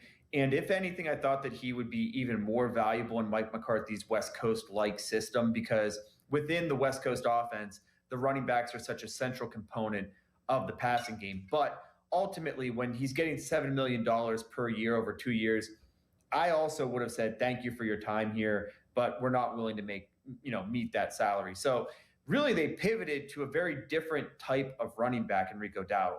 He's 6 foot, 215 pounds. He's not a Najee Harris. Najee Harris is like 30 pounds heavier than that, but he is more of the bruising type of downhill type of runner. But I think this is pretty good business, because had they gone into the season, I'm a big Jaylen Warren guy. But if you had just gone into the year with a 5'8" Jaylen Warren, who's had his injury concerns recently, and there's no guarantee he can carry the load, and Caleb Johnson, who's still a pretty unproven guy, even though I definitely am not giving up on him, and I might be one of his staunchest believers going forward, you're putting your running back room in a pretty compromised situation. So by bringing a guy like Rico Dowdle, who has rushed for over 1,000 yards a couple times in his career, you have a guy capable of being the workhorse. And I think that they should form a pretty good 1-2 punch stylistically, where Dowdle is the more physical downhill type of guy. And then now Jaylen Warren settles into a more clearly defined role as the third down guy, as a guy who's best out of the shotgun. I think he's going to get a little bit more than that, and probably should get more than that. But now at least you have kind of body types that fit the different job responsibilities within that running back room. So I think especially for the price, and for the familiarity with Mike McCarthy, he knows what he's getting. That seemed like pretty sound business to me. On a defensive side of things, Mike, obviously they lose James Pierre, who kind of broke through last year, had a nice season, but they get Jamel Dean. You mean Rod Woodson? Yeah. Same thing. All right. They obviously go out and get Jamel Dean as well, who, if you believe PFF, was very, very good last year. If you believe other people, they don't think he was as good as maybe PFF thought he was. But do you feel like they got better as a secondary with the addition of Dean? Yeah, absolutely. Last year it was the corpse of Darius Slay and then James Pierre coming out of nowhere, rising up from a guy that they had cut earlier in the year to then just because he did some good things. I'm a pretty big James Pierre guy. I think that he performed well, and I think he earned every bit of money. But people, like I joked, were acting like they lost Rod Woodson when he left. This is a significant upgrade from a James Pierre. And I think that, I just feel like now they've got two legitimate corners. And if you're going to be playing the Cincinnati Bengals and that two-headed monster that they have there with T. Higgins and Jamar Chase, you need more than just Joey Porter Jr. and some, older defensive backs that are like past their prime, to be honest. And, Jamel Dean, he might not be as fast as he once was, but he burst onto the scene. He ran a 4.3 40 in the 2019 NFL draft. He's a very physical type of corner. He's going to be very willing to participate in the run game, a very sound tackler, pretty ball aware with a guy that had 3 interceptions last year. So, I think that this really gives them what they needed. And more than anything, it's also the ripple effect, because Jalen Ramsey, they brought him in and they thought maybe he could still be that alpha dog, that guy that says, who's your best guy? I'm going to man him up one-on-one.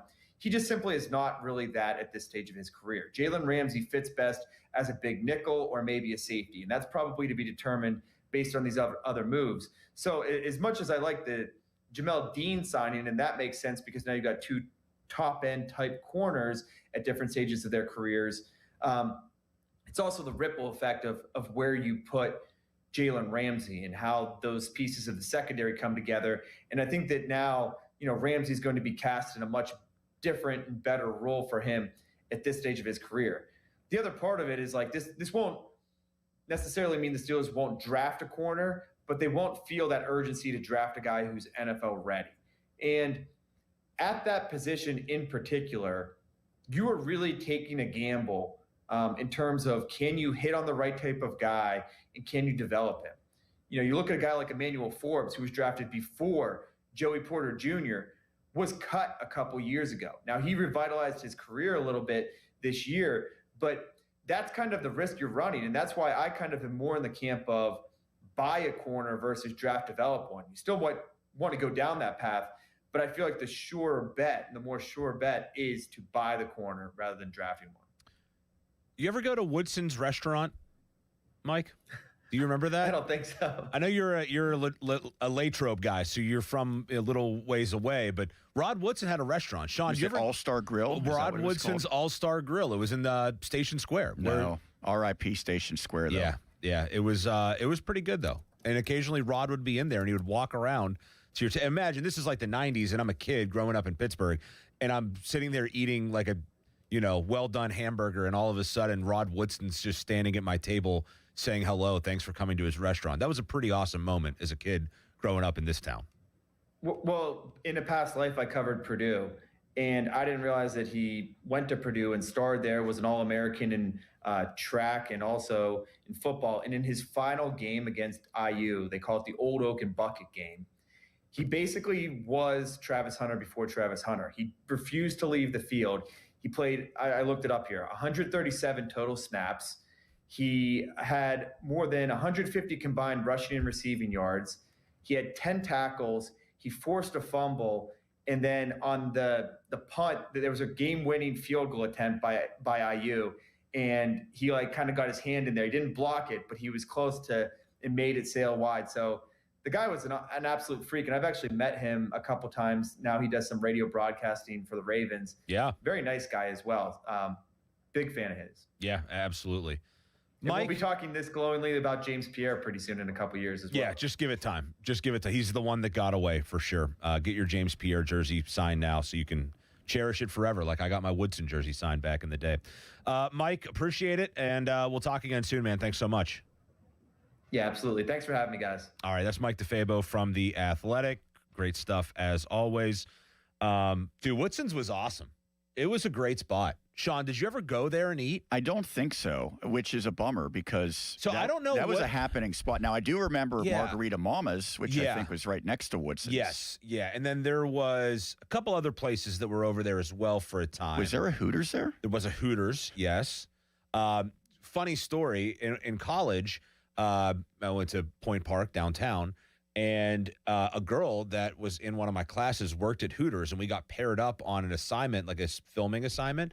And she was like, oh, we can go over to Hooters and just interview my friends. And I was like, well, I'm not going to fight you on that. I mean, yeah, sure, let's go do that. An afternoon where we just walk across the bridge and go to Hooters. Cool. Good with me. But yeah. Those were the days. Yeah, and then there was a concert venue that was in there for a while. There were a variety of different things that were over there. But and now there's nothing. Now they tore all that out. Saddle Ridge was a good time. There's Saddle Ridge Bar Room, and then the other one always rotated. Yeah. Did you ever go to Matrix? I never went to Matrix. I went there twice. Yeah, I think I maybe wasn't old enough for Matrix when it finally. I wish that was still around today. Yeah. They had an 80s room. How cool is that? Did they have like 3 different bars? They had 4. They had. Okay, so Matrix then just became those other bars. Right? It was all the way to the left if you were facing it. Yeah, but that's where Saddle Ridge ended up, right? False. No. Yeah, they were there simultaneous for a period of time. Interesting. Yeah. And now there's just Tequila Cowboy, which is kind of similar, but not. Yeah. Yeah. Especially now that they don't have the Boulder Ride anymore. Yeah, there was the one bar that always rotated. There was always like something different because there was Bar Room, which was just like a nightclub, right? Yeah, and then it was like Saddle Ridge. Saddle Ridge was the country bar. Yeah, and then the other one kind of rotated. But for a while, it was like a beach theme bar, and they had a mechanical shark that you could ride. Yes, I saw some things both on the mechanical bull and the mechanical shark that I'll never forget. That's for sure. Some just preposterous behavior going on back in those days. Anyways, thanks to Mike again for coming on. Shout out to Woodson's All-Star Bar and Grill as well. Official sponsor of tonight's show. Doesn't exist anymore. Hasn't existed in like 20 years, but maybe even longer. But shout out to Woodson's as well. Rod Woodson was on the call of the missed field goal. Remember that? The Ravens missed field goal at the end of the year that cost the cost of the division. He was on the radio call of that, and he sounded actually a little bit happy when all that went down as well. Let's get Sean and Robinson's thoughts on this. Sean, what's up? So before Woodson's existed, there was a place there called the Pittsburgh Sports Garden, and it was like the first sports bar in Pittsburgh, and it was like incredible. Like all the Penguins would go there and hang out, and that's when we got Jaromir Jagr, and that was like his place, to like go and, be 17 years old or 18 years old and be out of control. But it was awesome. And they had like the dance floor was a boxing ring, so it was just an incredible place. Yeah, absolutely. And then Woodson's, I think, just kind of slid in there. And thanks, Sean. Woodson's kind of just slid in there and took off with that. We had a guy in our YouTube comments, which, by the way, you can watch tonight's show on YouTube. Neil said he went on a field trip in middle school to the Science Center. They stopped at Station Square. He bought Dr. Dre The Chronic on cassette at the record store. 2-hour trip home with Dre and Snoop. That's solid. That was a good spot down there. And now it's luxury apartments because everything good in Pittsburgh has turned into luxury apartments. And that's just the way that it is. But all those bars that were down there, they're a thing of the past for sure. That just makes us feel old. Yeah. I feel older by the day, which would make sense because I get older by the day. But yeah, thanks again to Mike for hopping on. We have a lot to break down from that. Johnny the Barber is on the line. He has been harassing me in the YouTube comments to get on the air. So we got Johnny the Barber. Johnny, what's going on? Hey, number one, I didn't know that you're a fellow alum of Point Park University. Yeah, I am. I got my graduate degree there in mortuary science. We'll see all the good ones come out of Point Park. Me, you, Pompiani, Couple others. All the good ones. It's a prestigious institution. It's like the I would say it's like the Ivy League of the Point Park area. Yeah, it's the Ivy League of downtown. Yes, exactly. I got to take you to the woodshed, man. I love you, man. You know I do. In fact, I was just talking to Seth. If you'd be interested, get Seth your number to give to me. I want you to do my girl and I's wedding. Really? I'm serious as a judge. I said it at the Christmas party. Really? And I'm serious as a judge. When is the wedding? We're still planning it. It's a simple little justice of the peace. It's not our first go rodeos. Yeah. Between us, but I'm in. No, I mean I'm serious as a judge. If you'd give Seth after the call, so we could exchange information. I mean, I might even have it from the Christmas, but serious as a judge, you would be the guy we would have do it. This is unbelievable. I've got another officiating gig lined up. This is my third one. This is awesome. Yes, I'll do it. Barber smoke. I'll do it. All right, go. 100%. Well, I might change my mind depending on how much smoke you give me here, but go ahead. I'm always respectful. I just think you're totally uneducated and misguided about Will Howard. He's everything you want in a quarterback. He's broken every passing and passing yard record and touchdown record at Kansas State. He broke 3 of them. All the pertinent records at the Ohio State. You know, you're talking 8 rushing touchdowns at Ohio State. You're talking like 277 rushing yards. Yeah. He's Big Ben even said on his podcast and quoted me, "Oh, they've said he's Big Ben 2.0 because he's big and physical." Yes. Even look, the 2 biggest jerks in quarterbacks, Ben Roethlisberger and Aaron Rodgers, agree that this kid is phenomenal. You need to get on the wagon, brother. You need to look. Well, wait. How am I not on the wagon though? I'm just not feeling your love. You're like you're saying he's like a jag, just another guy. No, look. I think my point with Will Howard is this: I have not seen Will Howard throw a pass in the NFL, and he was a 6th-round pick. And I'm not going to sit here, and I agree with you. Like, there's a lot of intangibles that you look at with Will Howard: the size, the yards that he put up, the success that he had, the games that he won. There's a lot of things that go in his favor. But those are a lot of the same things that like Tim Tebow had or Cardale Jones had. And that doesn't mean that they're necessarily going to be cut out to be great NFL quarterbacks. I do want to see Will Howard play NFL games. I'm open to the possibility of it. What I'm not open to the possibility of is entering a season set on Will Howard being your guy without seeing him throw an NFL pass yet. That's why I would honestly rather have a guy like Kyler Murray, because I feel like if Kyler Murray comes in, listen to my point, because I think you're going to like this, Johnny. I think if you have a guy like Kyler Murray come in and you say, hey, you know what, we're done with the Aaron Rodgers experiment. I think you are far more capable, far more inclined to bench Kyler Murray to give Will Howard his shot than you would be to bench Aaron Rodgers to give Will Howard his shot. Do you not agree with that? They would be more inclined to sit down Murray saying, hey, look, this is a cheap experiment with a guy that we thought maybe had some upside. It's not working out, but we're going to turn to Will Howard, as opposed to Aaron Rodgers, who you're going to invest more money in, an older guy, and it's going to be much more difficult, I think, from just a perception standpoint and for just a dealing with him standpoint, to sit him down and say, hey, we're going to turn to Will Howard and we're going to let this guy go. I think you can make that move with Murray far, far easier to go to Howard than you could with Rodgers. I kind of disagree. I think you have to cut that umbilical cord of older quarterbacks, and what you need to do is you need to embrace him as if he's a first-round draft pick at this point, because with the experience from following, and learning from Aaron Rodgers, who, hey, he's great. You can't take that away from him. Time's passed him by. Hey, let's give him a smack on the hind end and send him to the Hall of Fame. But what I don't think you're seeing is the intangibles. I mean, a lot of guys, and I'm not. Maybe I shouldn't say this. Like, what really hurt him was the combine. But that's nothing to me. What you need to look at is a lot of these draft experts. They're not like me. They don't know what's really right and what's good.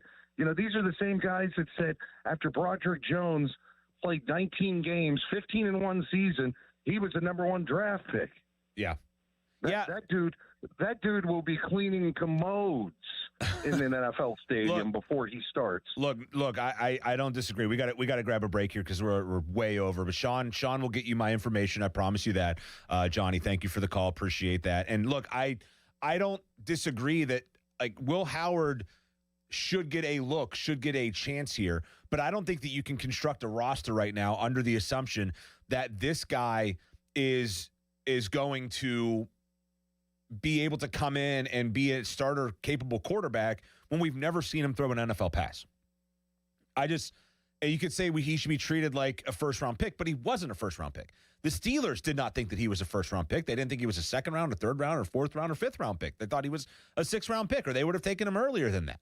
So, yeah, I appreciate the point of view that this guy has upside, and I agree with that. And I would love to see that be on display, but I can't look at them and say they need to construct their roster right now with that in mind. We do have some Steeler news. We're going to get it to on the other side. Some breaking Steeler news that's going to come to you on the other side of the break. Anthony in Oakland, we have you on hold as well, but we got to desperately get to a break. We'll get your call. We'll get that Steelers news to you on the other side. This is the Fan Evening Show. I'm Josh Rountree here on Sports Radio 93.7 The Fan. Now, Fan Headlines, powered by Bowser Chevrolet. Sean Myers bringing you Fan Headlines. The Penguins in action currently in Carolina against the Hurricanes. Pittsburgh trailing 1-0 late in the opening period. Headlines powered by Bowser Chevrolet. For more, 937thefan.com. 93.7 The Fan Morning Show with Doran Dickerson and Adam Crowley. Texter, explosions in ears usually are similar to ligma. What's a ligma? You don't get the joke? No. Is that a disease? I have to tell you off the air, it's not. Did I get got? A little bit, yeah. Ligma. Oh, Harry just told me. I heard it. I think everybody heard that. That was very loud. Everybody heard that. The Fan Morning Show on Sports Radio 93.7 The Fan. Sports Radio 93.7 The Fan. Get the latest on Pittsburgh sports from anywhere with the Odyssey app. Listen to shows and Pirate Games live. Check out our exclusive interviews and content anytime. Download the Odyssey app now and never miss a minute. Sports Radio 93.7 The Fan. Sports Radio 93.7 The Fan. The Bob and Joe Show, weekdays 10 to 2. Joe, before I even get into the Steelers topic, I was wondering what you thought of this. I was on hold with customer service, and then they were like, to go back to the main menu, press the star key. And then it dawned on me, what a cool segment. The star key. Cool segment idea for Joe Starkey. Press the star key. You like that, I just wanted to throw that out there. Thank you. I like that. That's a great idea. Yeah, we're going to go to that next push week. the star key. That's beautiful. Yes, push him in a direction. Off the ledge. Back him into a corner. The Bob and Joe Show, weekdays 10 to 2 on Sports Radio 93.7 The Fan. Okay, class, let's begin.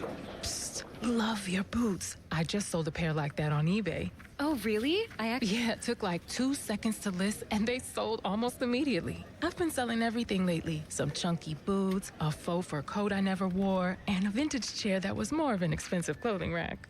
You know, I actually bought these on eBay. Wait, are you Kitty Sell Stuff from Brooklyn? Okay, quiet, please. Find what you love, sell what you don't. eBay. Things people love.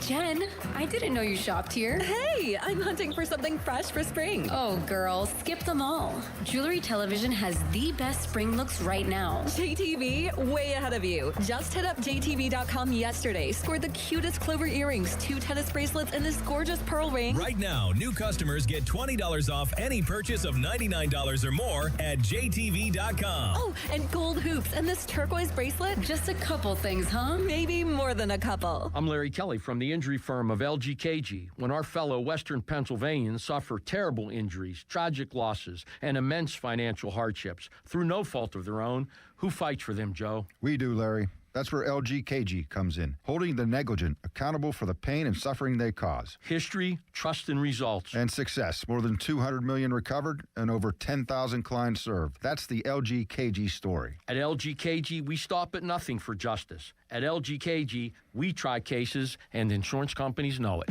Come on. No. It's just a golf lesson, champ. Loosen up. I can't. See that Hyundai Santa Fe? Yeah. I only paid to know.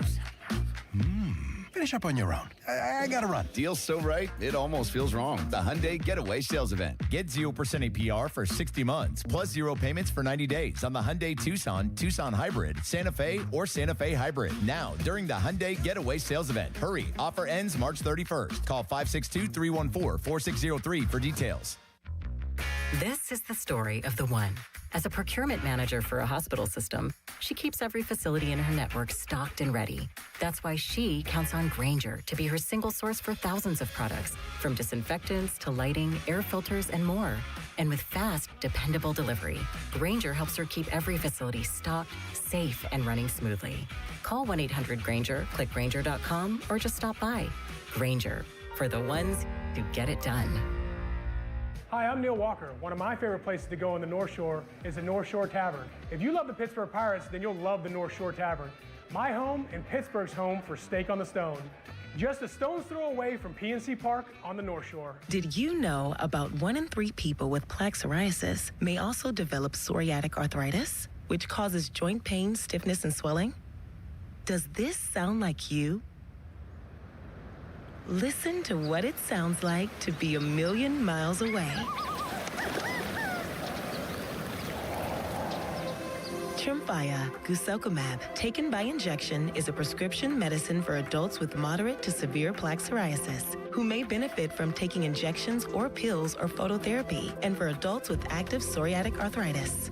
Serious allergic reactions and increased risk of infections and liver problems may occur. Before treatment, your doctor should check you for infections and tuberculosis. Tell your doctor if you have an infection, flu-like symptoms, or if you need a vaccine. Imagine being a million miles away. Explore what's possible. Ask your doctor about Tremfya. Visit Tremfya.com or call 1-800-526-7736. Take a break and come out with us tonight. Not tonight, man. Come on. You deserve a night out. You're going to miss out. Miss out on what? While you stayed home, they won big. They celebrated. They got the suite, stayed up all night, and made memories. And you weren't there. Some nights are too good to sit out. Rivers Casino. Don't miss the moment. I'm Ultima Morgan of Morgan & Morgan. Every time one of my children started driving, it was terrifying. Thousands of accidents happen across the country. We see it every day. If you've been injured in a car accident, call us. Dial pound law or visit forthepeople.com for an office near you. Hey everyone, this is Bob Pompiani. Got some news for you. Let's count the ways that #1 Cochran Kia delivers a clearly better car buying experience. You know, first, they have a huge selection of new Kia models with hundreds of models in stock. From the K4 and the Sportage to the Telluride and Carnival, there is a vehicle for every lifestyle. Second, #1 Cochran's clear-cut pricing. It's a structure that gives you their absolute best price up front. This simplifies the buying process and makes for an enjoyable, stress-free experience. Third, their exceptional lease and APR financing rates are designed for maximum allowable savings so you can drive home your dream car. Clearly, better car buying. It's transparent, it's hassle-free, and it's a #1 Cochran Kia exclusive. Test drive today at their location on Campbell's Run Road in Robinson, or you can shop online now at CochranKia.com. Live from the ShoreKeyMitsubishi.com studios, North Huntington and North Hills. 93.7 The Fan is cleared by aquickdrain.com.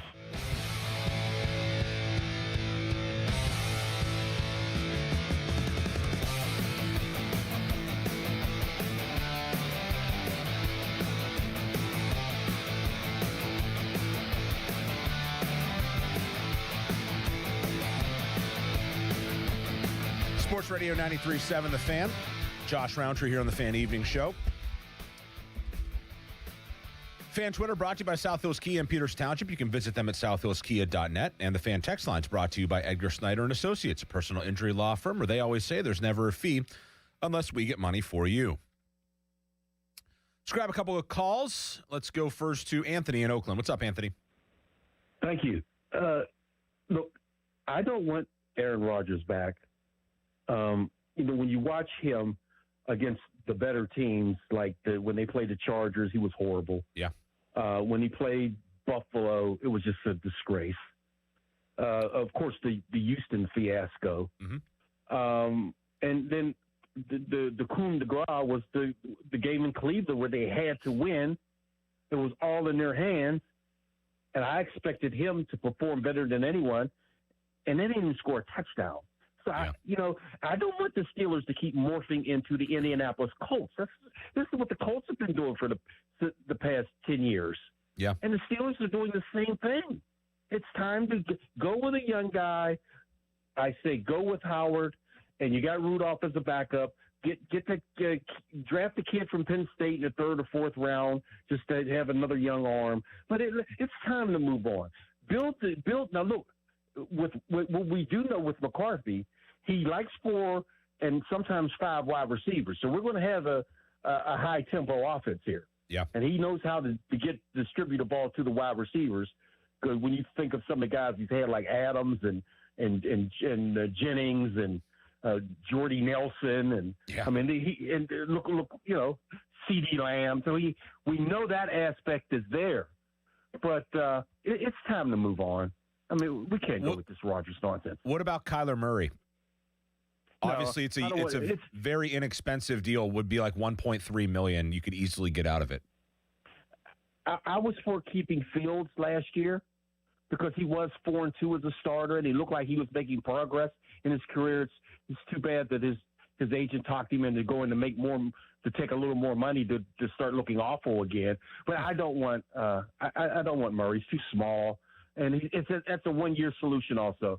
You go with the young guy. You got Mason or someone else, and if it doesn't work out, then you know what you'll do in 27. But this hamster wheel of these old dilapidated quarterbacks have gotten us mediocrity, and I'm sick of mediocrity. Yeah, I don't disagree with that, Anthony. Thanks for the call. I'm not on the Rodgers train coming back. I think we saw the ceiling of it last year. I don't think we're going to see it get better than it did last year.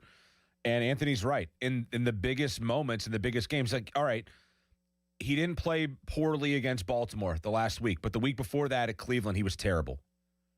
And they could have wrapped up the division. They could have had a week off. They could have been rested going into the playoffs. Instead, they had to play against Baltimore the last week of the year, and they got a little beat up heading into the postseason. No doubt about it. You look at some other games. When they played Seattle, he was not good. Seattle, very good team. He was not good at all. You go down the list. When they played the better teams, when they played Green Bay, yeah, he threw for 2 touchdowns, no picks, but QBR was not great in that game.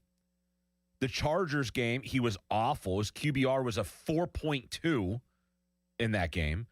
The Cleveland game, he was terrible in that one.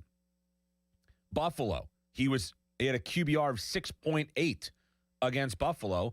And in the playoff game, when it mattered most, his QBR per ESPN was 14.9. That ain't good. That's really bad. His QB rating was 50.8. So I'm off of the train of Rodgers, but I come back to, look, if you're in the Will Howard camp, I feel like you should want them to bring in a guy like Kyler Murray because there's no real commitment there. With Rodgers, there's commitment. With Rodgers, especially with Mike McCarthy as the head coach, they are going to try to see it through with Rodgers until it's too late. Whereas with Murray, look, you get 3-4 games in and this guy sucks, you bench him. You cut him. And if you like what you saw out of Will Howard in the preseason, you turn the reins over to Will Howard. Hell, even if you're in the preseason and you like what Will Howard's doing, you say, hey, Kyler, you're going to be the backup and we're going to run with Howard here early. And if it peters out with Howard, then we'll give Kyler Murray a shot, his shot. I think it's a great selling point for Murray. I think it's a great selling point for the Steelers. And look, I know the guys in that locker room said they liked Aaron Rodgers and all that, but this is a different coaching staff. There's been player turnover. There's all sorts of different changes from one year to the next. The biggest change is that Rodgers is a year older. Let's go to Joe in East Liberty. Hi, Joe. How you doing? Good. All right, I want to say real quick. To me, why waste any time on either Murray or Rodgers? They're going to face. What they need to do is, if we don't sign either of them, our payroll or the salary cap's going to be lower. Just put the best team you can around Will Howard. Get him another receiver. Get another person on defense. Get offense. Put everything you can around him. Give him the whole year to see if he's got it. And if he don't, he don't. And if he doesn't, fine. There's 3 or 4 quarterbacks in next year's draft. Me personally, I'll give up all my picks to get Arch Manning. If we finish in the top 5, that could be a realistic thing. Like, If he's good, we're good. And if he's not good, we're still okay with a higher pick in next year's quarterback-heavy draft. Yeah, I mean, look, there's the reality of the sink or swim, right? Like, he's either going to sink or swim. So you throw him into the fire and you hope that he emerges through it. But my thought is the way that they're handling this roster, the way that they're handling this season is they're gearing up to go for it this year with Mike McCarthy. And you have a head coach who's in his 60s. They appear, and this is from their owner, like they don't plan on taking a year off to experiment or slow down or rebuild or anything like that.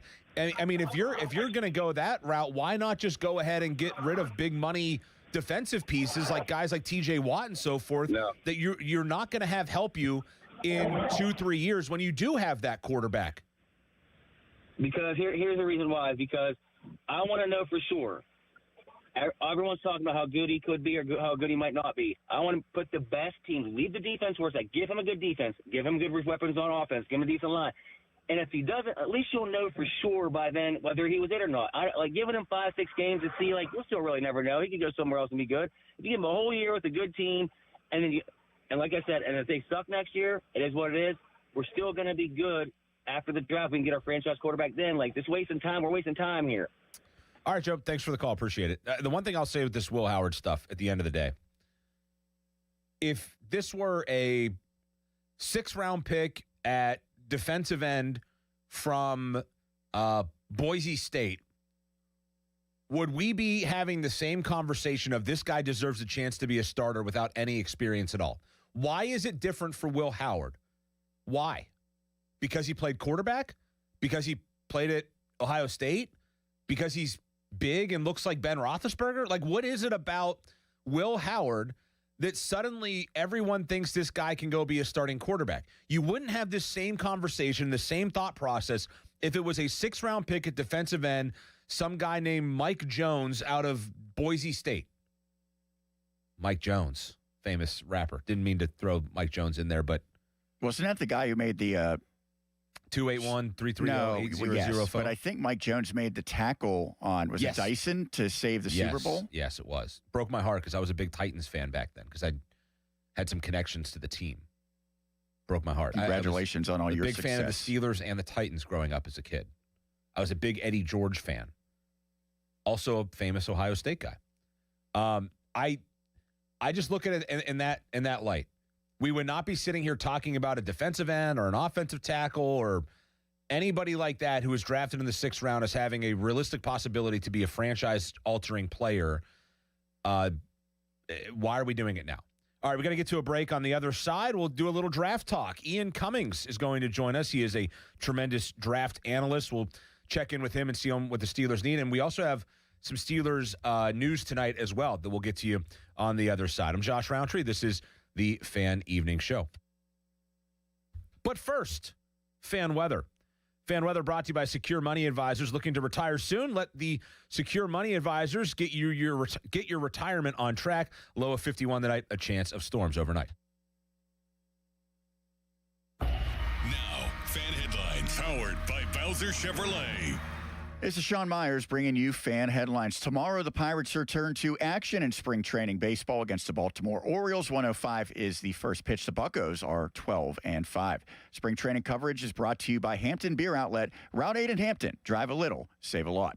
Headlines are powered by Bowser Chevrolet. For more of them, 937thefan.com.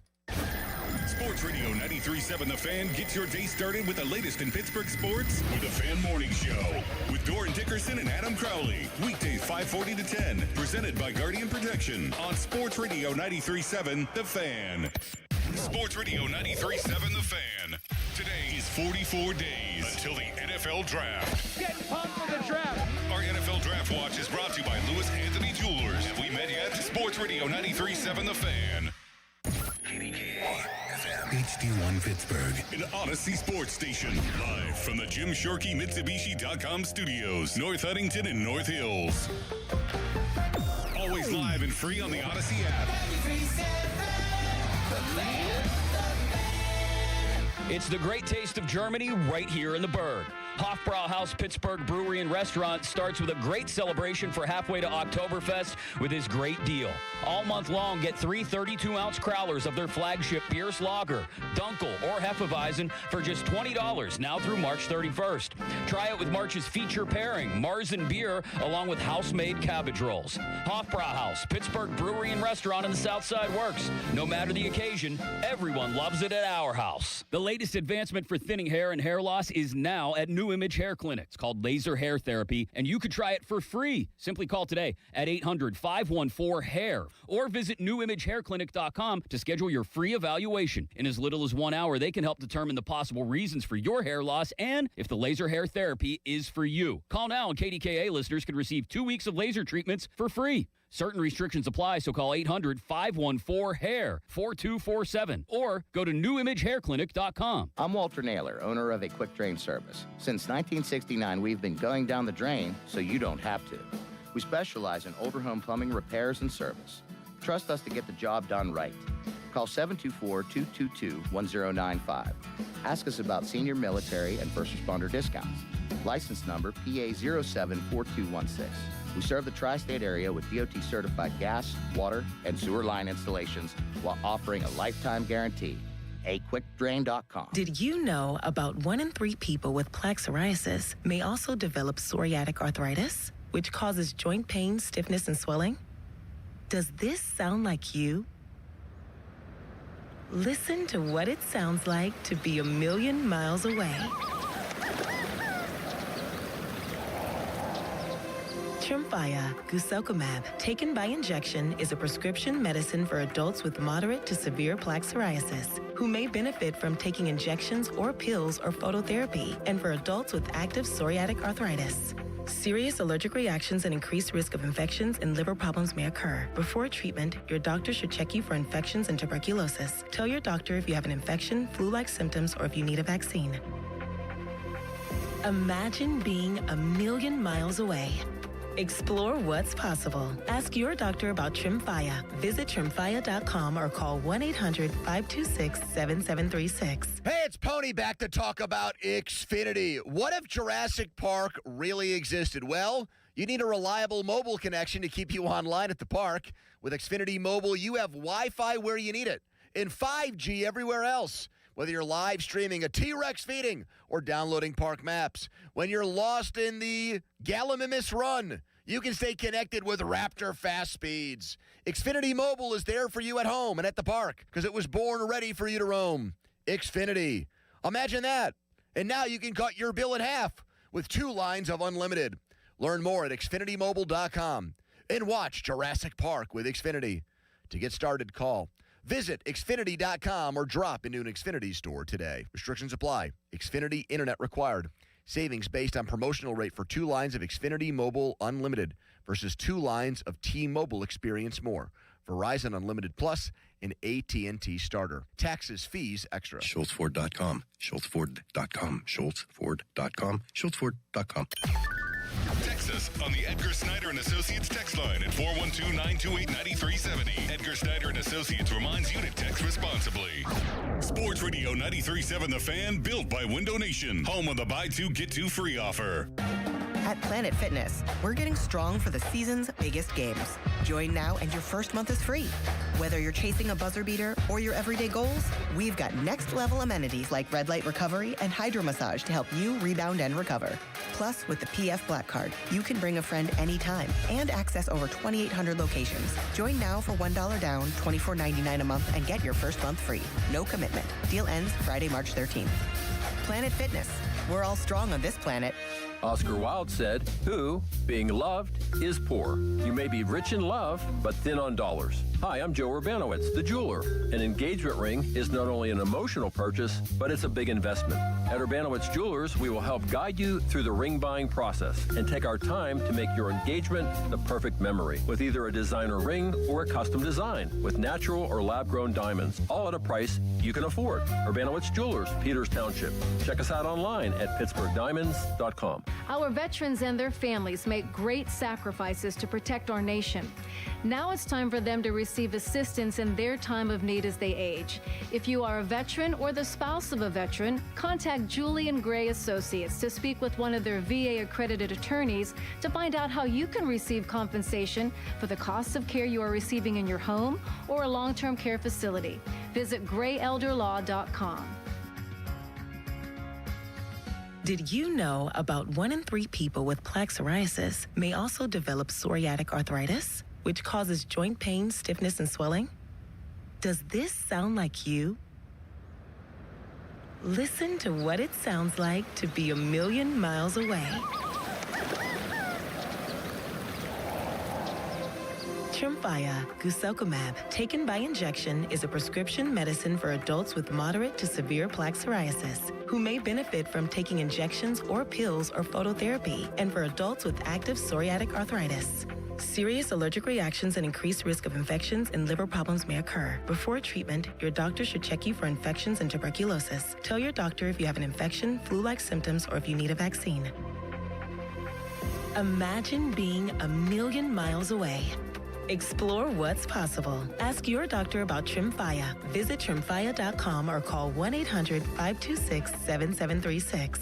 Your hometown building partner since 1956. 84 Lumber. Visit 84lumber.com. Crowley here. Most of us don't think much about our water heater until you turn the shower on and bang, cold water hits your back. That's why you should call Sullivan Super Service today for a water heater flush. Your water heater needs regular maintenance, and when you call Sullivan Super Service this week only, they'll flush your water heater for just $39. That's their lowest price ever on a water heater flush, only $39. You got to mention that you heard this ad to get the deal. Call Sullivan Super Service today or schedule online at sullivansuperservice.com. Sullivan Super Service. They'll be your hometown heroes. Mulsey here. So last week, I'm talking with Paige over at Awaken 180, and I asked her if the new weight loss meds were affecting business, and I figured she'd say it slowed down. Nope. She tells me that they've got people coming in while they're on the meds, and I'm like, wait, what? She goes, yeah, either they don't feel good, they want to speed weight loss up, or their results stalled. And honestly, that tracks. I've got a buddy who was on one, and it took 6 months to lose 25 pounds, which is okay. But when you're doing everything right, weight loss is slow, and you don't feel healthy, it gets frustrating. Here's the point. Even if your appetite goes down, you still need a plan. You need the right foods for you, and you need someone who knows what to do when the scale hits pause. That's what Awaken 180 brings, whether you're on meds or not. I lost my 35 pounds in just 6 weeks with Awaken 180, but more importantly, I felt great throughout the process. And I still feel great today, thanks to free support for life. Online at awaken180weightloss.com. Beat the spring cleaning rush and call our cleaning heroes at Zero Res. This month, buy 1 room of carpet clean for free, unlimited rooms of carpet. Visit ZeroResPGH.com and tell them 93.7 The Fan sent you. Zero Res. Now, fan headlines powered by Bowser Chevrolet. Sean Myers bringing you fan headlines. Early second period, it is 1-1 between the Penguins and the Carolina Hurricanes.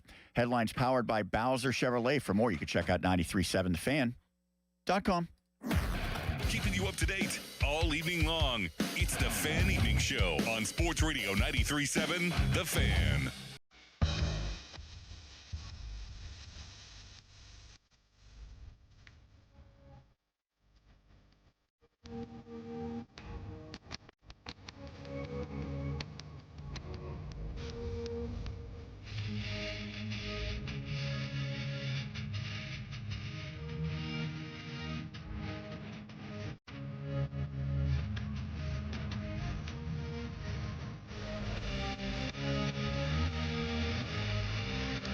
Sports Radio 93.7 The Fan, Josh Routry, on the evening show.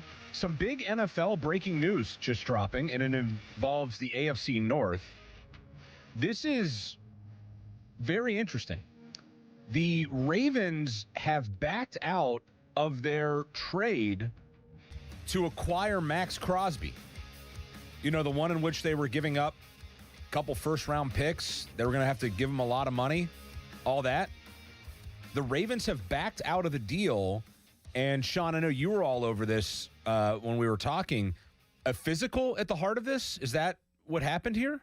Believe Diana Rossini has said multiple sources indicating a failed physical. That is stunning, and that certainly changes things, you would think, in Baltimore in a major way. And now that they're a couple of days into free agency, perhaps have they missed out on some possibilities here because of this? And they are going to keep their 2 first-round picks, but they're not going to have Max Crosby, which is a crazy development. Now, I wonder, would they circle back and say, we still want Crosby, but maybe we give up one of those first-round picks? Yeah, use it as a little bit of leverage, or maybe the deal sours entirely because of all of this. The Fan Hotline is presented by Sullivan Super Service, Pittsburgh trusted plumbing and HVAC provider for over 50 years, and we're joined now by our pal Ian Cummings.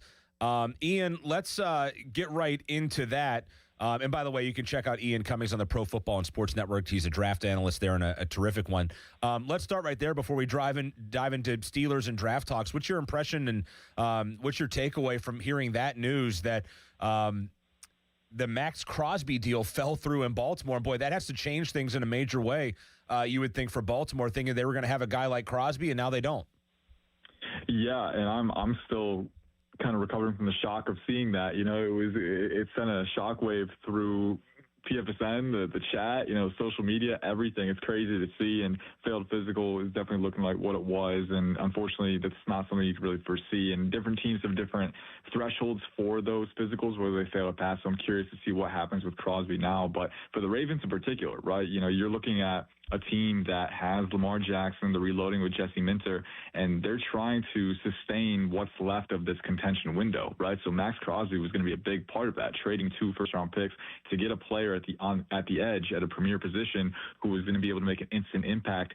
Now they revert on that, right? They get the first-round pick back, but in this particular class, the edge group, you're looking at, you got Arvell Reese, who's being projected as a top 5 pick as an edge convert. You got David Bailey. You've got Reuben Bain. The arm length is a question mark for him. And then once you get past those top tier guys who all might be gone by the time the Ravens are on the clock at 14, you're left with players like Akeem Mesidor from Miami, who's a very good player, but overaged. Wonder where they put him. Keldrick Falk, who's a very polarizing player, very high floor and run defense, but not very much pass rushing appeal, which is what they need. And then TJ Parker, Malachi Lawrence, who are reaches at that point. So it throws a wrench in their plans, right? And I think at the end of the day, you're not going to get a player who can make the kind of impact that Crosby can if he's healthy on day one. So having that kind of player at the edge position is so important. The Ravens, they took a step forward, taking 2 steps back. Now we're going to have to see what they do.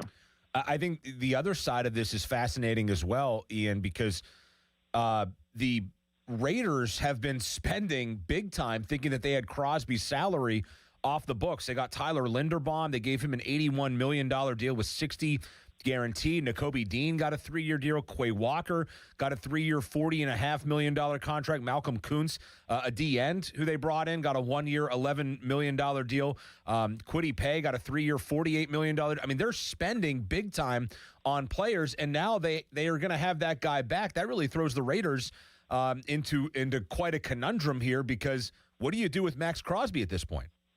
Yeah, it's difficult, right? Because you can try and start trade deliberations again with another team, but how do you know you're not just going to deal with the same situation again, right? So and you can tell what they're spending, getting Kwity Paye, getting Malcolm Kuntz back on that 1-year deal.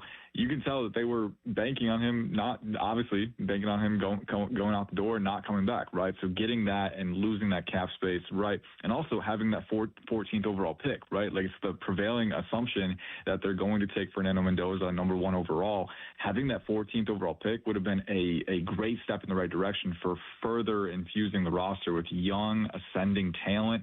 And that's another opportunity that they don't get, right? So it's a catch-22 on multiple sides. Again, we'll see what they do with Max Crosby, right? Because obviously the intent was to trade him, and again, teams have different thresholds for physicals and whether you fail or pass. We've seen that before, where some players get a pass at a different location, but at the same time, that's not something you bank on. Do you want to go through that process again just to have it all collapse on you? So I don't know what's going to happen. It's going to be, I'll be sitting at the edge of my seat, the cap implications, the player implications. But for the Raiders, it's definitely another situation where, all right, now they have to redirect and kind of redistribute their assets elsewhere. Yeah, this is fascinating. It's a trade where it seems like right off the bat, everybody's a loser almost in this trade. It's a wild scenario. Let's shift gears and talk about our team here in Pittsburgh, the Steelers, Ian. Right now, given what they've done in free agency, they went out and got Michael Pittman. They got Jamel Dean, a corner. They got Rico Dowdle, a running back. Shored up their secondary a little bit with some depth guys like Asante Samuel, linebacker group with Cole Holcomb. They got a punter today as well, and Cameron Johnston. What in your mind now as they sit here on March 10th, still with free agency, maybe some moves to come, but what in the draft do you feel like is Pittsburgh's biggest need? Biggest need, I would say, I'm looking at some positions. I'm looking at safety. I think is still a potential void for them. I think you're also looking at guard, losing Isaac Sumalo to the Cardinals. I think they definitely need to reestablish the interior line. And picking at 21st overall, I think Vega Ione from Penn State, in-state, is a great player to target there. But then also other positions like you've got linebacker, having Malik Harrison and Patrick Queen both under contract only through 2026, and they're going to be free agents. They got Peyton Wilson in the wings, but also that's one to watch. But ultimately, I'm looking at the offensive line first. I think that left guard spot is something that they really need to solidify, especially for whatever quarterback is going to, take reps on the center. And that's the other, the major elephant in the room, right? But of course, the issue is, how can they sufficiently solve that issue in the 2026 NFL draft when there aren't any first-round QBs outside of Fernando Mendoza? So I'm thinking offensive line is definitely the first one. I think getting a stalwart left guard can go a long way toward at least raising the floor for that offense. But I think also dipping into the safety class and getting a really solid player on the back end is the next order of business. Ian, you mentioned Patrick Queen. There's been some talk tonight that the Steelers might entertain a trade of Patrick Queen to get his money off the books. If they do that, I'm assuming that inside linebacker comes to the forefront. Who are some guys as far as inside linebackers go? I've heard that it's a relatively deep class at the linebacker position. Who are some guys that could maybe be in the mix for them, whether that's first or maybe second round guys that they could go after at the linebacker spot? Yeah, I'll give you some options at each stage, right? I think if they were to go linebacker in the first round, I think that's probably the least likely outcome, but C.J. Allen from Georgia would be a really good player. A little bit of a reach for me in regards to the talent level. He's around average size at 6'1", 230. I don't know if he has quite the elite range that Queen had at his prime, but you're still looking at a guy who has really good half-field range, is a very explosive athlete. And the thing about C.J. Allen, he was the commander of that Georgia defense, right? He was one of those guys he's the green dot, he calls the signals pre-snap. You can tell he's getting guys into position. He's an elite processor post-snap, very physical, playing into gaps. There are times where I think his take-on technique can be a little more consistent, and in coverage, I think there are times where he oversets a little bit too far when trying to play square to guys at releases. But overall, a guy who's got the closing speed, who's got the two-phase intangibles, and is very physical in all aspects of the game. So C.J. Allen, a great round one target. I think if you go round two, don't know if he's going to be there, but Jacob Rodriguez would be a really solid pick. I think he ultimately goes top 50, so I don't know if he's there at 53. But again, a really an elite athlete, very fluid in coverage, very rangy sideline to sideline, and the instincts are off the charts. I think he's got the fluidity to play in coverage, but also, even in spite of his size, right, around 6'1", 230, again, sub 31-inch arms. So you would think he doesn't, take on well, but he's still very good at playing physical downhill and using his body weight to throw into guys and reset the line. So I like Jacob Rodriguez, but Jake Golday from Cincinnati is another one. He's a longer, more rangy guy, 6'4", 240, with explosiveness, more of a, run and chase, early down specialist first, but again, has that tackling ability and the block take on that you want. Some other names as well. Aiden Fisher from Indiana is a player that I like a lot. Athletically, he's not going to be the top tier, but again, he's a player who, if you're going for instincts and play recognition, right, pre-snap, post-snap, one of the best in the class as far as just knowing what the offense is doing, being one step ahead of them at every juncture. I think he's fluid enough for his athletic billing too. Like, again, I don't think he's got the closing speed of an Anthony Hill Jr., but you are looking at a guy who's fluid enough in coverage. He's really twitchy in short areas, and he can, oscillate and orient to gaps and play physical downhill. And then he also has the ability to secure tackles and be consistent there. So you go down the line with this linebacker class, man, you can get the players like Kyle Lewis, who's, obviously a Pittsburgh local, probably more of a dime linebacker at the next level. He's kind of a hybrid nickel dime linebacker. So I don't know if he's the perfect scheme fit for them, but even guys like Caleb Elarms-Orr from TCU, rangy player, ran a 4.47 in the 40-yard dash, 6'2", 234, I want to say, and he's a very good blitzing threat too. So every linebacker in this class brings something different and at different ranges. So for the Steelers, it's going to be about trying to find the best value proposition, but there's dozens of options across the board. Yeah, obviously it sounds like an incredibly deep group. I know you had a mock draft a few days ago, and you had Casey Concepcion from Texas A&M mocked to the Steelers at 21. Can you tell us about him, and do you feel like maybe the Steelers' mindset with receiver in the first round has changed since signing Michael Pittman yesterday? I do think it's changed a little bit since signing Michael Pittman, obviously. But also getting Casey Concepcion, a player like that in the slot, right? We know they drafted Roman Wilson in round 3 with the intent that he would become that slot receiver, right? Obviously, I don't think you would know better than I do. I don't think they've brought Calvin Austin Jr. back either. So I think you're looking at, you could get this kind of player, and Casey Concepcion, if they do still go receiver in round 1, I think is worth it for sure. I think he's a player who, contrary to the conception of him being a slot receiver, right, around 6 foot, 190s, he can separate and he can beat press outside, inside. He's got that alignment versatility that doesn't come with those, previously mentioned slot receivers. He's an explosive rack threat, very good with the ball in his hands. There's some focus drops on his film that you'll want him to kind of cut down, but I don't think it's a body positioning. I don't think, it's a hand-eye coordination issue, right? You just get him some work with the jugs machine. I think more consistency, more work in that area can help. And then at the same time, too, he's a route salesman. He's really good at offsetting guys and capitalizing on angle advantages with his lateral agility, offsetting twitch, and then the explosiveness and the speed. So big fan of Concepcion. But, I'll say this, and I'll go back through, now that they have Michael Pittman Jr., they've got DK Metcalf, they've got that big duo, I think you can prioritize the trenches or defense if you want to, if there's a hole on defense like safety or linebacker. And then I think there are a lot of really good slot receivers or shifty wide receiver 3 types that you can get on day 2 or day 3. Going down the list here, you've got Kevin Coleman Jr. from Missouri, who I'm a big fan of. He showed out at the Senior Bowl, was a great player. He's got a top 75 grade on my board, but might be more of a late day 2, early day 3. But even guys like Skylar Bell from UConn, Antonio Williams from Clemson, you got Kendrick Law from Kentucky, you've got Zachariah Branch from Georgia, more of a gadget guy, but again, flashes that route running upside in the building blocks, the hip fluidity, the sink, the agility. Lewis Bond from Boston College, more of a mid to late day 3 guy. Cyrus Allen from Cincinnati, Brendan Thompson from Mississippi State, Aaron Anderson from LSU. This class is extremely deep with that specific mold of receiver that the Pittsburgh Steelers still lack and they always show interest in, the smaller guys who can separate independently and generate rack and threaten vertically as well. So I don't think they need to reach. I wouldn't say reach because I like Casey a lot, but I think the value proposition of this class allows them to focus on other areas first, especially now that they've got Pittman and DK.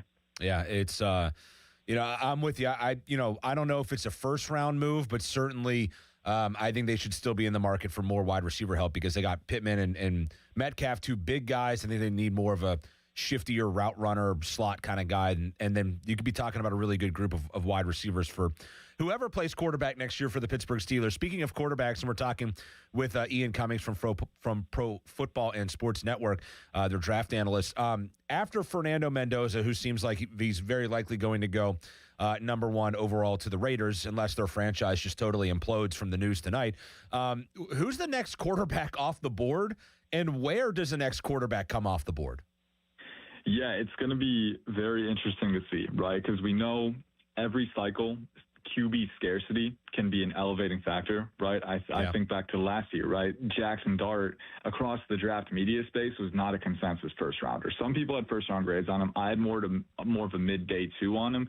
Goes in the 20s to the Giants, right? Tyler Shuck, who was very polarizing across the draft community too, went right outside of round 1 at the top of round 2. So I think even if QBs don't have a bona fide first round top 50 grade, scarcity can be a very big magnifier for stock. And I look at Ty Simpson as the first guy up.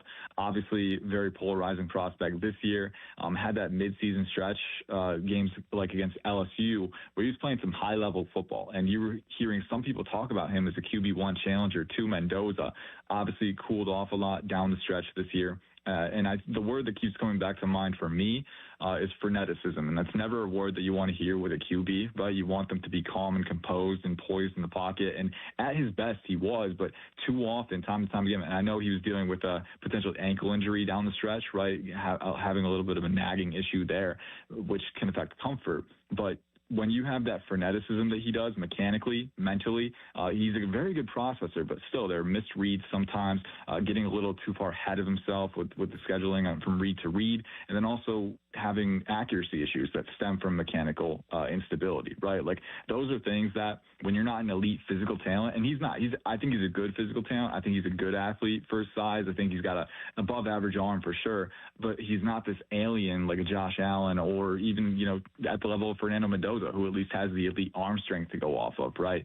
Ty Simpson is going to have to win on the operational side more than most. And I don't think he's quite at the elite level where you can say he's worth a round one pick. I do think, though, you look at him with the scarcity in this class, right? Because after him, Garrett Nussmeier, early day 3 from me. I think it's an even stronger argument for him, right? Having average, middling tools. Obviously, he was dealing with an oblique injury this past year, so that affected his play too. I think at his best, he can be an Andy Dalton type of player, right? A cerebral, high-floor guy with pre-snap processing and, with good accuracy when he's on his game, but not a guy who's going to elevate your team. And then once you get past him, you're looking at guys with a lot of upside, either guys with a lot of upside but not a lot of guarantees, or players that are lower ceiling, right? High floor. Carson Beck, probably going to be a backup. Sawyer Robertson. But then the upside guys like Cole Payton, Jack Strand from MSU Moorhead, Drew Aller. No guarantees with those players. So Ty Simpson is alone, I think, as the player who can elevate into round one potentially. Do I think he's going to do it? Maybe. I think he needs a really strong pro day and then also top 30 visits. He's got to win over a team with his mentality, with his intangibles, right? And if he doesn't do that, I think we could be seeing him go in the range where Tyler Shuck goes, right? Obviously, the Steelers are a team that people will have eyes on, right? We know they picked Kenny Pickett a few years ago.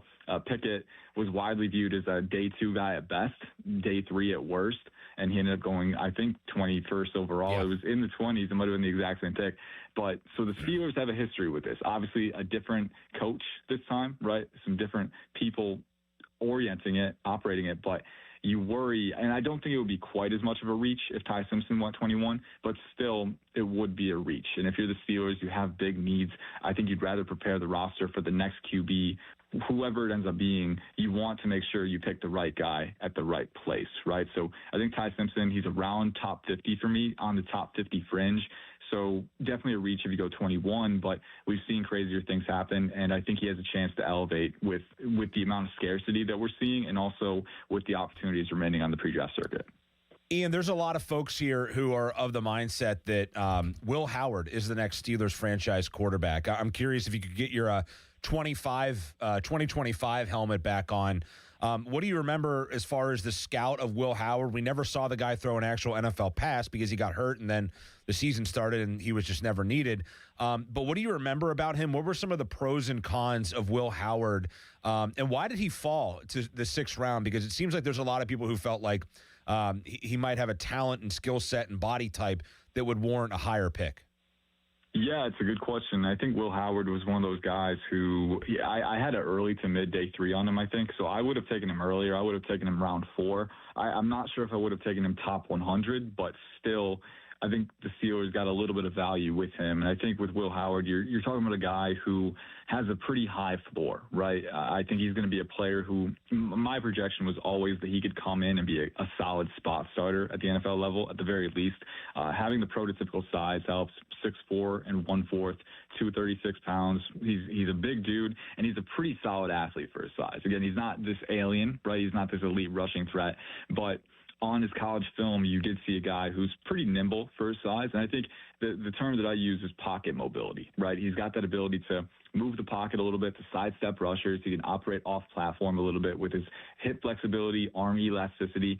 But the thing that I kept coming back to with Will Howard, he's pretty well-rounded operationally. I thought he was a good processor. I thought he had good accuracy and mechanics.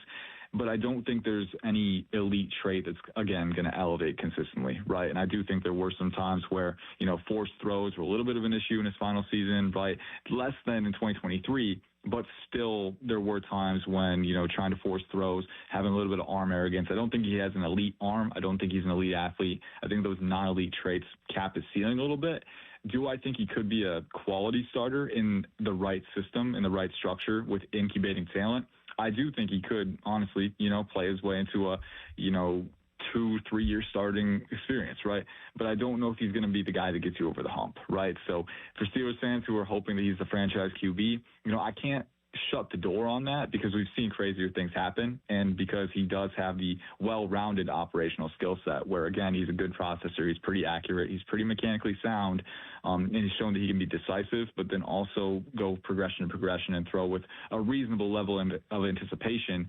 But he wasn't at that elite level in any specific area where I was going to say, oh, we can elevate a team. So I'm intrigued to see what happens if they go with him, because if you're the Steelers, right, you don't want to reach for a QB in a class that doesn't have any, right? You don't want to force the solution. And also, you might end up having to wait until 2027 to really get your guy, right? So I think if they don't have anything to lose, why not see what you got, right? Why not support him and get a veteran to provide competition and just see what you got, right? And so I don't think there's a lot to lose there, but I also think you need to temper your expectations a little bit, right? He did go day 3 for a reason. I think the reason is he was a solid prospect, but ultimately probably more in that spot starter, high-level backup lens, and that might be where he maxes out. Yeah, I think that's kind of the objective I think Steeler fans probably should have, is that he's a quality backup, and if it's more than that, hey, great, but that would be fine for a 6th-round pick to be a quality backup. Ian, appreciate it. You can follow Ian on Twitter, IC_draft, which, by the way, that's a very Pittsburgh-esque Twitter handle. I'm not sure if you realize that, but Iron City Beer from right here in Pittsburgh, you go to the bar and you ask for an IC draft, they're going to get you a nice Iron City and slide it right to you. And that's your handle, IC Draft. So you might get more Pittsburgh followers than you might anywhere else just because of that handle alone, my friend. I feel bad. They had it before I do. I gotta change my handle now. I gotta pivot. No, that's great, man. That's great. I'll have to hit them up sometime. Awesome. Hey, good stuff, man. Appreciate it as always. And we'll definitely talk again frequently between now and the draft here in Pittsburgh coming up in a few weeks. Yes, sir. Sounds good. Thank you. Awesome. That is Ian Cummings from the Pro Football and Sports Network. Does a great job. I mean, great analysis, right? I mean, just the guy is bastion the right word? Yeah. He is a bastion of knowledge when it comes to NFL draft prospects. Like I threw out Will Howard. He's just like, oh, yeah, Will Howard, 6'4", 236, blah, blah, blah, blah, blah. Those people always blow my mind. Yeah. I could not fathom doing that and being able to discern one thing from another. Yeah, it's impressive. It's impressive. Because there's so many guys, too. That's the thing. There's so many dudes that guys and dudes. Yeah, you have guys, you have dudes, you have bros. I mean, you got them all. And you got to decipher from one guy to the next and one dude to the next. But good stuff there, as always. You can follow Ian on Twitter, IC_draft. I think he does great draft preparation work, and obviously it's going to be – I should have asked him if he's going to be in town for the draft. I don't know if those draft analysts – there's probably not really a need for them to come. They're not writing stories about the draft. Right. It's about the lead up to the draft. they would be like grading or whatever. Yeah, but something you don't need to be in person. Yeah, I don't think you need to be here. I mean, I am you're curious Mel to see. Kiper or Todd McShay that's got to be on TV and and completely derail the show coverage. Todd. Now you're doing Frank Caliendo. That's Frank Caliendo doing Mel Kiper. Doing Mel Kiper. Easy how you phrase that there. Hey now. All right, we got to get into the big breaking news in the NFL tonight. This situation in Baltimore. There is a ripple effect here of astronomical proportions on both sides with the Max Crosby stuff. So we'll talk about that when we come back. I threw this out there earlier, and we'll welcome your calls, 412-928-9370. It's my big point of the night. I would rather have, and I'm honestly, I swear, I don't throw things out there for clickbait. I don't throw things out there for engagement farming. I think that's what the kids call it nowadays, or rage baiting or anything like that. I would truly rather have Kyler Murray as the Steelers quarterback next year than Aaron Rodgers. I'm not saying that I would love Kyler Murray being the Pittsburgh Steelers quarterback. I would rather have him as the quarterback signed here at $1.3 million, the vet minimum, than to go spend $15 million on Aaron Rodgers, who I think is washed up and is only going to get worse. I would just rather have Murray. And what if it was the same contract? Let's say 1 year, $5 million for either one of them. I'd still take Murray. I'd still take Murray because there's the possibility that he figures it out working with Mike McCarthy, a good quarterbacks coach. There's the possibility that he could use his legs to have more success. And I just think that we saw the ceiling with Rodgers. And I haven't seen this, at least not here. I haven't seen the ceiling with a guy like Kyler Murray, with these group of players around him, with this running game around him, with this offensive line around him, etc. I would rather see Kyler Murray than Aaron Rodgers here in Pittsburgh next year. 412-928-9370. We'll get into the Max Crosby stuff on the other side as well. I'm Josh Roundtree. This is the Fan Evening Show. Now, Fan Headlines, powered by Bowser Chevrolet. This is Sean Myers with your Fan Headlines. A thriller goes in favor of Pitt today. Men's basketball winning 64-63 over Stanford in the first round of the ACC tournament. DeMarco Minor, the game-winning hoop with less than a second left. Barry Dunning Jr. poured in 16 for Pitt. Panthers, NC State tomorrow at noon. We will have coverage 30 minutes prior right here on 93.7 The Fan and on the free Odyssey app. Headlines powered by Bowser Chevrolet. For more, 937thefan.com. Sports Radio 93.7 The Fan. Boney and Muller think they know football until they talk to Aditi Kikawala every Wednesday at 4:15. You see Aditi each week reporting on the sidelines. Tune in as she tells us what she saw and talks about everything going on across the league. Aditi is brought to you by Mr. Water Heater, 2 Men in a Junk Truck, Tri-State Office Equipment, Hampton Beer Outlet, and Joe Ball GMC. Y108 presents Odyssey, The Night Before, powered by Bowser Chevrolet, starring Jason Aldean. Hey, what's up, Pittsburgh? I'm Jason Aldean. With special guests John Morgan and Shane Prophet. Wednesday, April 22nd, inside the Event Center at Rivers Casino, Pittsburgh.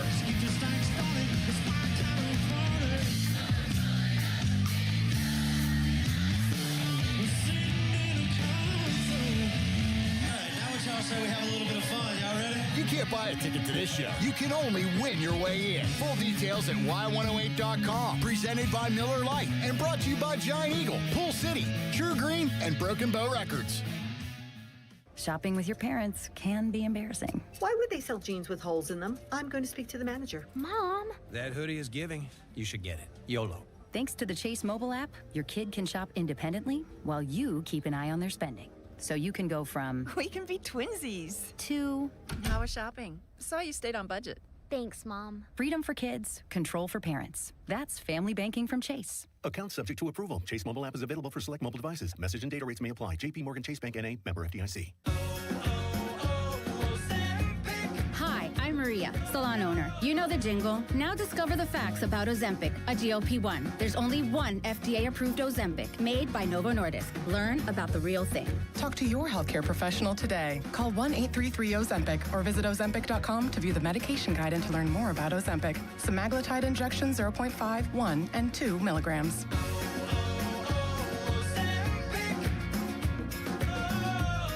People ask, is PNC just a boring bank? Well, that depends. Is starting a business boring? Or being the first person in your family to go to college?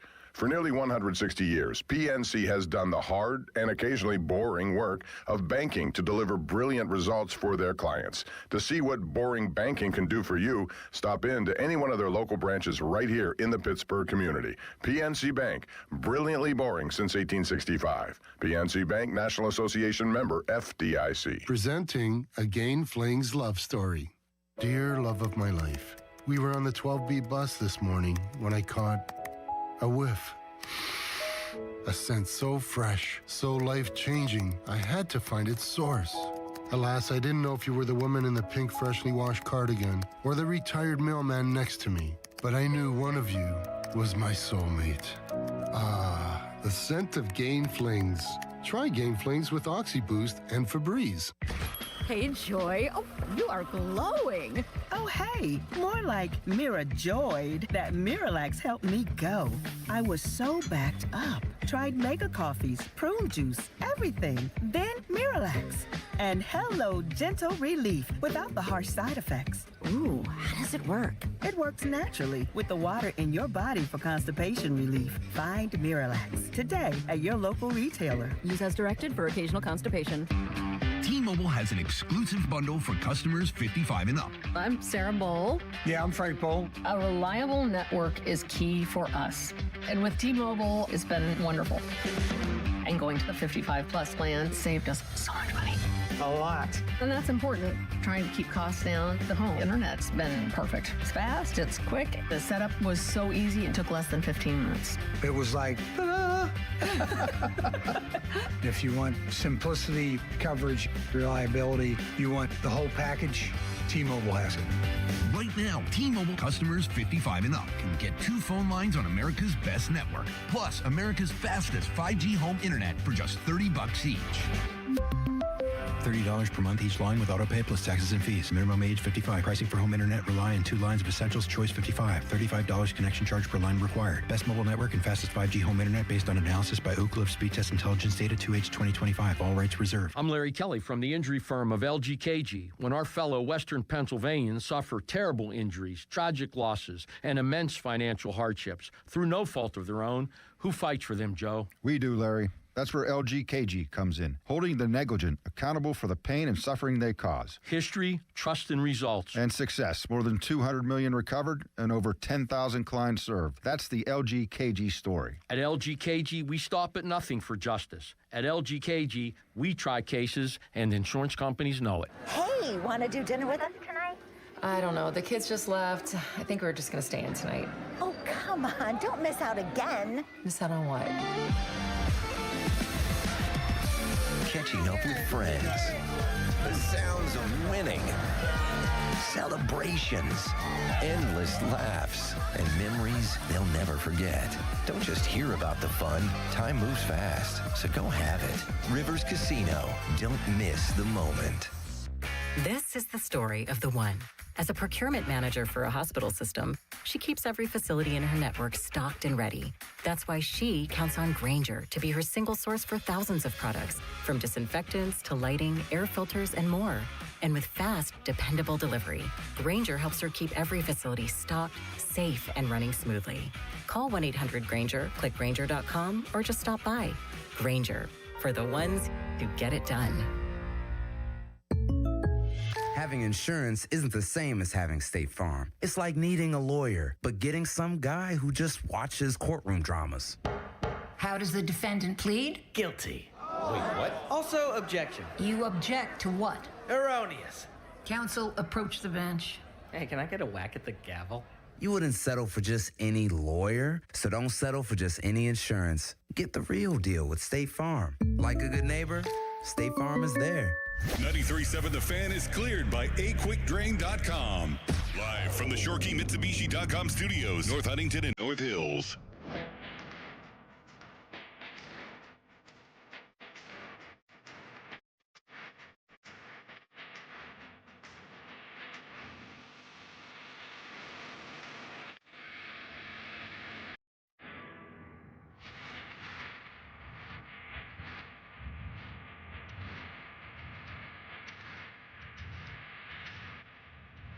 Sports Radio 93.7 The Fan. I'm Josh Roundtree in tonight. Jeff Hathorn will join us in about 20 minutes. Fan Twitter is brought to you by South Hills Kia in Peters Township. You can visit them at southhillskia.net. And the Fan text line is brought to you by Edgar Snyder and Associates, a personal injury law firm where they always say there's never a fee unless we get money for you. So a couple of breaking-ish news stories. One of them significant in the NFL. The other one significant for the Steelers. About a little under an hour ago, Jerry Dulac of the Post-Gazette tweeted this out. Sources, in all caps. Do we have a breaking news? Do we have a sounder? A sounder? Well, I know the PM team's been doing fart noises. Yeah, I was going to say. Which is incredibly mature of them. Are you saying that's what you want? Yeah, you have one lined up? That's a pretty good one. Sources. Okay, that's what you're going to be hearing that. I'm telling you, next Saturday night, you're going to be in bed next to Harry Callis in a Johnstown hotel room. And look, if it Two comes separate beds. Listen, all I'm saying is if it comes out in gaseous form, I think you've won. If no one wins in any of these scenarios, but yes. You could be a bigger loser if it comes out in any sort of solid or liquid form. Yeah. Did I think I might have told you this off air. He's also supposed to drive all of us. But just to the hotel, right? Because there's a shuttle from the hotel. Yes, but from Pittsburgh to Johnstown. Dude, what is that shuttle going to be like at the end back to the hotel? I mean, it's going to be a rough scene in there. My bachelor party went to Vegas. I probably shouldn't tell this story. That's never stopped you before. Yeah, I started this, and as soon as I started, I thought maybe don't. But I'm going to tell it because it's almost 9:00 and it's a Tuesday night, and that's when we get to tell these kind of stories. We were on our way home from on our way back to the hotel, I should say, in Vegas, and there was another bachelor party on there, and one of the guys in the bachelor party had made number 2 in his suit pants. It was very visible. It was very visible. I mean, you could tell. The odor was also prominent. I was on they put us in a shuttle. We were on a shuttle going back to the hotel from the place. Should have been on a space shuttle to get away from that. Yeah, and he had I think consumed. It was a good anti-drinking. Don't drink too much, kids. Don't overdrink. Because you don't want to be the guy on the shuttle driving down the Las Vegas Strip who just doo-dooed in his pants. You don't want to be that guy. And I'm proud to say that guy was not me. I did see the guy. Was he aware of what was happening? He didn't seem aware of a whole lot at that point. So I hope, long story short, I hope that this does not end up being your situation or our situation if we're on that shuttle together. Who is your pick to be is Callis the clubhouse leader? So are we talking about most inebriated or just the person who would most act likely up to make a fool of themselves? Yes, that. Yeah, I think Pony. Because I think there's a chance for Pony. Like he'll do crazy stuff completely sober. He's outgoing, I think Callis is the no-brainer of the group. That's an apt phrase. I mean, I think if we're if we're establishing betting lines on what will happen, Callis acting a fool at some point, that there's a negative sign behind that betting line. Like he's not like a mean spirit. He's a fun guy. No, I don't think he does anything to like destroy the wedding or do anything that would maybe ruin the night for our dear Sarah as she marries Donnie, or Donnie for that matter. But I do think that there's a chance that maybe at the after party or if we're back at the hotel, he starts sumo wrestling somebody. Something, perhaps. Something might happen with Callis. But I don't think he's not a bad guy.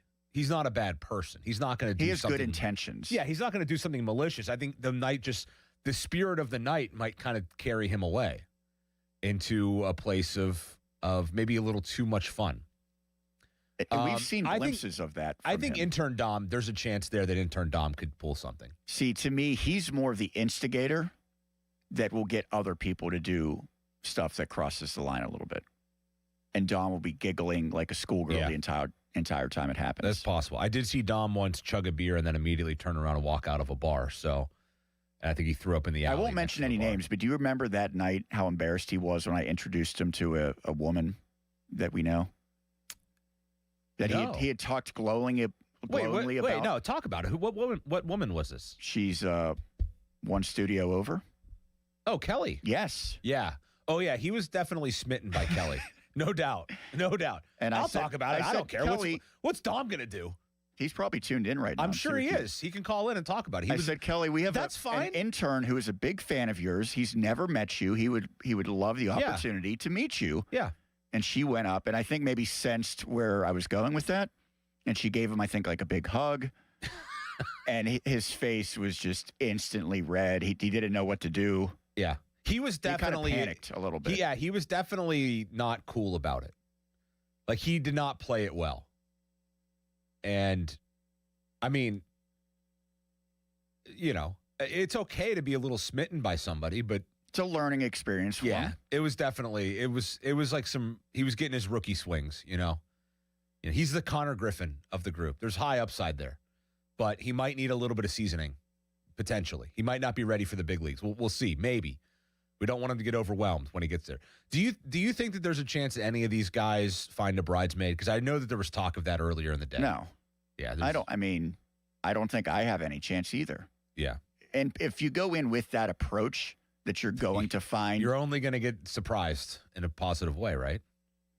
Well, I was saying more so if you go in with the expectations that you will find someone, then you might take it hard at the end of the night when that inevitably fails. Yeah, we certainly don't need anybody crying in your hotel room. I really hope I'm not next to your room. No offense. I got to tell you, I got to make a confession, too, while we're talking about If things get bad, I might just sleep on your floor and just bite the bullet with whatever expenses I incur. I can definitely tell you that there's no way in hell my wife's letting you sleep on our hotel room floor. It's either me or Bechtold. I would take you. There's no doubt about that. But there would need to be some sort of catastrophic happening in your room for me to Which we agree there's at least like a 10% chance of There is a I have to make this confession. And I don't know, Donnie might not want me talking about this. But what's he going to do? Fire me as his officiant? You're in a position of power right now. I'm doing it for free, so that's cat's out of the bag there. And I'm very, by the way, I am like so touched and honored to be doing this for Sarah and Donnie. And for Johnny the Barber. And maybe for Johnny the Barber as well, yes. I am like legitimately, out of all the people that talk on airwaves here and are professional-ish speakers, if you want to call what we do that, for Donnie and Sarah to pick me to do their wedding is, I mean, I'm super honored. And I was like, Donnie was like, well, how much do we owe you? I'm like, you're not paying me anything, man. This is a treat for me to do this for you. But he did send me this earlier in the week. I got to pick my table where I sit at, which you don't get to do a lot in weddings. But Donnie, I think as a favor, as a thank you, he let me pick my table. And the one table, should we throw this out there now? I guess it could change. I don't want to put Donnie and Sarah's public business out there. But the one table is you, Charlie Borges, and his fiance. Yes. Marina, right? I've not met her. Marina, right? That's her name. I don't know. Okay. I'll take your word for it. Charlie Borges +1. Ben Tenuta and his lovely fiance. I have met her. And Cale Berger and his lovely fiance. Oh, excellent. So I'm the only person who doesn't have a significant other in this group? Yeah. Oh, good. Yeah. That's not awkward. Well, you're going to be the seventh wheel at that table. Wonderful. But I'm not at the kids' table per se. But, here's the thing. So that was one table. The Borges, Tenuta, Berger, Cale Berger, and you table. Or the Filipponis, the Mullers, the Crowleys, and Joe Starkey. Starkey's wife apparently not able to come now. So you got to choose which... I got to choose which table I sit at. You want to take a guess at which table I picked? You picked my table. Well, it's not really my table. You picked that table. The table Kale. with you? Yeah.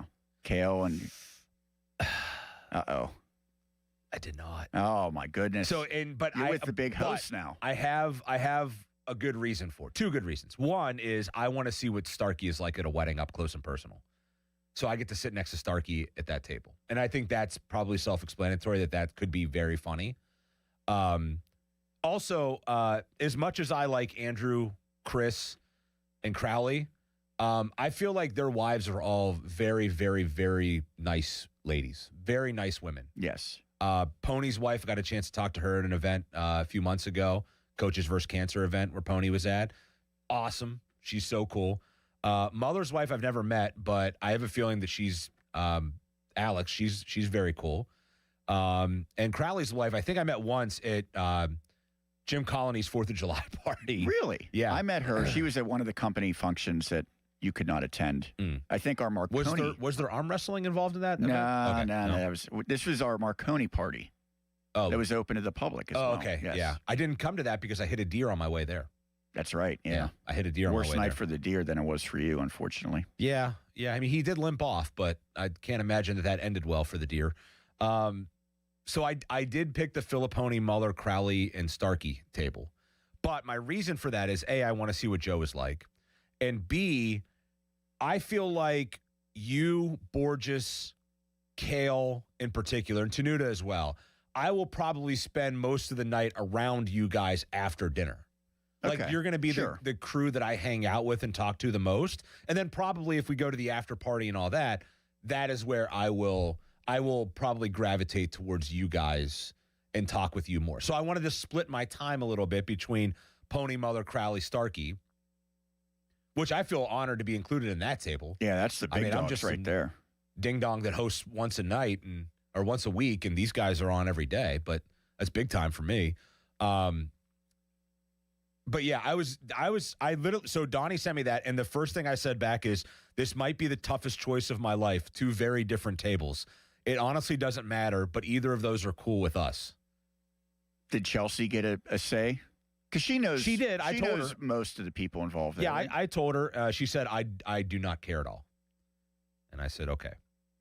Well, that makes me feel honored that she didn't explicitly say not Sean's table. At least That's true. because that could have certainly happened. That's true. Yeah.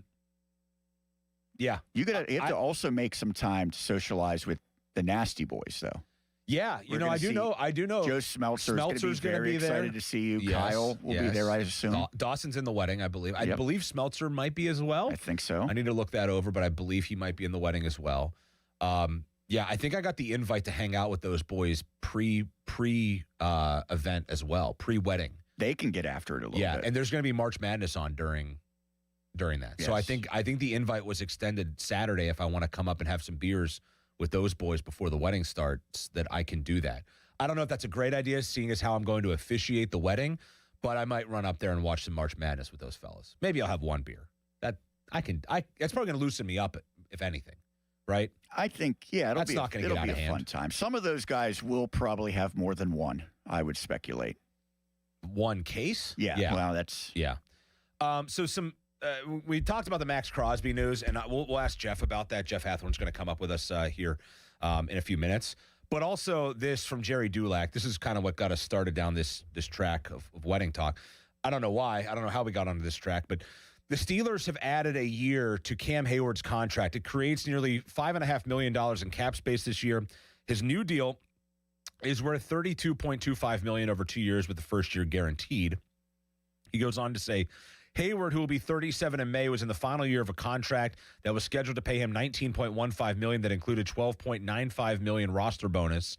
And then Jerry amended that to say, correction, Hayward was scheduled to earn $14.25 million this year and count 19.15 against the cap.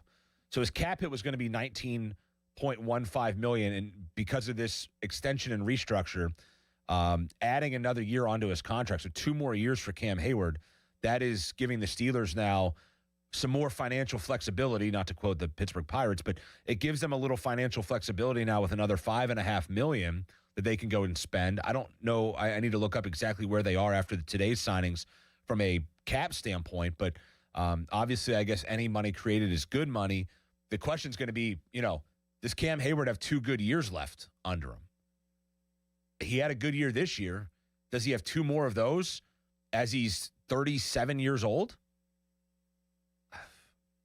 He's going to be 37 in 2 months, playing at that position. That's a lot to ask. We'll talk about that with Jeff when we come back on the other side of the break. Jeff is going to join us on the Fan Hotline.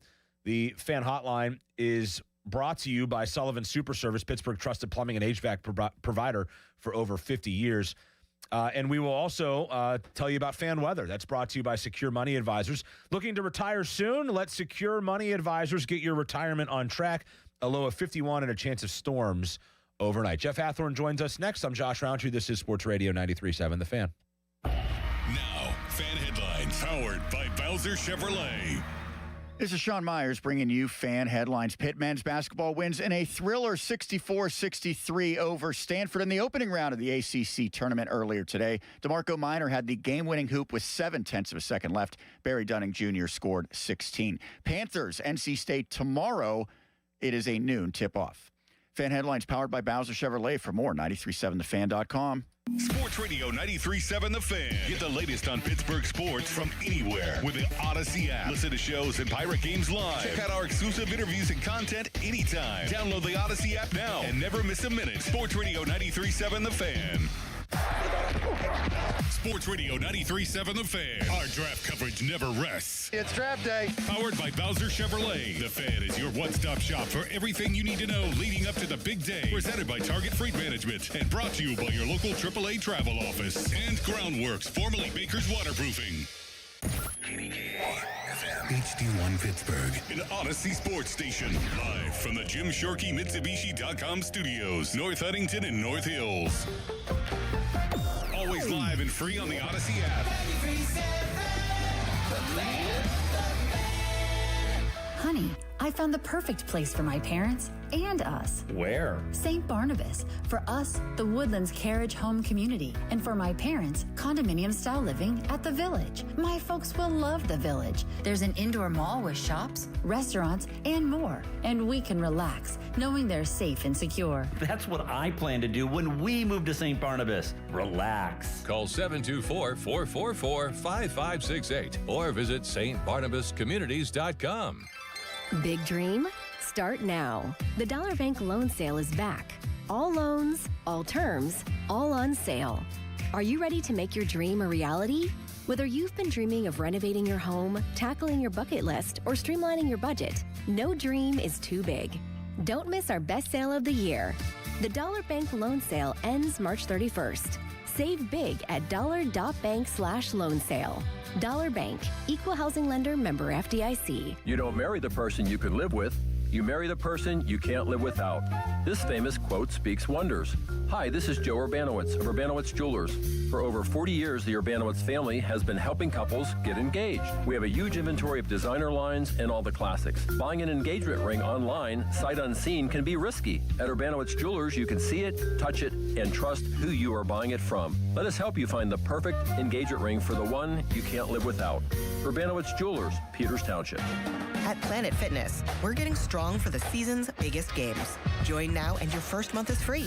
Whether you're chasing a buzzer beater or your everyday goals, we've got next level amenities like red light recovery and hydro massage to help you rebound and recover. Plus, with the PF Black Card, you can bring a friend anytime and access over 2,800 locations. Join now for $1 down, $24.99 a month, and get your first month free. No commitment. Deal ends Friday, March 13th. Planet Fitness. We're all strong on this planet.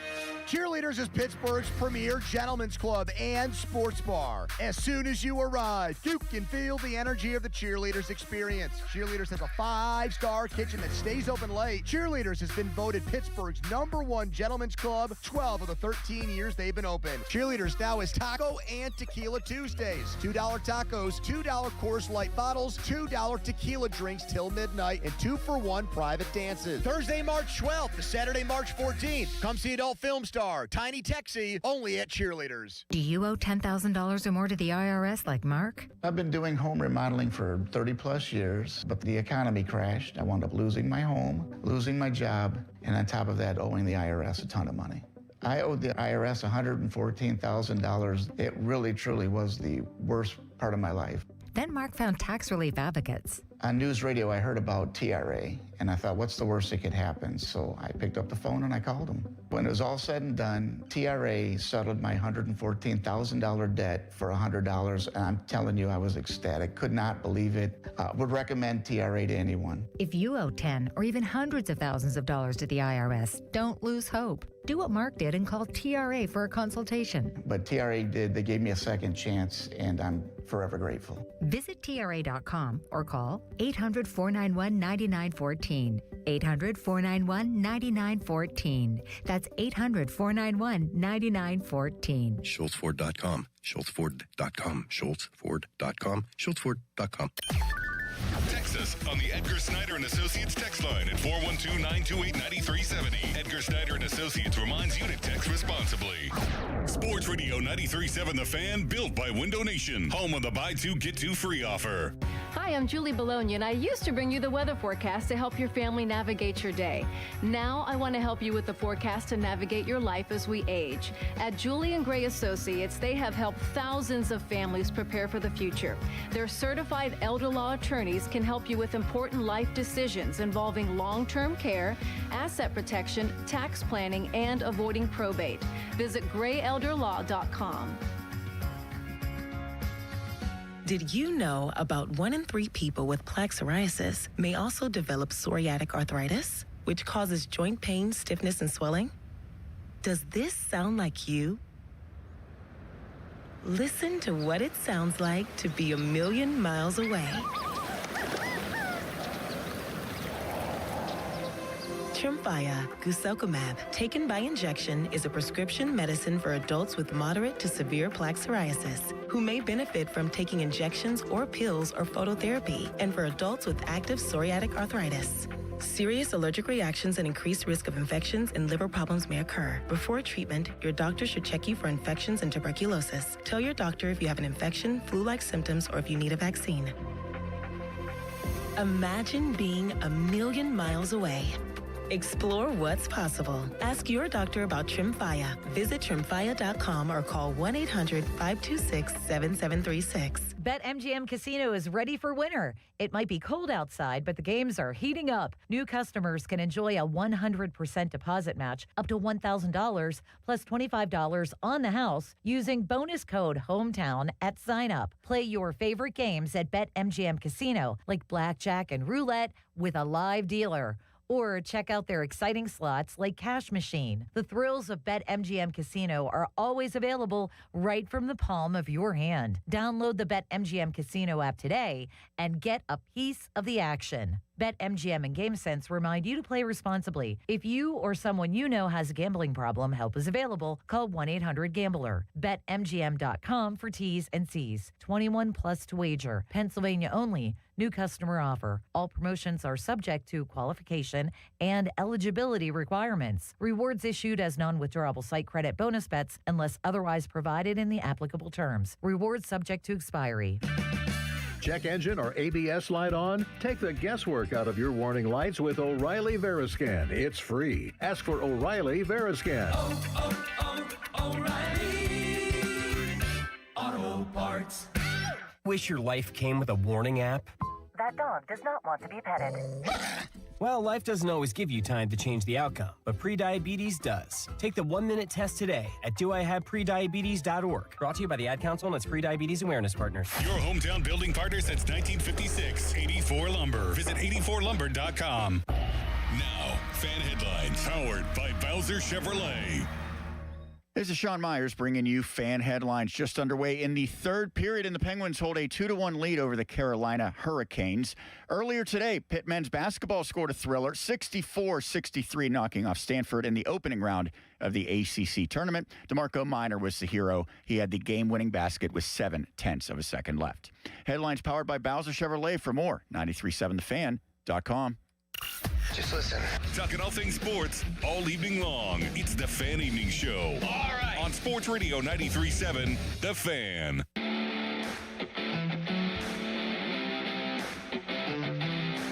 Sports Radio 93.7 The Fan. Josh Roundtree here with you tonight on the Fan Evening Show. Fan Twitter brought to you by South Hills Kia in Peters Township. You can visit them at southhillskia.net. And we are now joined for a little... We're going to bounce around a little bit, but we're joined by our 93.7 The Fan sports director, Jeff Hathorn. Hi, Jeff. Good evening. How are you? Josh, I feel like we should be talking about the Steelers after a game. And I also wonder this. How in the world did they let you and Myers work together on the air? Yeah, that's a mistake on their part because we just spent a segment talking about us going to the same wedding and being in maybe the hotel rooms next to each other and callous farting and all sorts of crazy things that might happen. So, yeah, you're not wrong on that front. But, yeah, Myers and I, longtime broadcast partners at a variety of different stops now here at 93.7 The Fan. It's a true up and coming story if you think about it in many ways. Jeff, let's start with the big news in the NFL tonight. Max Crosby, the Ravens deciding to pull out of that deal. They're going to get their 2 first-round picks back. I think this is such an interesting thing, though, for a number of reasons. A, the Ravens now don't have that great edge rusher. And B, Las Vegas has been spending like you wouldn't believe, assuming that they had him off the books. I mean, this is a monumental situation for both sides, and I can't help to think, but the ripple effect of this is going to be really something to watch here in the NFL, and this is a kind of no-win situation for everybody. Yeah, it's so rare because you pretty much know going into physicals are almost always a formality. It's not a game changer. It's a formality because you have an idea or you wouldn't make this type of investment. Now, imagine how awkward this would be if the Ravens had traded players and then would have to bring the players back. Yeah. I mean, I don't think it's as awkward for the Raiders because Crosby wanted out. So now they're kind of stuck with him because you're not going to get anything for him. He carries a huge price tag. So I guess the good thing for the Raiders is nothing's official until Wednesday. Maybe they have to renege on one of the contracts. Yeah. Or I don't know. Tom Brady's there now, so maybe he could just break the rules and everything will be okay.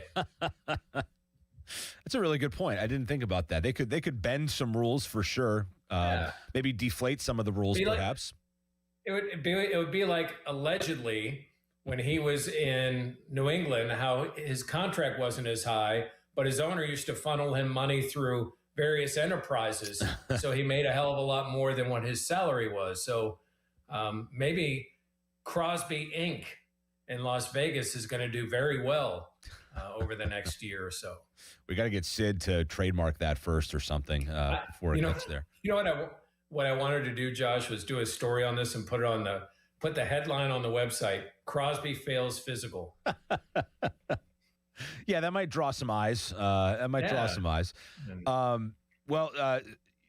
Taking a look now, Jeff, at the other, big-ish news of the night. Cam Hayward, this according to Jerry Dulac about an hour ago, the Steelers have added a year to Cam Hayward's contract. It creates $5.5 million in cap space. New deal worth $32.25 million the first year guaranteed. Cam Hayward's about to be 37 years old. Are you surprised at all that they gave him another year on top of what was left this last year of his contract? No, because he's playing at a high level. They don't want that distraction. It saved him $5.5 million of the cap right now, so they could still do a little bit more shopping if they want. No, I'm not surprised. And here's the thing: people say, "Oh, it's Cam's last deal." You've been around Cam. I've been around Cam. If he makes it to 39, which this contract will, there's no way in the world he's not going to want to say he played when he was 40. Yeah. Like, there is no chance he retires at 39, barring some kind of major injuries, because the temptation to be one of the few defensive linemen to play at age 40 is going to be a motivator, like few of the motivators that we've seen from him. But listen, as long as the guy plays at a high level, I mean, they talk about his workouts and his strength and how he's just kind of different than other guys. I mean, he's still productive. They're not rolling him out there because, the guy is a legacy in Pittsburgh. And as long as that continues now, look at Cam Jordan. That can fall off quickly. But as of right now, it hasn't. Yeah, absolutely. So at least one more year, if not 2 more years here, it looks like, of Cam Hayward here in Pittsburgh. And it definitely does eliminate with the distractions from last year's offseason and all that. When that obviously became a storyline, and it kind of turned Hayward into somewhat of a public villain here for a little bit of time. But people quickly forgot about that when he played at an All-Pro level. Of the 3 main deals that they made, Jeff, the 3 big acquisitions: the trade for Michael Pittman, the signing of Jamel Dean, corner, Rico Dowdle last night. Which one of those do you like the most? Pittman, because they needed a wide receiver. They needed to find a number 2. And not only did they get a number 2 receiver, they found a guy who catches 72% of his passes, I think the number was last year. He is unbelievably reliable. He's 6'4". Like, he fits so many roles. Like, he's now your third down guy, and you've got Freiermuth. Yeah. And now you've got two guys that you believe in fairly well, and you could just look at DK and say, just run a go, just run a fly, just run a post. You know, if you want to mix it up, but just go deep, and we'll take care of everything underneath between Freiermuth and Pittman and whatever other receiver they get. So I think that was the biggest move, because it set the table. And now, I mean, I'm not against looking at a first-round pick at wide receiver, but it opens the door for you to look at other places when really before the Pittman signing, you had to go a wide receiver at pick 21. Yeah. Jamel Dean, obviously, you know, you look at the numbers from PFF, they loved him last year. You can take PFF however you want to take PFF, but he was graded very, very well, the third best corner in all of football. Seems like they got a guy for at least somewhat considerable value at $12 million a year. They got a guy with a relatively strong upside if he plays the way that he did last year this coming season. Yeah, I agree. I mean, he doesn't get beat for touchdowns. There's something to be said for that, first off. I've read some things where he has a potential to be a bust, but to your point, it's not a huge contract. He's 29. He's not 35, which is a big step up. And I think there's room for him to grow. I think he's still got good football ahead of him, and you wanted to stabilize that other side. And, you know, you've got to fall back in Samuel, but I think Joey's contract, like, once we get through this and the draft and you start looking at guys you want to re-up, I mean, Porter is far and away the number one guy that you want to re-up to a contract going into his last year. And if you can have Porter and Dean for a few years, I like that. And maybe the Steelers could have a scenario where their corners and that coverage is creating more coverage sacks. It always used to be, man, it's Watt and Highsmith and Lloyd and all those guys that were creating opportunities for the secondary. Now look at the secondary. Depending on how they use Ramsey, get Elliott back, like, they could be creating or allowing opportunities for Watt and Highsmith and Herbig to really go to work. Yeah, absolutely. What did you make of the Rico Dowdle signing? If we're going to talk about how PFF graded one guy positively, they did not love Rico Dowdle last year, even though he had a 1,000-yard season. They lose Kenneth Gainwell, which I think hurts them in some ways, but Dowdle seems like a guy that can definitely come in and give them some punch in that backfield as well. Yeah, and he's a bigger guy. And to the point about PFF, man, he's a turnstile according to PFF in terms of blocking. Yeah, they just graded him as just horrible at trying to block. But the good thing is you have Jalen Warren, who's really good at it. So I think Dowdle's a nice compliment. I'm glad they found a compliment and didn't try to make up something that they could go in with Caleb Johnson and some kind of lesser free agent, or a guy like Lou Nichols, who might have a lot in front of him, but he doesn't have any experience. So, yeah, I like Dowdle a lot. And obviously has some run with Mike McCarthy, so McCarthy knows about the man too. I'm curious to get your thoughts on this as well. We're talking with Jeff Hathorn, our sports director here at 93.7 The Fan. Some news today that the Steelers may entertain a trade of Patrick Queen. $13 million he's due next year against the cap. Is that something you see as realistic for them? And what would they do in that position if they lost Queen? Because, I thought he had somewhat of an up and down year, but he was relatively constant in that lineup, and he was able to perform for the most part, I thought, respectably. But what would they do if they moved on from Patrick Queen? Yeah, and it seemed like once they solved some of the communications issues, which took way too long to resolve, when I think it was around week 13 or so, when he and Terrell Austin had that kind of, was described as, I don't know if heated is the word, but a very emotional sit down and talk about the defense and different things. He seemed to play even better. I guess I would want to know, and you would have to know this, if you make that deal, well, then who's your middle linebacker? It can't be Peyton Wilson.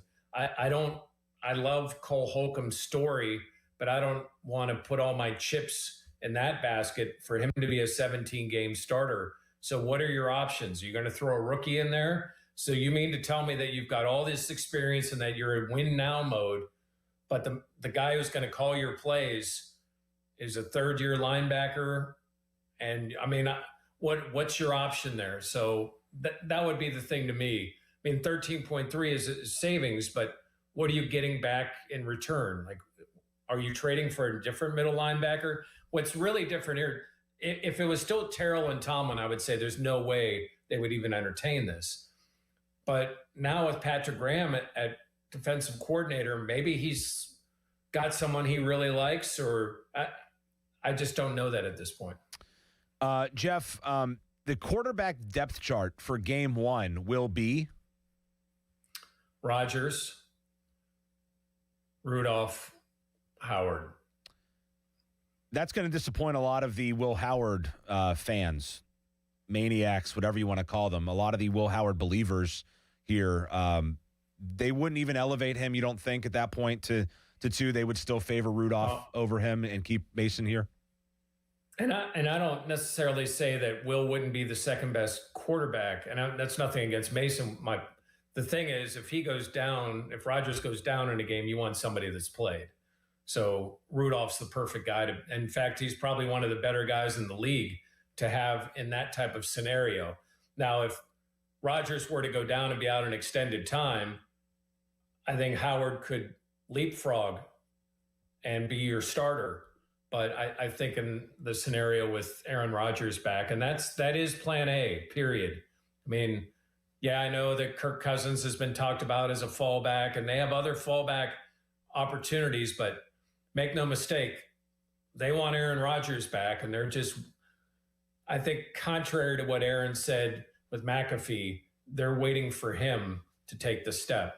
I mean, Steelers have had numerous talks with Aaron. It's just now a matter of Aaron saying yes. Yeah, you got to love Aaron going on McAfee and then throwing that wrench into the whole thing. Boy, if that's not predictable, I don't know what is. I hate attention, but yeah.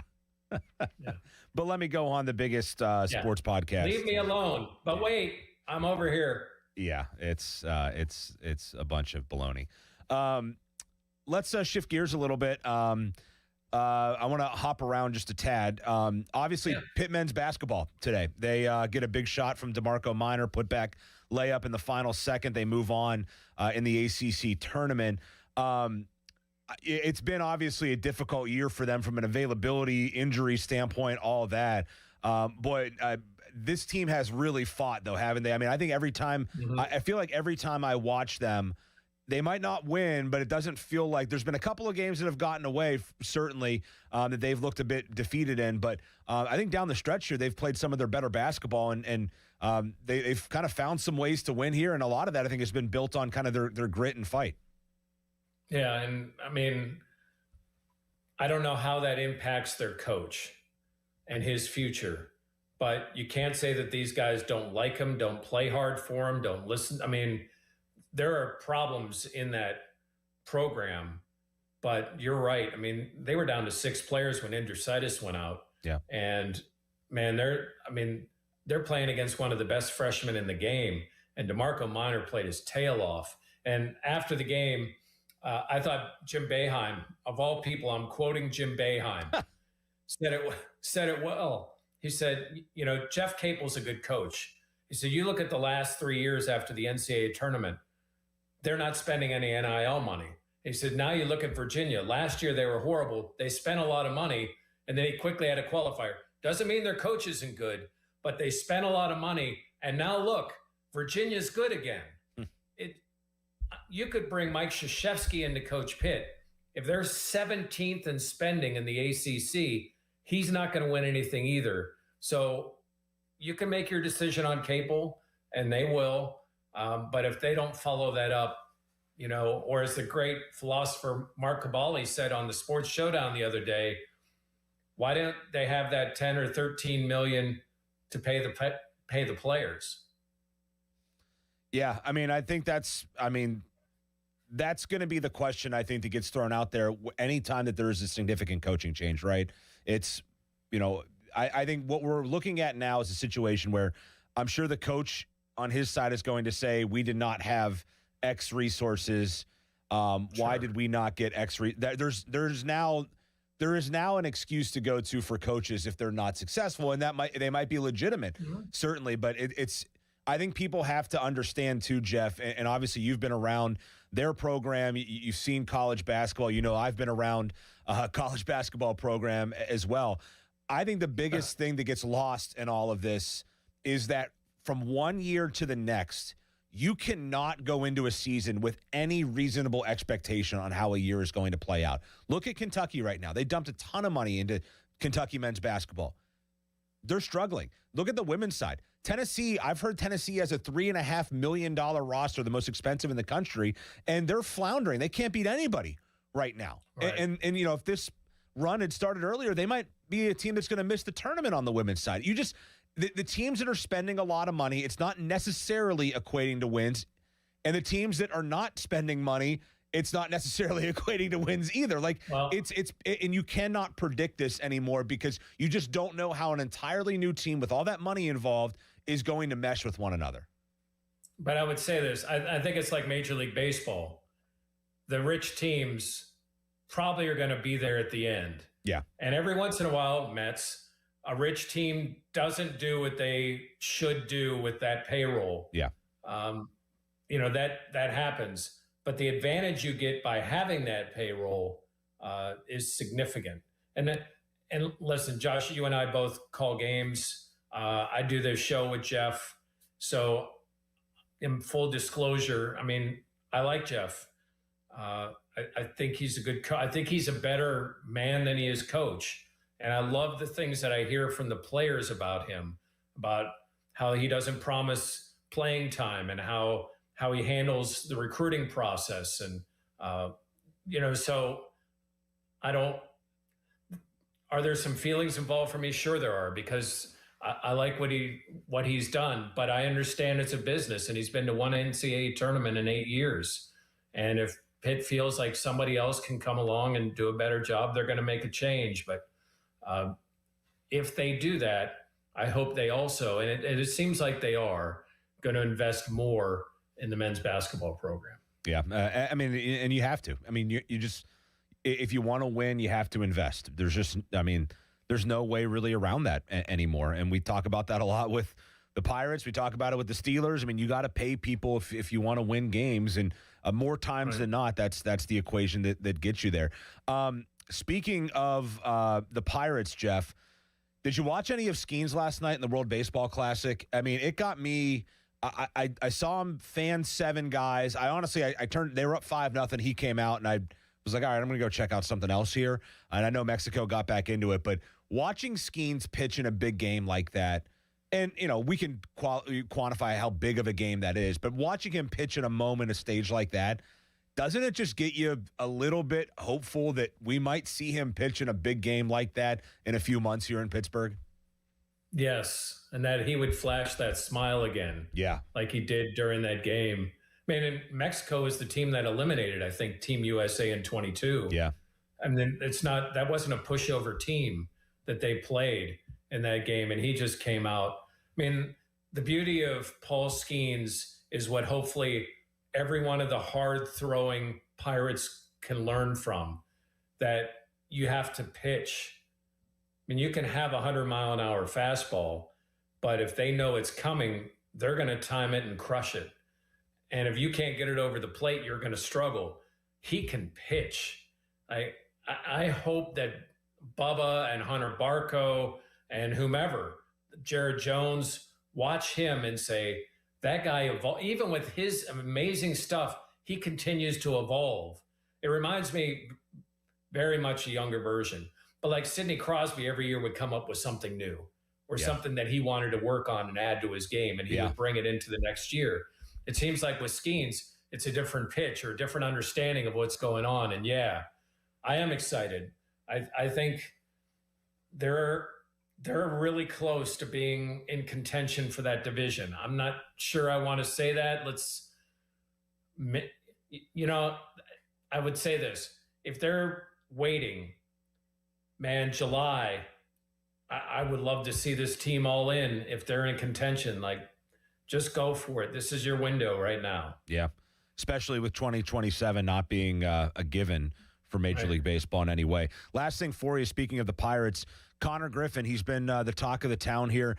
Obviously, he has flashed some incredible ability, but the batting average isn't super high, and I'm curious to get your thoughts. Do you feel like they start him in AAA, or does he make the Major League team? I did see today, I think Noah Hiles, and I can't remember who else, but they put out opening day lineup projections. Colin Beasley. Yes, Colin Beasley. They put out projections today that had Griffin in the majors to start with the Pirates. Do you feel like that's going to be the case? I'm kind of on the fence with it. I feel like my gut tells me he's going to start in the minors, but I wouldn't mind seeing him here opening day, that's for sure. Come on, Josh. Batting average is an unk stat. It doesn't matter anymore. No one cares about batting average. There are all these other metrics that you measure. Listen, I think this. Defensively, he looks like he can play in the majors. His offense might be a little bit behind, but you still have a couple of weeks of spring training. Like, I know you made the decision early with Skeens. Let this ride out throughout the entire spring. Give him another couple of weeks to see this pitching and see where he's at. Because we'll hear in September, and you've been in those news conferences as much as I have, where the Pirates or whatever team will lose a tough game in September and say, yeah, but you know, that loss in April mattered just as much as this one. Well, show it. Like, yeah, he can make a difference in a game, even if it's not offensively to start. He's probably your best defensive shortstop. So why not give him the opportunity to kind of learn and grow? He could hit seventh or eighth. That's fine. And if he really can't figure it out at the major league level, you could send him back down and let him figure it out at AAA. But as long as he's not being overwhelmed, I would say this.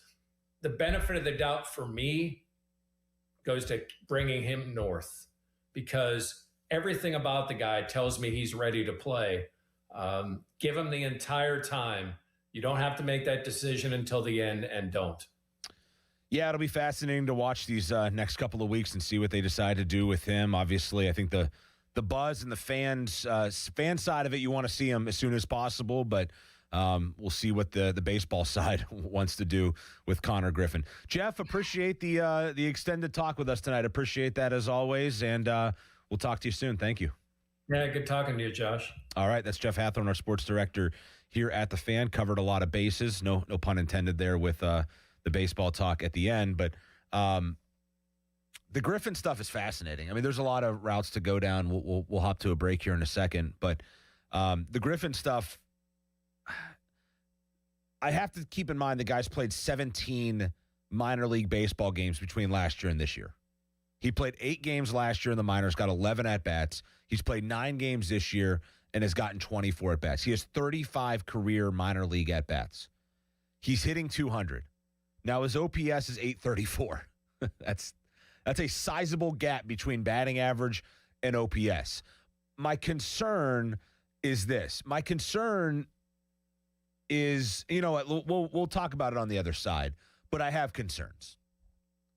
I have, and this is maybe scars of Pirates past, but I have concerns. So we'll talk about that when we come back. Curious to get your thoughts as well. And we'll re-entertain our Kyler Murray talk. I'm on board with Kyler Murray over Aaron Rodgers here in Pittsburgh. 412-928-9370. We'll open up the phone lines. We'll talk about that. The Buccos, Pitt basketball. We'll dive into it all when we come back. I'm Josh Roundtree. This is the Fan Evening Show right here on Sports Radio 93.7 The Fan. Now, Fan Headlines, powered by Bowser Chevrolet.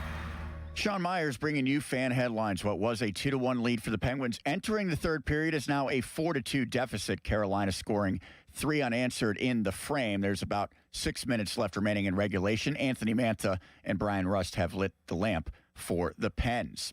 And a big news in the NFL, a trade now rescinded as the Baltimore Ravens will not be acquiring Max Crosby. It appears he ultimately failed a physical.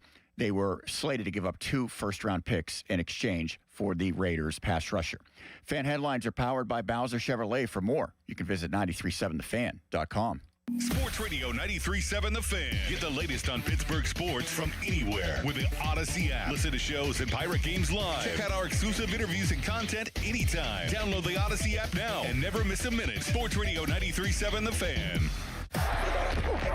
Sports Radio 93.7 The Fan. Our draft coverage never rests. It's draft day. Powered by Bowser Chevrolet. The Fan is your one-stop shop for everything you need to know leading up to the big day. Presented by Target Freight Management and brought to you by your local AAA travel office and Groundworks, formerly Baker's Waterproofing. I'm Dan Morgan of Morgan & Morgan. Last year, millions of people called us for representation. Why? Because trust grows when you win, and we've won a lot. Over $30 billion and counting. When you call America's largest injury law firm, you're calling a family. You're calling an army, our army. You're calling somebody who will fight for you. Injured? Let our family fight for your family. Morgan & Morgan, forthepeople.com. Morgan & Morgan, 603 Stanwyck Street, Pittsburgh, Pennsylvania. Pennsylvania lawyer will handle Pennsylvania cases. Prior results do not guarantee a similar outcome. Here's Sports Radio 93.7 The Fan's Fan About Town. If you're over 60 and looking for a weight loss program built specifically for you, Awaken 180 is your solution with Awaken 180 Golden, a new 1 to 3 month program for fast weight loss tailored to those over 60. Online at awaken180weightloss.com. Got plumbing problems? Call the pros who've been going down the drain since 1969. A quick drain service serving the entire tri-state area. Expert plumbing, sewer, and drain cleaning, plus DOT certified gas, water, and sewer line installation. Lifetime guaranteed. It's aquickdrain.com. Schley Deck and Fence Company. Call today for an estimate on your rotten, rusted, paint shipping railings. Get your railings safe again by spring. Call 412-515-6575. Schley Deck and Fence. SchleyDeckCompany.com. For more information, visit 937thefan.com. Beat the spring cleaning rush and call our cleaning heroes at Zero Res. This month, buy one room of carpet clean for free. Unlimited rooms of carpet. Visit ZeroResPGH.com and tell them 93.7 The Fan sent you. Zero Res. Maybe you think you made a mistake and now it's too late. Maybe you think the insurance company talked you out of taking the next step. Maybe you think it's too late to hire a lawyer. Before you give up, I think you should call my law firm. This is attorney Edgar Snyder, and if you were hurt in an accident in Pennsylvania, I want you to know that you have 2 years to file a lawsuit. Don't miss out on the chance to improve your life by getting the settlement you deserve. Contact us now. We're here 24/7. And remember, there's never a fee unless we get money for you. Mulsey here. So last week, I'm talking with Paige over at Awaken 180, and I asked her if the new weight loss meds were affecting business. And I figured she'd say it slowed down. Nope. She tells me that they've got people coming in while they're on the meds. And I'm like, wait, what? She goes, yeah, either they don't feel good, they want to speed weight loss up, or their results stalled. And honestly, that tracks. I've got a buddy who was on one, and it took 6 months to lose 25 pounds, which is okay. But when you're doing everything right, weight loss is slow, and you don't feel healthy, it gets frustrating. Here's the point. Even if your appetite goes down, you still need a plan. You need the right foods for you, and you need someone who knows what to do when the scale hits pause. That's what Awaken 180 brings, whether you're on meds or not. I lost my 35 pounds in just 6 weeks with Awaken 180. But more importantly, I felt great throughout the process. And I still feel great today, thanks to free support for life. Online at awaken180weightloss.com. Hey, it's Pony back to talk about Xfinity. Imagine all that could happen in 5 years. Jobs change, kids grow up, new memes come out. But what if you had reliable, intelligent Wi-Fi and the price didn't change for 5 years? Well, thanks to the Xfinity 5-year price guarantee, you don't have to worry about that part of your future. You're guaranteed 5 years of Wi-Fi that boosts speeds to your devices that need them the most, that finds and fixes any issues before you even notice them. It's like a super intelligent Wi-Fi that keeps you protected from online threats. You get incredible gaming speeds on multiple devices and no one battling for bandwidth. For the next 5 years, all your devices will be working in perfect harmony, and you get our best equipment with no annual contracts, no fees, and no strings. So even though kids will grow up and you still won't understand what the X67 means, your internet will stay sharp, reliable, and most importantly, the price will stay put. Plus, get online in 5 minutes with same-day Wi-Fi, all with the Xfinity 5-year price guarantee. Lock in your price and unlock the possibilities. To get started, call or visit Xfinity.com or drop into an Xfinity store today. Xfinity. Imagine that. Restrictions apply. Select plans only. Carpal tunnel syndrome. Heart failure that doesn't improve with common medicines. These are some signs and symptoms associated with ATTR-CM, or the cardiomyopathy of ATTR amyloidosis, a serious heart condition with symptoms that get worse over time. Amvuttra, vutrisiran, is a prescription medicine given by a healthcare provider that treats ATTR-CM in adults to reduce heart-related death, hospital stays, and urgent visits. In a clinical study, Amvuttra was proven to help people live longer and have fewer heart-related hospital stays and urgent visits over 3 years compared to placebo. Amvuttra lowers the amount of vitamin A in your blood, which can affect vision. Other side effects include pain in the arms or legs, pain in the joints, and shortness of breath.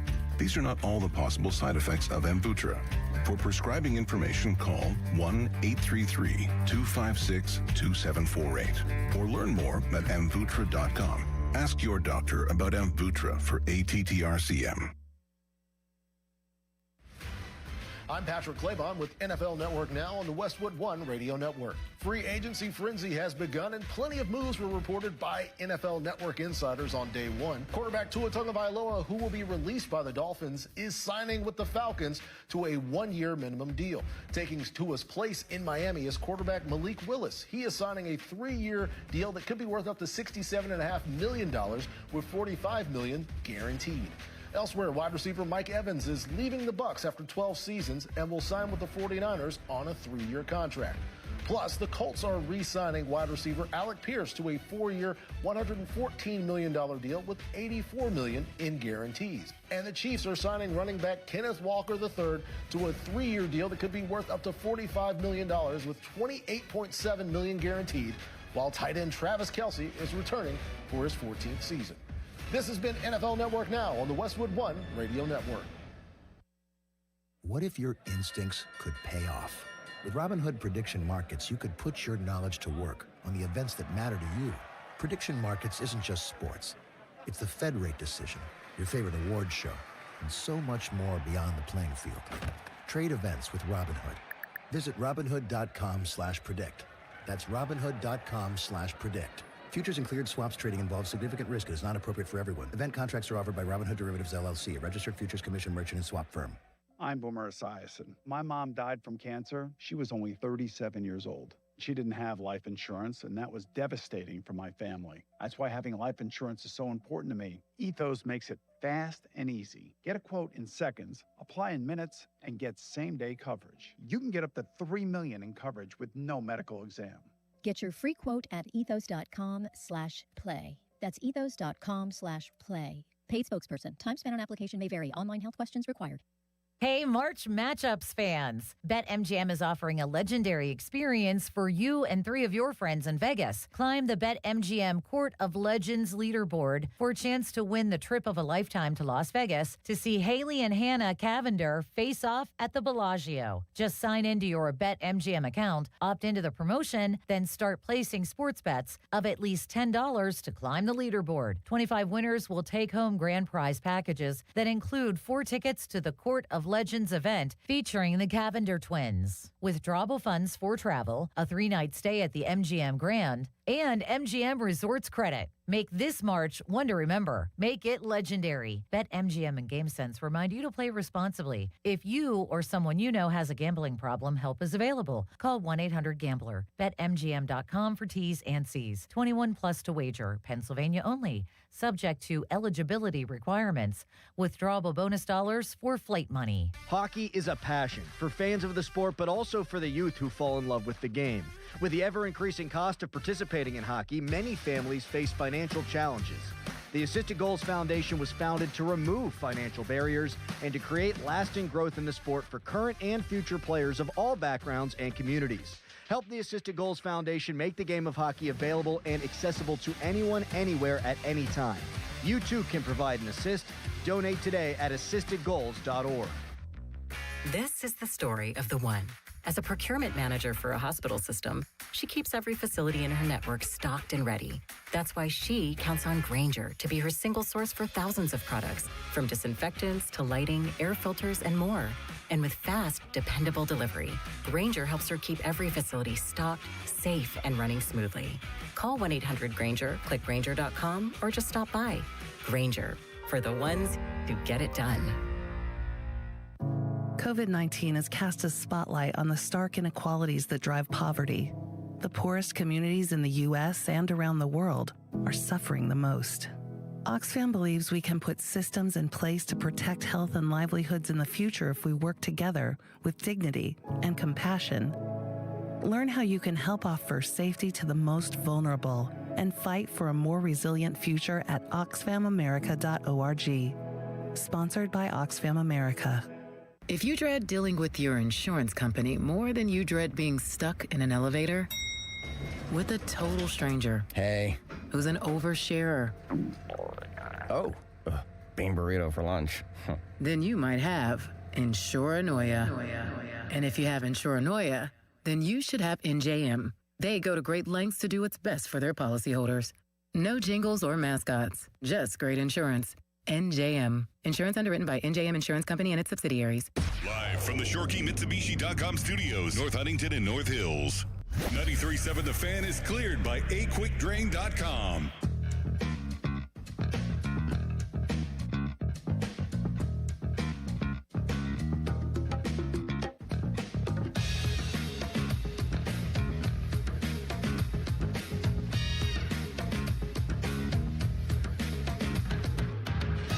Fan Twitter brought to you by South Hills Kia in Peters Township. You can visit them at southhillskia.net. And the Fan Text Line is brought to you by Edgar Snyder and Associates, a personal injury law firm, where they always say there's never a fee unless we get money for you. How about the Penguins?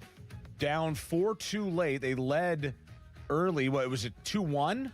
2-1 heading to the third. Then they got behind 4-2. And in the last minute and a half of the game, they scored twice to force overtime in Carolina. That's a huge point one for them. No doubt about that. I think I saw earlier today, they have not won a game in Carolina since Antonio Brown was on the Steelers. I forget who had that. It might have been Yohe who tweeted that out. 2018, I think, was the last time they won a game in Carolina, which is pretty unbelievable because they've had plenty of chances and pretty good teams during that stretch for the most part. I know they've missed the playoffs 3 years in a row, but they've had chances. I was mentioning before the break, we were talking to Jeff Hathorn, our sports director, and thanks again to Jeff for joining us on the Fan Hotline. Connor Griffin and this, I guess, conundrum that the Pirates have right now about whether they should bring Connor Griffin up. I think Jeff made an astute point, as he normally does, that no decision needs to be made on March 10th. You know, and I'm not rushing them into a choice one way or the other right now. I agree with him that they need to let this thing run its course all the way through spring training to the very bitter end. Like, those guys need to be packing their bags for Pittsburgh or for Indianapolis, and then they need to say, Connor, you're going to get on this flight or this flight. And that needs to be when they make the decision. I think you let this thing run its course. This is a guy who was born in 2006. He's 19 years old. He'll be 20 years old next month. I don't think you need to force him here. I know there's a lot of people, the fan side of it is saying, get him here now. We want to see him. He's going to make us better. And I don't necessarily disagree with that, but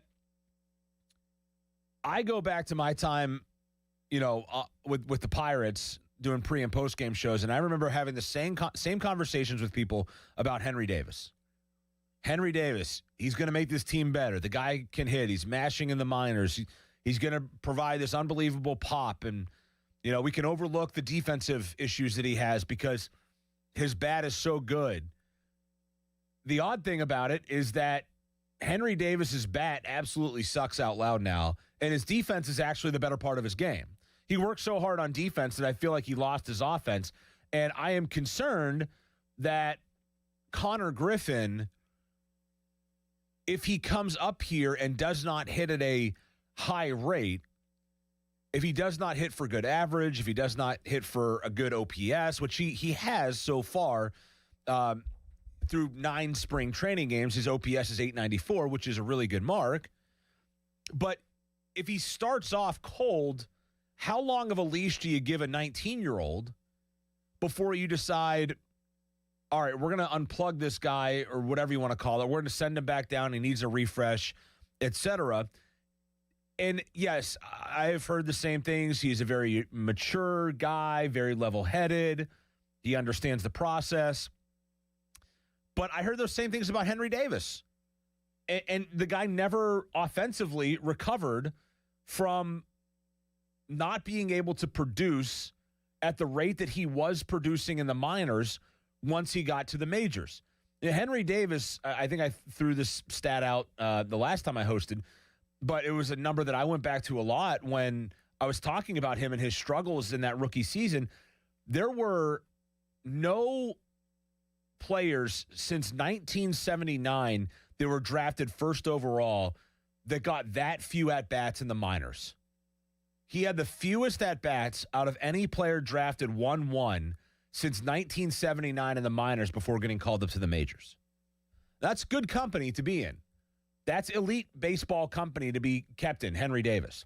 And he was brought up, at a very high rate. Now, he did have the luxury of college at-bats, which, anybody that has covered college baseball, they will tell you that college baseball is not the same as minor league baseball. He did play at a high level of college at Louisville, but that's not the same as playing in the minors.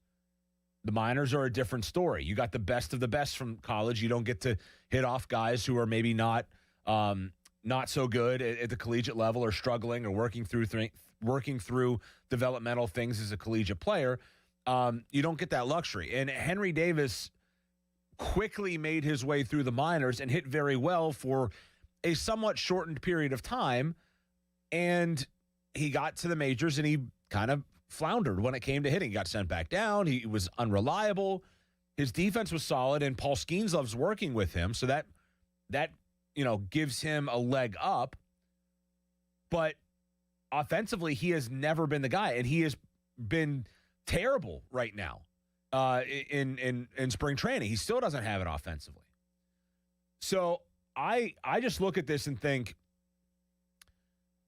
and yes, this is the scar tissue of watching the Pirates and seeing this happen to other guys that have played for the Pirates, etc.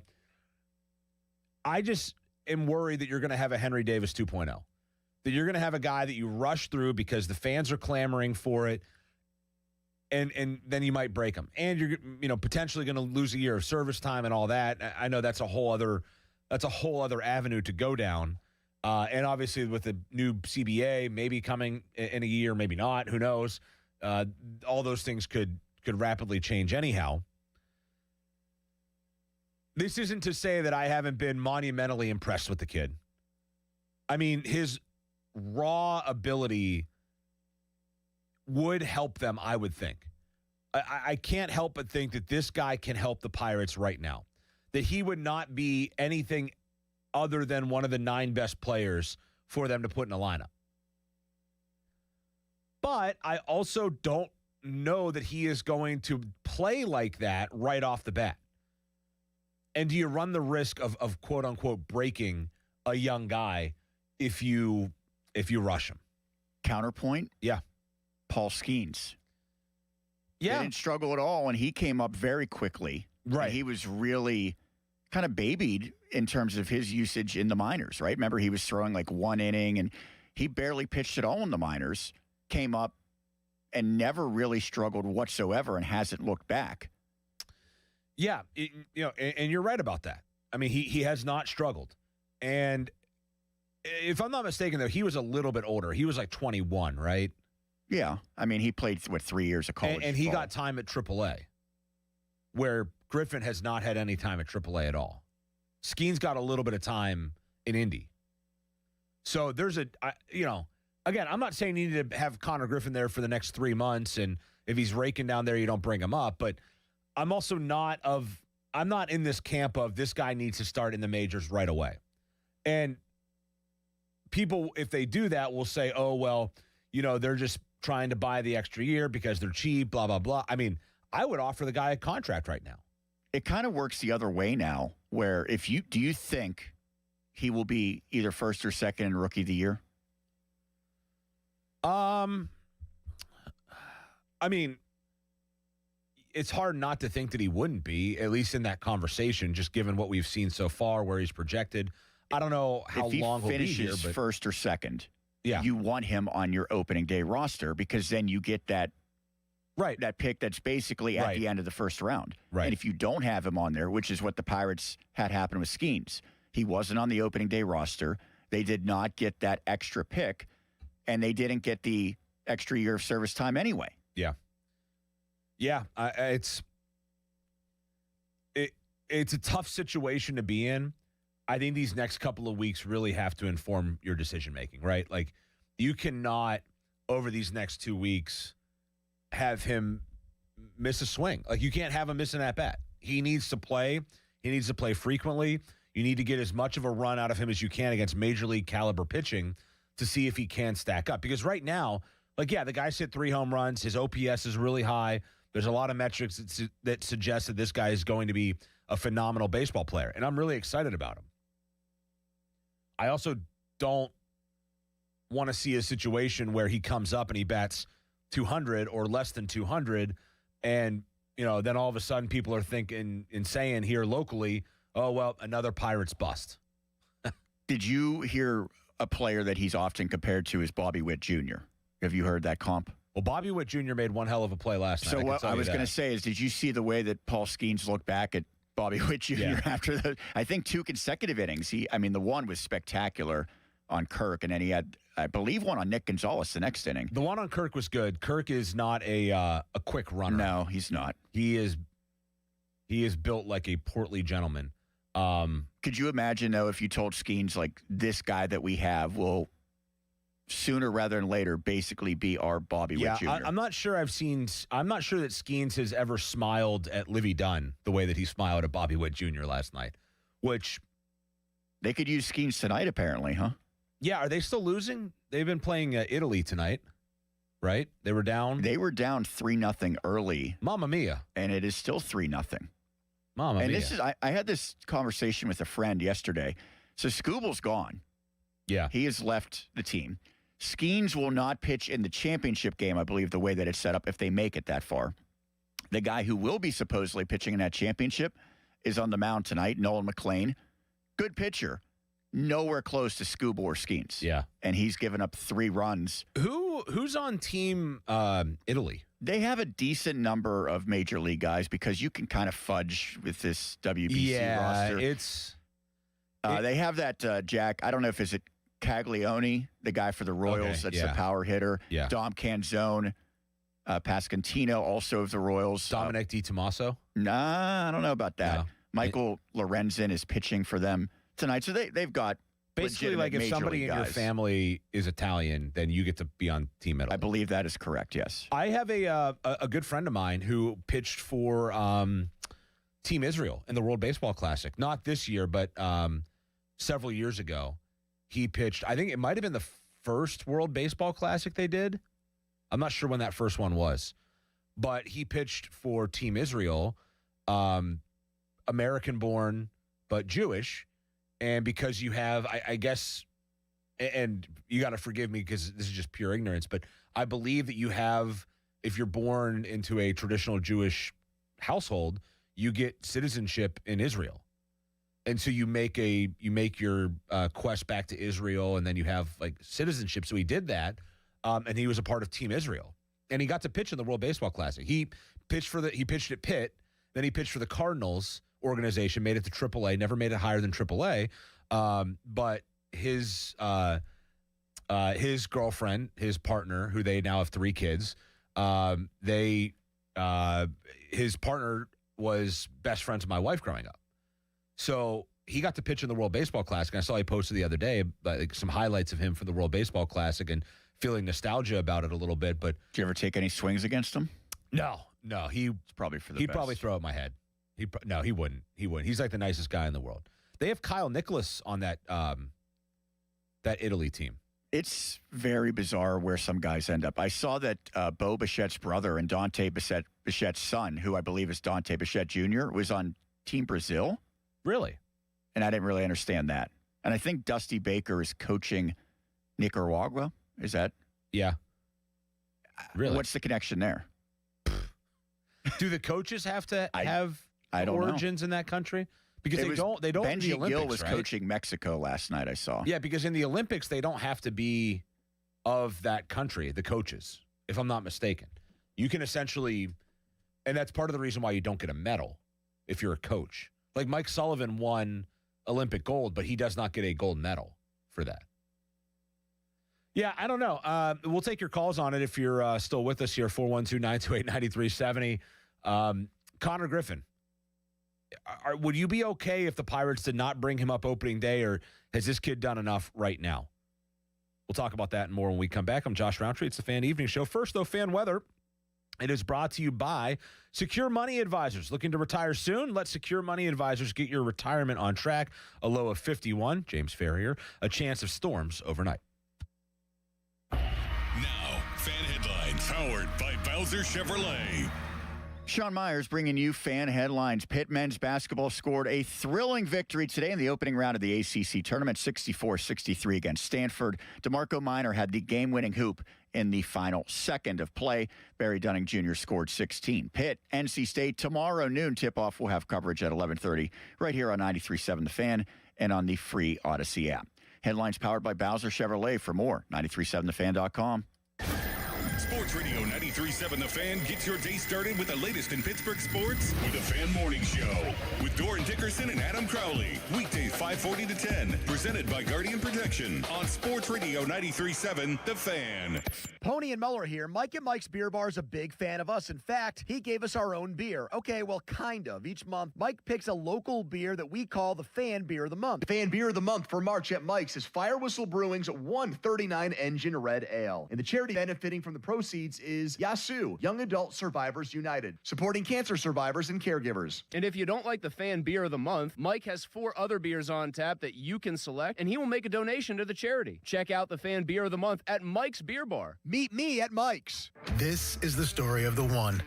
As a maintenance tech at a university, he knows ordering from multiple suppliers takes time away from keeping their arena up and running. That's why he counts on Grainger to get everything he needs, from lighting and HVAC parts to plumbing supplies, all in one place. And with fast, dependable delivery, he's stocked and ready for the next tip-off. Call 1-800-GRAINGER, click Grainger.com, or just stop by. Grainger, for the ones who get it done.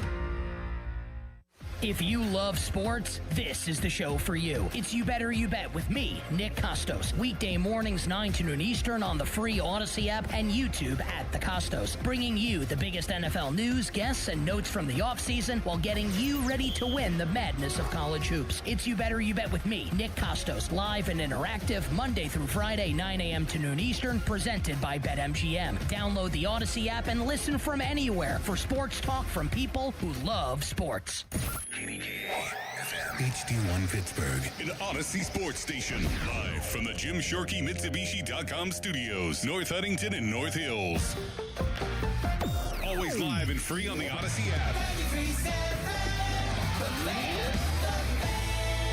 Cheerleaders is Pittsburgh's premier gentlemen's club and sports bar. As soon as you arrive, you can feel the energy of the Cheerleaders experience. Cheerleaders has a 5-star kitchen that stays open late. Cheerleaders has been voted Pittsburgh's #1 gentlemen's club 12 of the 13 years they've been open. Cheerleaders now is Taco and Tequila Tuesdays. $2 tacos, $2 Coors Light bottles, $2 tequila drinks till midnight, and 2-for-1 private dances. Thursday, March 12th to Saturday, March 14th. Come see adult film star Tiny Texie, only at Cheerleaders.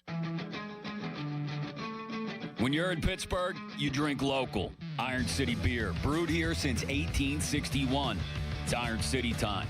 Get Iron City delivered to your hotel, home, or door in as little as 60 minutes from beverages2u.com. When the world comes to Pittsburgh, we drink local. Grab the limited Iron City Draft Collector's Can. Delivered to your door by Beverages, the number 2, the letter U.com. Hey, Hey, Crowley here for Sullivan Super Service. When your drain is clogged, you need help. Sullivan Super Service has the training and equipment to solve your problems fast. Over bridges and through tunnels, Sullivan Super Service has been saving homeowners in Pittsburgh from sewer and drain issues for more than 60 years. So when you need a hero, call Sullivan Super Service. And right now, they're offering a $64 drain clearing with a free camera inspection. Let their family take care of yours. Family owned since 1964, serving all of Allegheny County. Sullivan Super Service. Shopping with your parents can be embarrassing. Why would they sell jeans with holes in them? I'm going to speak to the manager. Mom! That hoodie is giving. You should get it. YOLO. Thanks to the Chase mobile app, your kid can shop independently while you keep an eye on their spending. So you can go from... We can be twinsies. ...to... How was shopping? Saw you stayed on budget. Thanks, Mom. Freedom for kids, control for parents. That's family banking from Chase. Account subject to approval. Chase mobile app is available for select mobile devices. Message and data rates may apply. JP Morgan Chase Bank N.A. member FDIC. Hi, I'm Maria, salon owner. You know the jingle. Now discover the facts about Ozempic, a GLP-1. There's only one FDA-approved Ozempic, made by Novo Nordisk. Learn about the real thing. Talk to your healthcare professional today. Call 1-833-OZEMPIC or visit Ozempic.com to view the medication guide and to learn more about Ozempic. Semaglutide injection 0.5, 1, and 2 milligrams.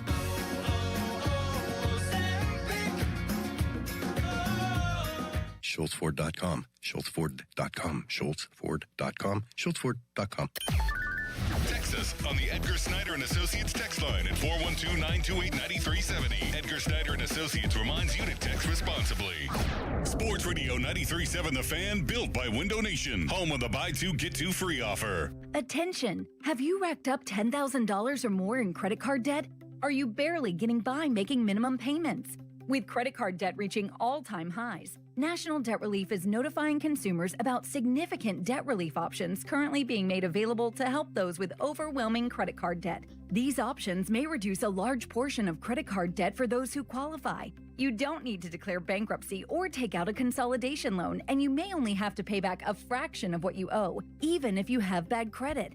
National Debt Relief has already reduced the credit card debt for more than 550,000 consumers, so don't wait. If you owe $10,000, $20,000, or even $100,000 in credit card debt, you can now take advantage of this financial debt relief as the cost of living continues to skyrocket.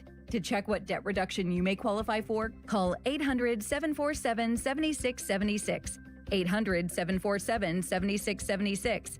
Again, that's 800-747-7676. For over 50 years, the Jim Shorkey Auto Group has been built on trust and family values. At Jim Shorkey Mitsubishi in North Huntington, that tradition continues with great service and great deals.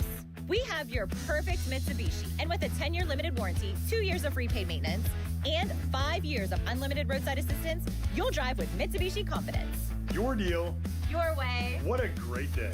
At Jim Shorkey Mitsubishi, North Huntington.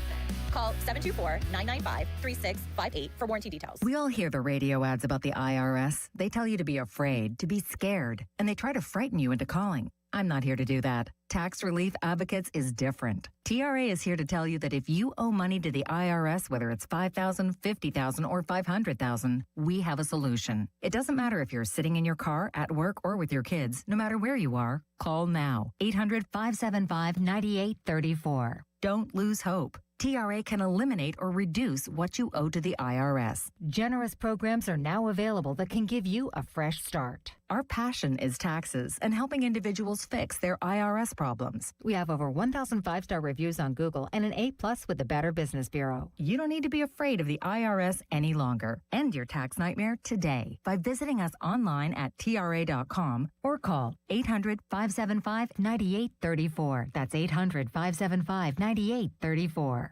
Tax Relief Advocates. Real solutions for real people. Your hometown building partner since 1956. 84 Lumber. Visit 84lumber.com. Since we have lawyers in all 50 states, I see and hear lots of lawyer ads. It seems that most are bragging on what they got their clients. But be careful. If you heard that someone sold their car for $500,000, you would be impressed. But if you later learned that it was a rare $10 million Ferrari, would you say that person got screwed? And that's before you even know if it's true. Who is fact-checking? And how much went to medical bills and lawyers' fees? If you want to get an idea what your case may be really worth, Visit forthepeople.com and go to settlements and verdicts. You will see what a law firm like ours is capable of, and fact check for yourself. All that glitters is not gold. We became America's largest injury firm for a reason. We won big, a lot. At Morgan & Morgan, we represent consumers. Morgan & Morgan, forthepeople.com. Injured? Dial Pound Law or visit forthepeople.com for an office near you. Take a break and come out with us tonight. Not tonight, man. Come on. You deserve a night out. You're going to miss out. Miss out on what? While you stayed home, they won big. They celebrated. They got the suite, stayed up all night, and made memories. And you weren't there. Some nights are too good to sit out. Rivers Casino. Don't miss the moment. Now, fan headlines powered by Bowser Chevrolet. This is Sean Myers bringing you fan headlines. The Penguins got a point, but they suffered a loss in the shootout, 5-4 in Carolina against the Hurricanes.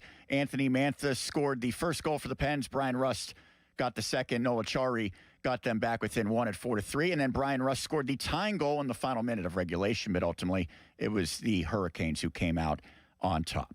Fan headlines are powered by Bowser Chevrolet. For more, you can check out 937thefan.com. Back to more of the Fan Evening Show. Make some noise for that. Yeah, on Sports Radio 93.7, The Fan.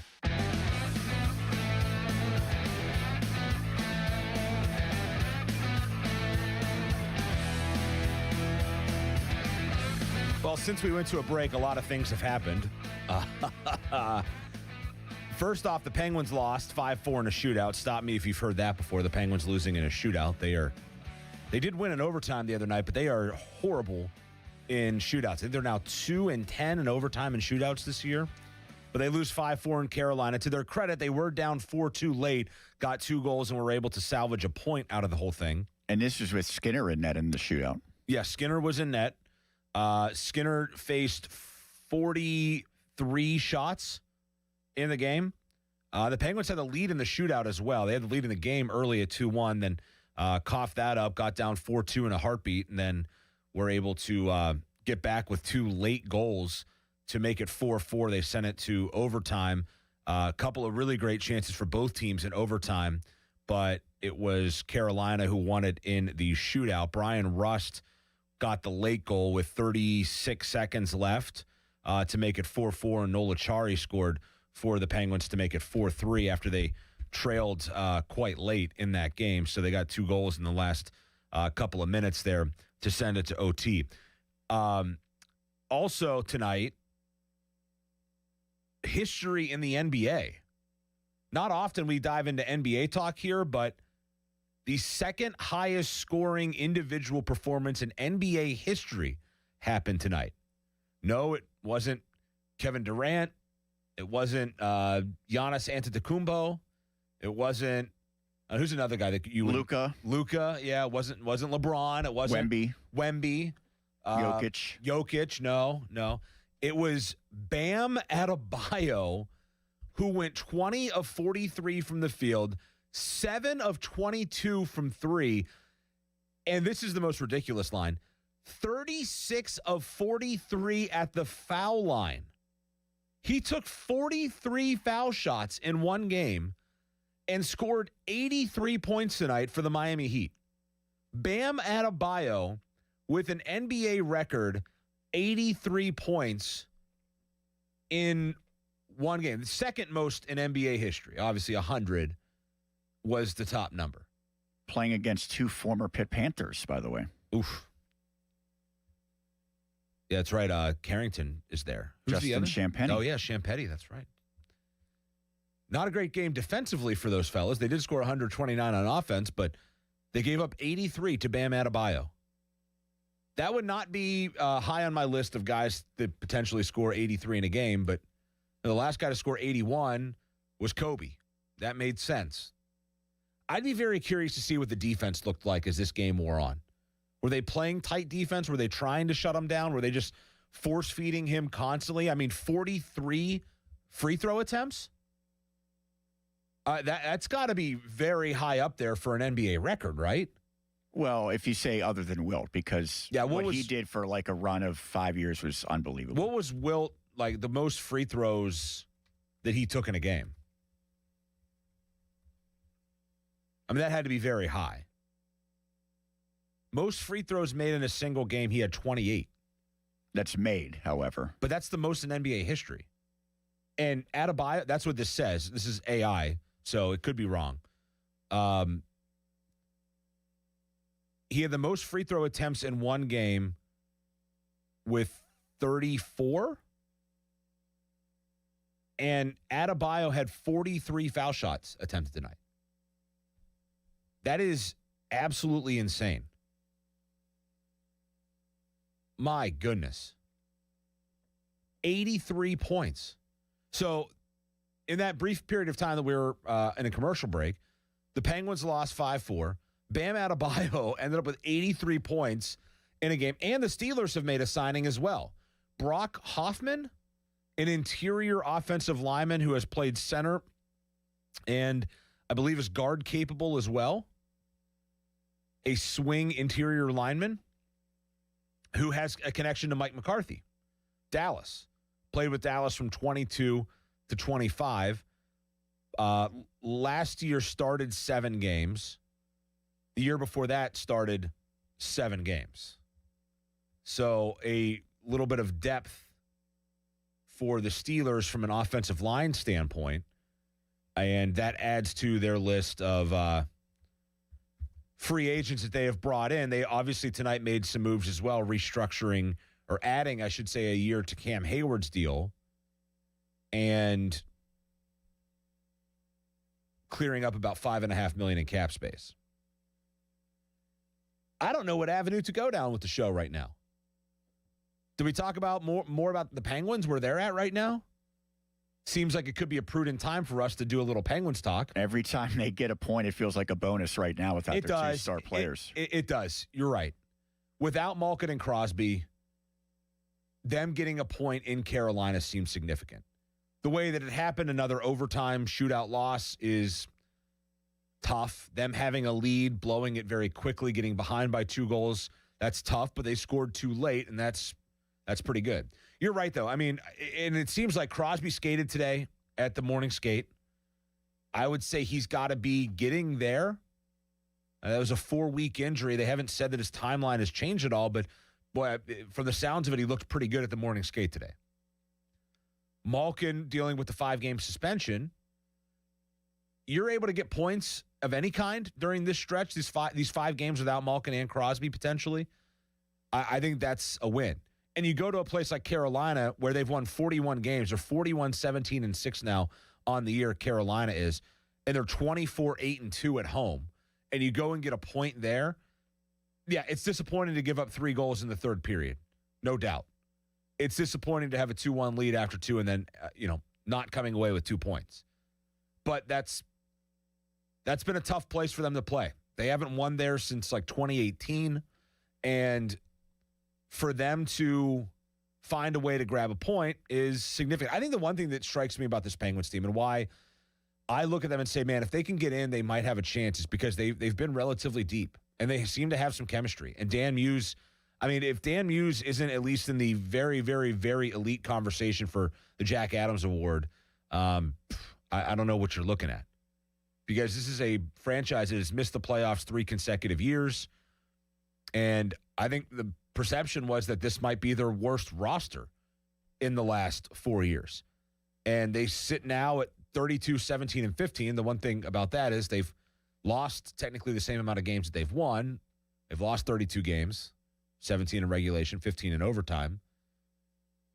Man, if they could just find a way to be a little bit better in the overtime and shootouts, where would they be right now? You know what I think is interesting about tonight's game? So I mentioned Russ scored twice, Mantha and Achari. Yeah.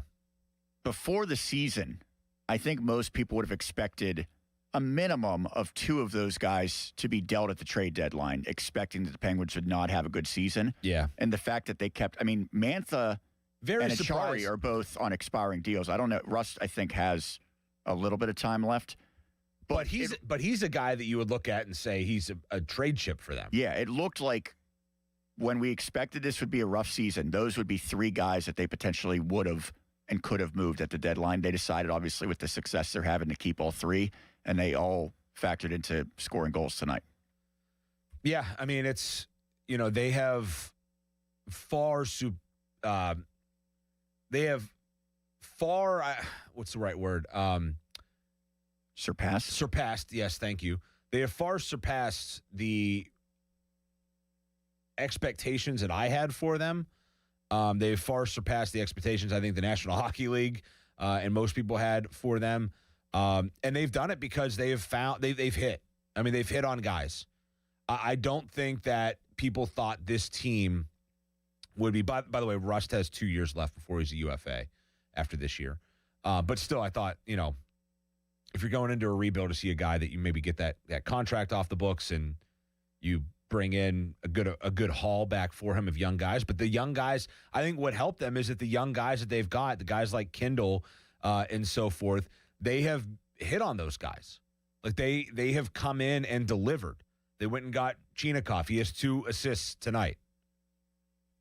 You go down the list of, obviously Mantha scored a goal in this game. Rust with 2 goals and an assist. Carlson with 2 assists tonight. Skinner, who they got, at least did enough. They had a lead and they gave it up, but faced a lot of shots. He's been good. Shilovs has been good as well. Good enough. This team doesn't strike me as one that's going to win a championship. It might not even be one that wins a playoff series, but I think it's going to be one that's competitive in a playoff series. I don't think they're going to be an easy out in that first round. And depending on the matchup, I mean, they might have a little bit of a chance to move on.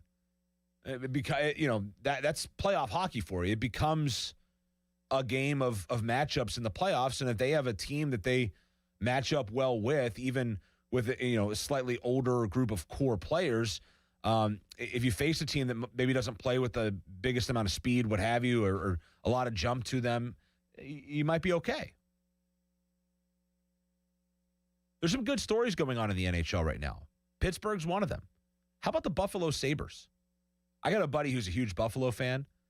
I mean, he hasn't seen them make a playoff game since his early 20s, and he's in his late 30s. They have the longest drought, I believe, in the Big Four professional sports. Yeah. And they are 40-19-6 with 86 points, the second best mark in the Eastern Conference right now. That's a good story. So, I mean, while we've been impressed here in Pittsburgh, certainly Buffalo, you got to feel good for that fan base as well. I think those are the same Bills fans that you kind of feel for because they just have their hearts ripped out every year. But that franchise has been, I mean, they've been worse or as bad, if not worse, than the Pirates. And they brought back Lindy Ruff this year as their, was it this year they brought him back? They brought back Lindy Ruff, and he's been obviously exceptional.